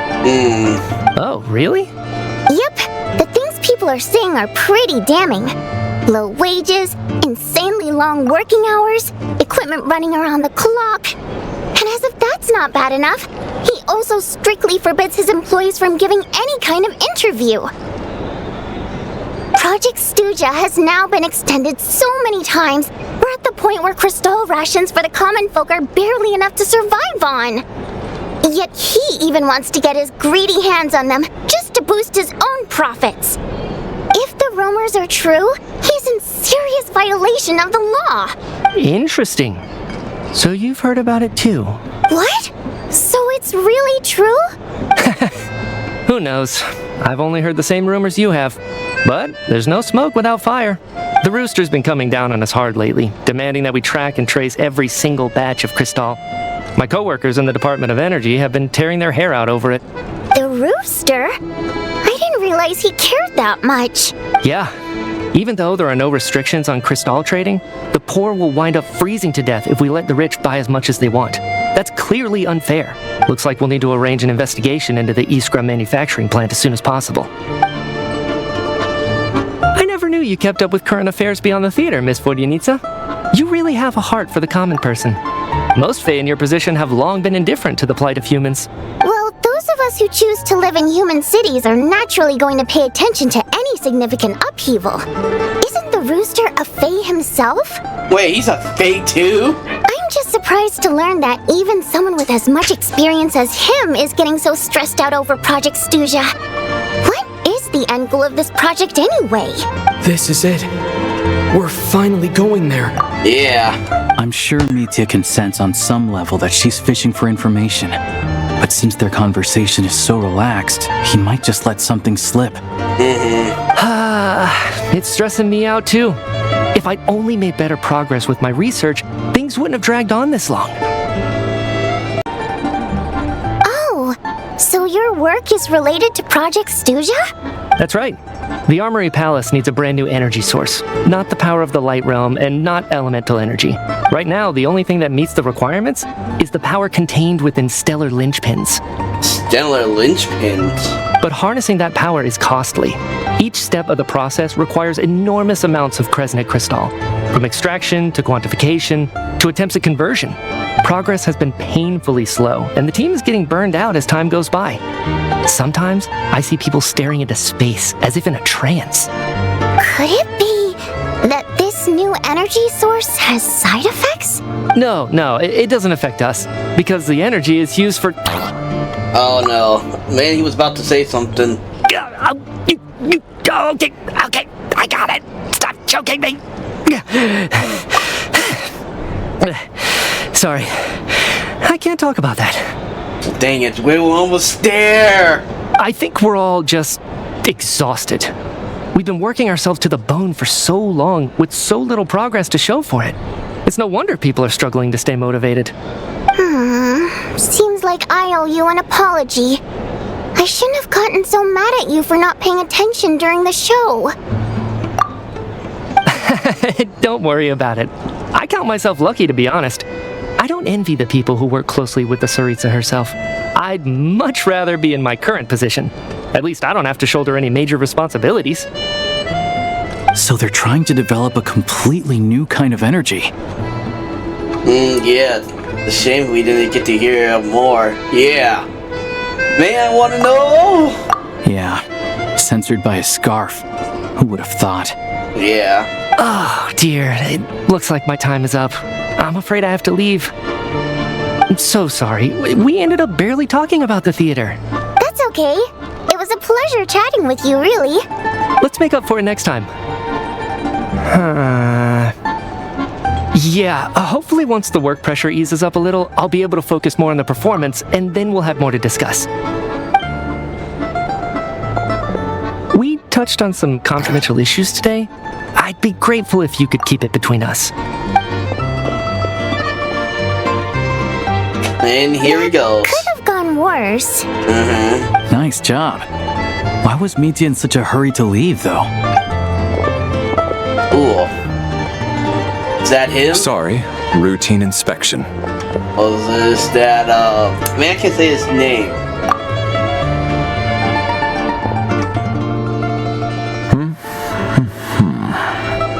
Okay, let's go. Were they looking for someone? So he wasn't rushing to get back to work. Oh yeah. He must have calculated that valeriy would find him here in exactly 25 minutes. That's frighteningly accurate. One of the main duties of the Special Assignments Battalion is to ensure that important figures stick to their schedules. Yeah, sounds like Mitya. Yeah. Alright, time for us to get going too. Excuse me, check please. We'll settle our check too then. Oh, hello there. Mr. Mitya paid the check before leaving. Oh, really? He also asked me to pass on a message. He said it was an honor to share his tea break with Miss Vodyanitsa and her 2 friends. Wait. Damn, he knew? Oh, he knew this entire time. So he knew we were here all along? This raises a lot of questions. Did he deliberately mention the new energy source so that we'd overhear it? Yeah. Maybe his work isn't confidential after all. Maybe the key here is the purpose of this new energy. I guess that's the next thing to look into.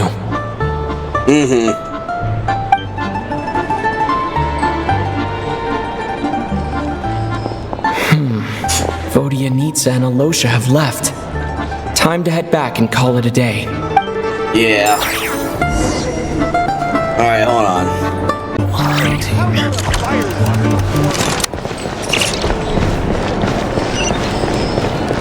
If there's anything you need.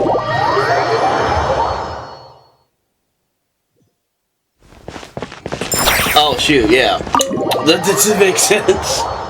I went that way. Yeah, let's check on Paimon.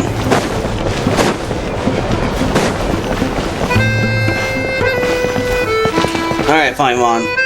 You're back! Here pretty early today. Yeah, how are you feeling? Paimon was just gonna mention that. After she woke up today, Paimon felt like her temperature was completely back to normal. But her strength still hasn't returned. Still, there's some good news. Paimon thinks she might have figured out the source of the problem.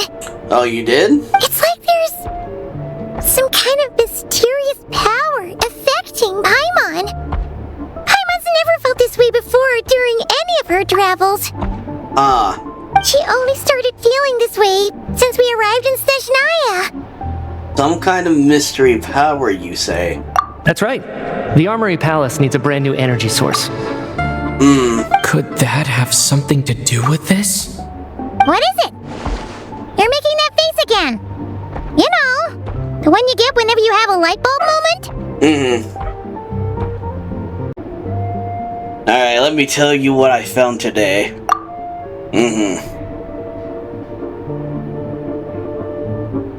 So, they're trying to develop a new energy source here? And you think that might be why Paimon's feeling unwell? Yeah. Well, Mitya denied that the energy they're researching has any side effects. Although, he did say that people working on the project have been having issues with their concentration and short-term memory. And even so, those are completely different symptoms from Paimon's. This power you mentioned, can you sense where it's coming from? It's pretty faint, so it's kind of hard to tell. But, if anything, it seems like it's coming from roughly the same direction as the Armory Palace. All the more reason to find out the purpose of their research. Sure, Paimon's with you there. But how, though? The Rokot only has a limited amount of intel. Yeah, they're still, Oh yeah, we haven't explored that one. Oh, great point! They argue about Project Stuja every day. If we could sit in on one of their sessions, we might pick up some new leads. Okay, yeah, I'm gonna write a letter then. Good idea! Oh yeah, while you were out, Paimon tried all the yummiest looking desserts in the Potpourri restaurant. This one seemed right up your alley. So, Paimon saved some for you. Come try it once you finish writing your letter.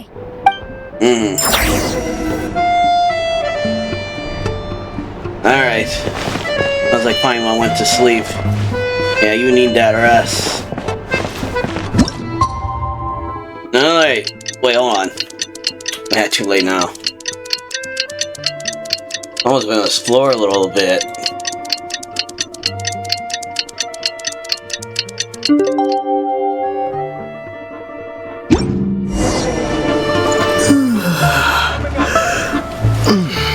Alyosha replied.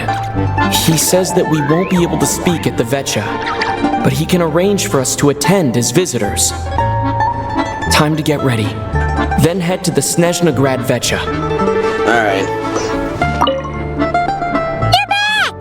Paimon's been working on the crossword puzzle in the newspaper. It's actually pretty fun. Oh, shoot!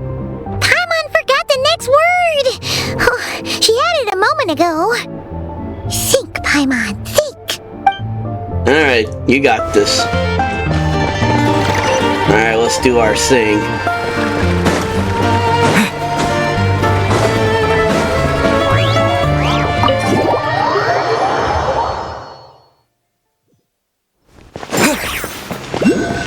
Alright, I think it's over there, right?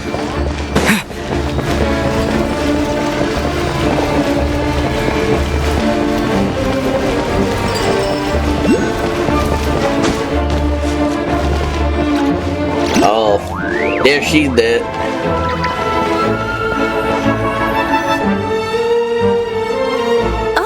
Miss Vodyanitsa, prima donna of the Korolevskiy troupe. What a surprise meeting you here. Will you be sitting in on a session of the Veche? Sorry, I'm not taking interviews today. Oh good, you're here. The session's about to begin. Let's get inside. Please wait, Miss Vodyanitsa. Could you introduce me to your new friend? Sorry, ma'am. Maybe next time.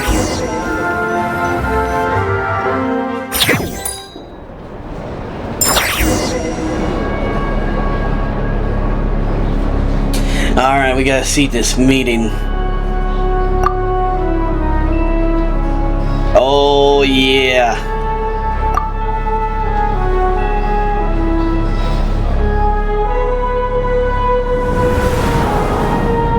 I've been waiting for this moment.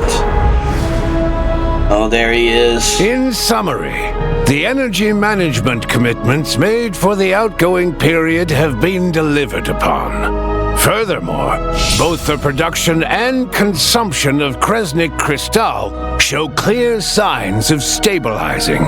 Yeah, he's been revealed. Ho ho ho ho, yeah!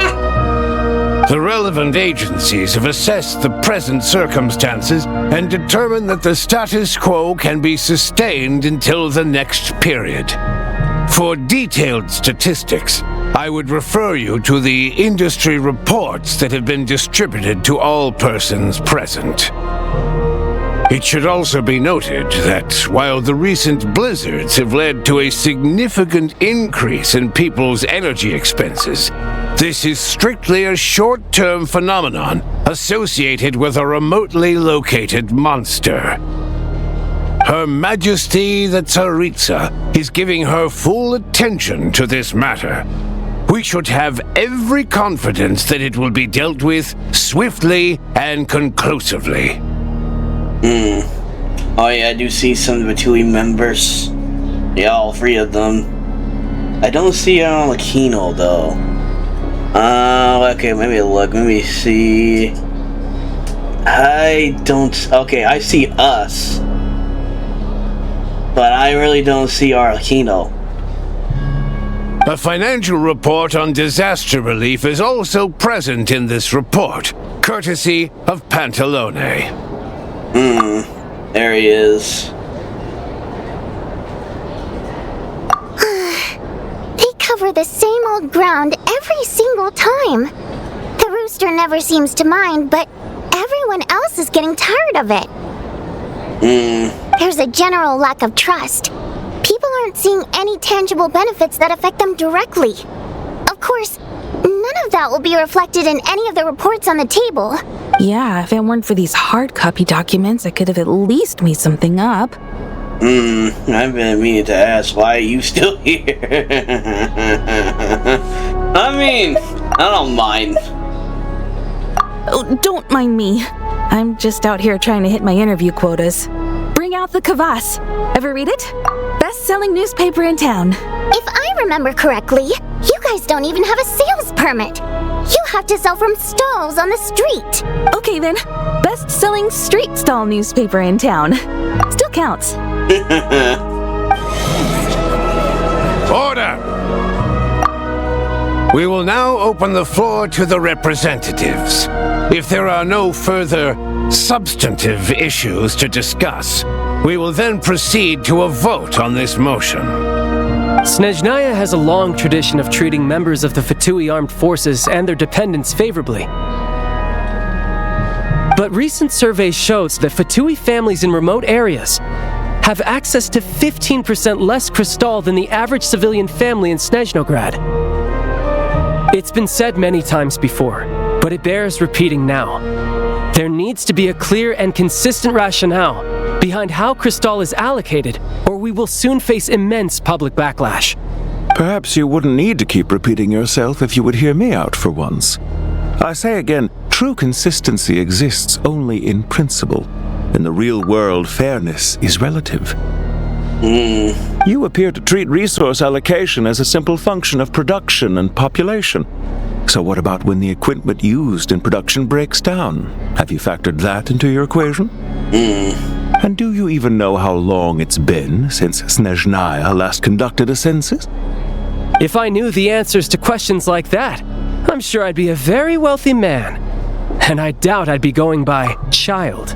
I'd like to bring the focus back to the specific issue I raised. Or do you wish to deny that favorable treatment for Fatui dependents is our long-standing policy? It's easy to be a critic when there's no accountability. That seems to be a running theme in the anti-Project Stuja cohort. Defeat the ringleader and all other problems will magically resolve themselves. That's what they seem to think. But in case you aren't aware, not one jot in my report would change whether Project Stuja continues or not. So you have no intention whatsoever of finding a solution to this problem? Oh, he's getting mad. On the contrary, I'm the only one here who ever brings solutions.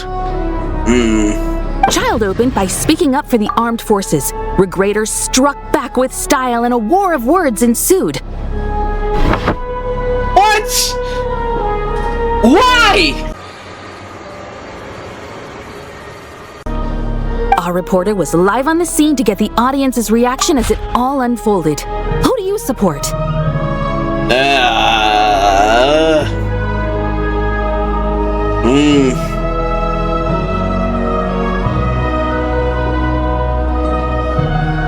I'm gonna say this. The people have spoken! Childe received raucous applause from the crowd as he pushed Regrator onto his back foot with a relentless barrage of questions.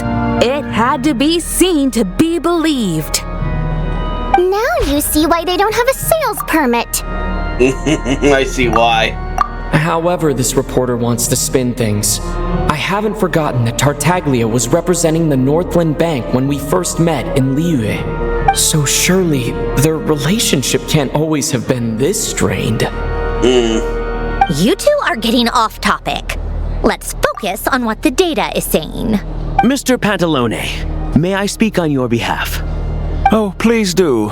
I'm more than happy to save my breath. Oh, he doesn't want to speak. Crystal distribution policy undergoes modifications with each new period. The ultimate goal being to find the most reasonable method of allocation, which I believe is what Mr. Tartaglia also seeks. But I fear many may have been misled on this topic by extremist activists.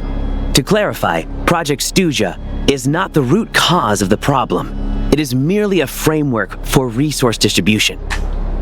The most recent reports all point to Snezhnaya's resilience and adaptability during this period of fine-tuning, and give clear indications that a distribution framework is improving with each iteration. To make drastic adjustments without first considering the risks would likely do more harm than good. It would be a waste of the hard-won experience we've gained to date. Renowned scholar of finance, Arapov spoke up to clarify the fiscal logic, clearly alluding to social organizations like the Rokot in his words. Well, good thing you stopped it, Ether. With the notorious Leraing still active to this day, should the Rokot be held responsible? No, there is someone else to blame. What the heck? Where do you get wrongness from? She's just rephrasing what Mr. Pantalone said. The Rokot are the critics he accuses of taking no responsibility for their actions. As for Leraing, you won't have heard of him yet. He's currently the most famous member of the Rokot. Well, more like infamous. Ending Project Stuja has become an obsession for him. Unlike the more decent ones among us, he believes that votes in the Veche are all that matter. So whether it's threats, coercion, or bribery, he'll use whatever means necessary to get people to change their vote. Well, there's more to than I thought. And since we're already on the subject, what do you think of Leraing's methods? Are you for or against? I think it's hard to say, to be honest here. Well, whatever the story is, his actions benefit us all. We stand with Leraing. At least someone here wants to take this discussion seriously. I've been considering that issue myself. What you really need is more precise regional data, right? I think it would be easiest to let the Fatui handle it, since they're already in charge of Crystal shipments anyway. We may as well get them to collect some data while they're at it. Whatever you need, you can ask the Fatui to look into it for you. In terms of supervision, I think the Druzhna would be a good fit. I had hoped to discuss this with Miss Vesna, but sadly, she's not present. I will be happy to take a note of your suggestions and present them to Commander Vesna for a decision upon her return. I guess that must be her. The Commander has always taken a keen interest in Project Stuja. However, given the Druzhna's demanding workload, I'm afraid it may prove difficult for them to provide any practical support. Let us refrain from jumping to conclusions until a concrete and actionable plan is in place. My apologies, Lord Rooster. There are numerous issues to address here, including manpower, time sensitivity, and reporting lines. Nevertheless, I support drafting a proposal. Follow the usual procedure, and it can be raised as a new motion for all parties to evaluate at the appropriate time. In that case, I'd like to share one thought before the proposal is drafted. The issue of time sensitivity was raised just now, which I presume relates to the official reports. In fact, the Energy Commission already collects regular statistics on each urban center and its surrounding area. Would these be of any use? That's a good idea. I read every issue of Svietlolaidovka's report, and although my focus is mostly on the section about equipment operation, the energy consumption statistics also yield a lot of insights. Be that as it may, does no one see an issue with using local data to determine Crystal quotas? In the long term, it seems like a very risky solution. Not if they are used purely for reference. So long as we have the report from the Northland Bank's headquarters to corroborate it, no one will be able to fool me. Very well then. It appears that this arrangement is acceptable to all parties. Yeah, sounds good to me. The members reached a provisional consensus on the issue of improving treatment for Fatui soldiers. And now she's tired.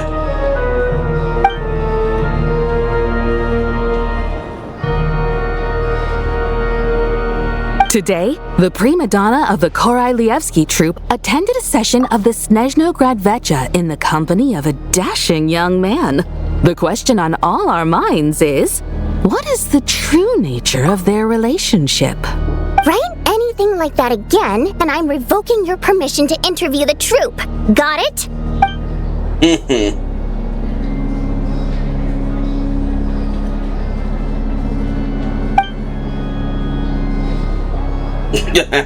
Yeah. Now then, if there are no further contributions from those present, we shall proceed to the final vote. Hey, check it out! Yeah, that's him. What made him vote against? Why now?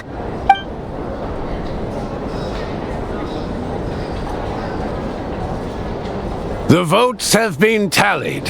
Those in favor of continuing Project Stuzha total 61%, securing a clear majority.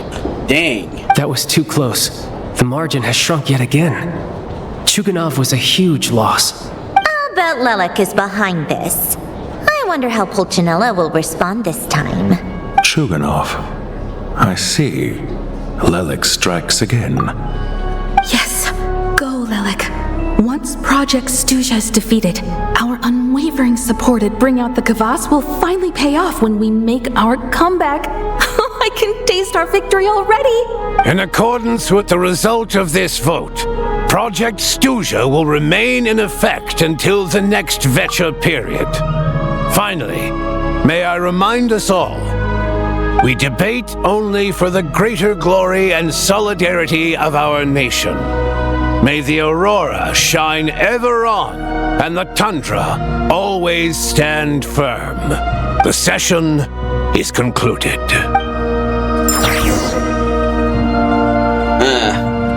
Oh, I finally get to sit down. Man, I wanted to see where everyone at. Dang it. Come on. Alright, I guess we talk to her. I have to say, I really wasn't expecting Chuganov to vote against Project Stuzha. Why? Oh, what's so strange about that? Well, in principle, Snezhnaya's business and political elites ought to be the ones least likely to oppose it. As we heard, Project Stuzha is basically just a resource distribution framework that requires everyone to cut back during the winter. But even if the policy got cancelled, the Tsaritsa's energy needs wouldn't suddenly go down. The extra demand from the public would have to be filled from somewhere. So logically, the factories would have to take the hit. This explains a lot. I got a letter from Mr. Mitya just before today's session. He said he's confirmed that there are issues around overtime and excessive energy consumption at the Iskra manufacturing plant. In a situation like this, once the Rooster receives the report, he'll order the factory to halt production and submit to an investigation before issuing a penalty. But that's a week-long process, and thus didn't make it onto the Veche agenda this time. I don't think he suspects anything so far. Got it. So for him, it's a choice between reducing the I can't speak, man. The profits, and stop entirely. Exactly. Reducing. And as you know, he's a very selfish person. I was originally gonna try and flip him after he received notice of the official sanctions. My plan was to convince him that the whole thing was completely unfair. Rather than just sit back and take the hit while his factory stopped production, he'd be better off voting to end Project Stuzha.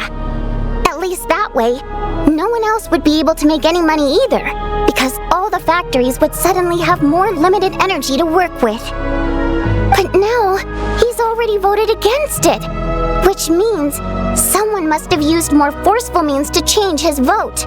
Just like with everyone else who flipped. You mean leaker? Yeah. No one knows why Lelek is so obsessed with ending Project Stuzha, but by the looks of it, he's inching closer and closer to success. Lelek must have strong motivations, given how he'll stop at nothing to achieve his goal.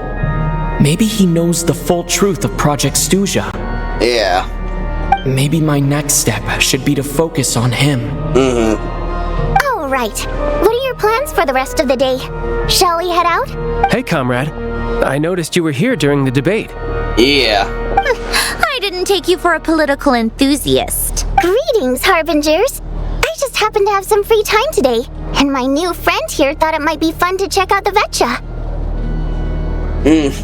Ah, Odette must have introduced you.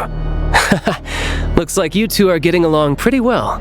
Yep. I'll leave you to catch up. I should head back to the Troupe. Sure. Break a leg and all that.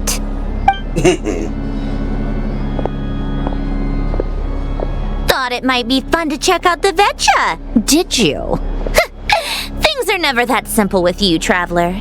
There's no way you're here for kicks and giggles. Tell me I'm wrong.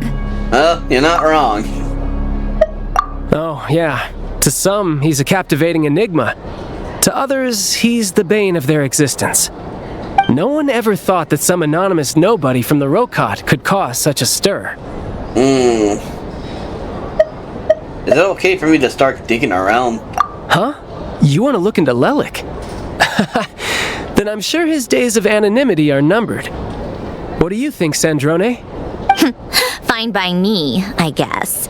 If the Traveler actually manages to expose Leraing, it'll be doing Pulcinella a favor. In return, it seems fair to let him in on what we've learned so far. My thoughts exactly. Sharing is caring, after all. Head back to Glupov and grab the files on Leraing. It's easier to just pull the records than go through the rigmarole of getting the Traveler a visitor's permit. As you command, Childe, sir. In that case, since we're going to be waiting anyway, I'll have someone brew a pot of black tea. Alright. More information, I see. One common thread among the many incidents Leraing has been involved in is that the victims are all too scared to share any real information about him. Clearly, he must have threatened them in some way. His modus operandi is to silently infiltrate the scene and leave a threatening letter behind. But neither the letters nor the crime scenes ever yield any clues to his identity. So all these files have to offer are short statements by the people affected. They don't give us a lot to go on. I see. If nothing else, it shows we're dealing with a trained professional who's versed in counter-surveillance. Yes, and to that point, he often strikes in highly secure locations. The victims are high-ranking and influential people who take their personal security very seriously. Somehow, Leraing slips right into their rooms without making a sound. There's never any eyewitnesses, nor the slightest trace of a break-in. If he can get in and out undetected, it means he can strike without warning. Not that that's ever happened so far, but the thought is enough to scare these people sleepless. It's hard to believe that a human being could pull this off flawlessly every time, so they switched the focus of the investigation to Faye. Unfortunately, no one's found anything yet. Careful, don't underestimate me. Although truth be told, I'd probably find it hard not to blow my cover. Direct confrontation is more my style. We haven't ruled out the possibility of Leraing being human. It's just, there can only be a handful of people in all of Teyvat who'd fit the profile. Faye, on the other hand, plenty would have the ability, but few would have the motive. So if someone as strong as you? No, not as strong as me. You'll never find the culprit with criteria like that. Let's go with a little weaker than me. There's no denying that Master is strong, but meticulous. We can only hope. He's just trying to find a reference point. Stop getting fixated on who's stronger than who. But that's the most important thing. In my opinion, anyway. Okay, alright. Alright, let's take it down a notch or two. But,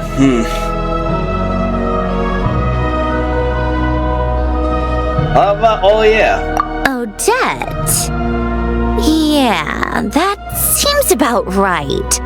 Her skills are solid, and she's always calm under pressure. Except she's Fatui, so the likelihood of her working against us is pretty low. But yeah, much more accurate than your previous example, at least. No, wait a moment. Maybe we should interrogate that assumption. What do you mean? Which assumption? Her Fatui identity doesn't necessarily exonerate her. And when you think about it, the Rokot would be precisely what she needs to conceal her identity. Plus, she wouldn't need to be such a pro at covering her tracks. She'd already know where the Fatui will be and when, so she could choose the perfect time to act. Oh, yikes. I was just thinking out loud. Why is this starting to sound like such a convincing theory? Still, what reason could Odette possibly have for trying to call off Project Stuzha? Arlecchino would be the best person to ask. She knows Odette best. Unfortunately, she isn't back yet. Oh, dang. Oh, that's why I didn't see her. Oh, Aquino. Rosaline used to open up to her in private about her struggles with Odette. As I'm sure you can imagine, Arlecchino is quite a lot better with children than Rosaline was. She gave her some tips on how to handle the situation, and Rosaline managed to reach a settlement with Odette before leaving. So I suppose there were at least no lifelong regrets left behind. Beyond that, I don't know the details about that side of things. But I do know that Odette definitely has a motive to hold a grudge against Project Stuzha. The reason being, her father passed away during the early stages of the project. Oh. That was back before it had been named Project Stuzha, when things were still being worked out. But in essence, it's remained the same ever since. Huh. The more you know. Rosaline was always so self-centered. I never understood why she started paying so much attention to Odette. Oh, even you didn't know about this. Is that such a surprise? If you cast your mind back, you may remember that Rosaline and I weren't exactly close. We had tea together a few times, but that was about it. Odette's past is no secret. Her father was a fatus and her mother was a very famous ballerina. On the surface, it looks like she followed right in her parents' footsteps. But the truth is quite a different story.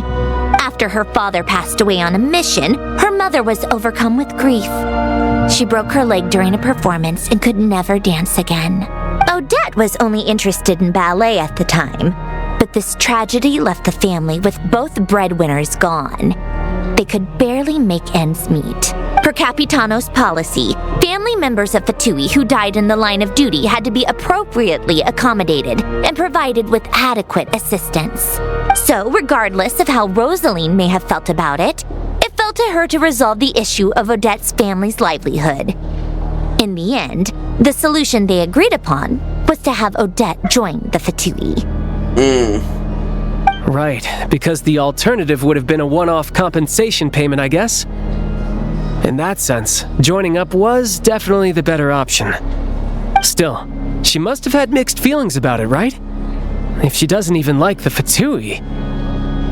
It's just a theory, a possibility. But as a motive for Odette to become Lelik, it holds up. That said, I have no idea where Odette's head is at right now, or what her conflict with Rosaline was about. Plenty of people were on bad terms with Rosaline. I have no intention of trying to figure it all out. Yeah. Yes, but there's not much point in discussing that now. Yeah, back to Lelik. Since our investigations so far have turned up next to nothing, we've got nothing to lose by trying a new angle. Funnily enough, Tonya and I had actually made plans to go to the theater tomorrow to watch Odette's rehearsal. Unfortunately, thanks to this Lelik situation, I'll be stuck working overtime again. Which means you can go in my place. No point wasting the ticket. Plus, you'll get to meet Tonya.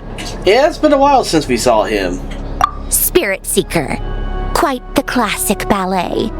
It was passed down through Odette's mother's family for generations, though it hasn't been performed in years. But Odette's been practicing it diligently, and it's finally ready for a return to the stage. Excitement is through the roof. Tickets for the official performance sold out long ago. Tonya's excited for it too. She's desperate to see it no matter what. Personally, it's not really my kind of thing, but since she's my little sister, I had to figure something out. I know it was someone else. I know it was, I've actually seen it several times before.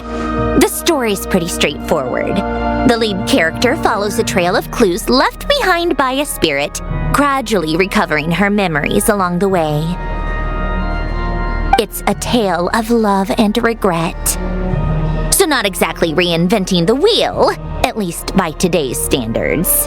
But when that classic melody kicks in and the lead character begins to dance, it always gets me.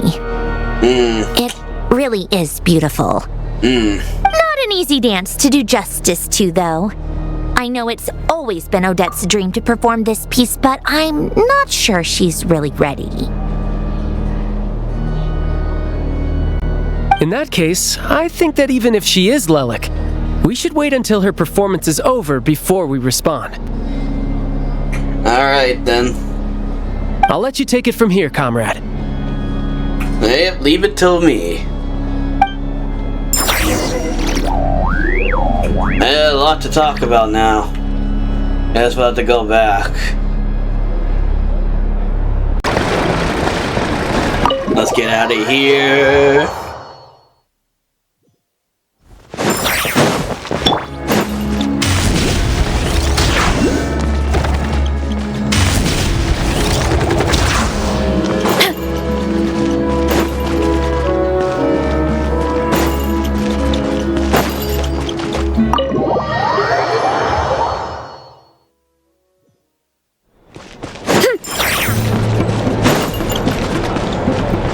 Alright, Paimon. But yeah. Sounds like you made a ton of progress today. It's good that everything's going so smoothly. Next step is to head back to the theater and get a clear answer from Odette. It could be easier said than done. Yeah. Either way, Paimon doesn't get the sense that she's a bad person. Sure, she might have done some pretty extreme things, but Paimon bet she has her reasons. Maybe this is going too far, but like, with everything she's managed to do so far, wouldn't it make more sense in theory to be even more, you know, heavy-handed? Why leave a letter when she could, well, we know there are plenty of other ways to keep people in line, right? The point is, she could have gone further, but she didn't. So, if it is her, she's got some principles at least. Yeah, I want to believe in her too. Yeah! Well, all you can do is follow the facts wherever they lead. Yeah, but how are you feeling today? No change, really. But that thing Paimon told you about yesterday? Paimon feels like she can sense it more clearly now. Hearing you talk about your day makes Paimon itch for an adventure. If only she could be there with you so we could experience it all together. Yeah, I wish you could be there too. I'm not used to adventuring alone. But don't worry, we'll get to the bottom of this. Guess it's just one of those things. Never mind.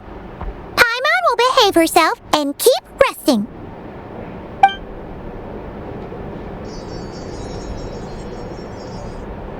If Odette is Lelik, she may well have inside information on Project Stuzha. Her father was involved with the project's early implementation and tragically died in the process. Now, she's dedicated herself to bringing it to an end. It's hard to imagine she could have gotten this far without knowing anything at all about the Tsaritsa's true intentions. When she spoke to us as a member of the Fatui, how much did she let on?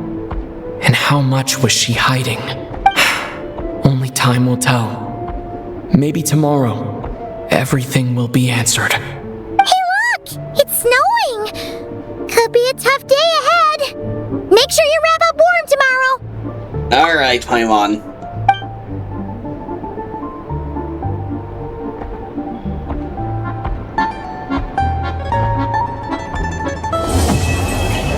Oh, dang. That was the end of Chapter 1. I still think we're still gonna go a little bit longer. Alright, I'm gonna goof off for a little bit.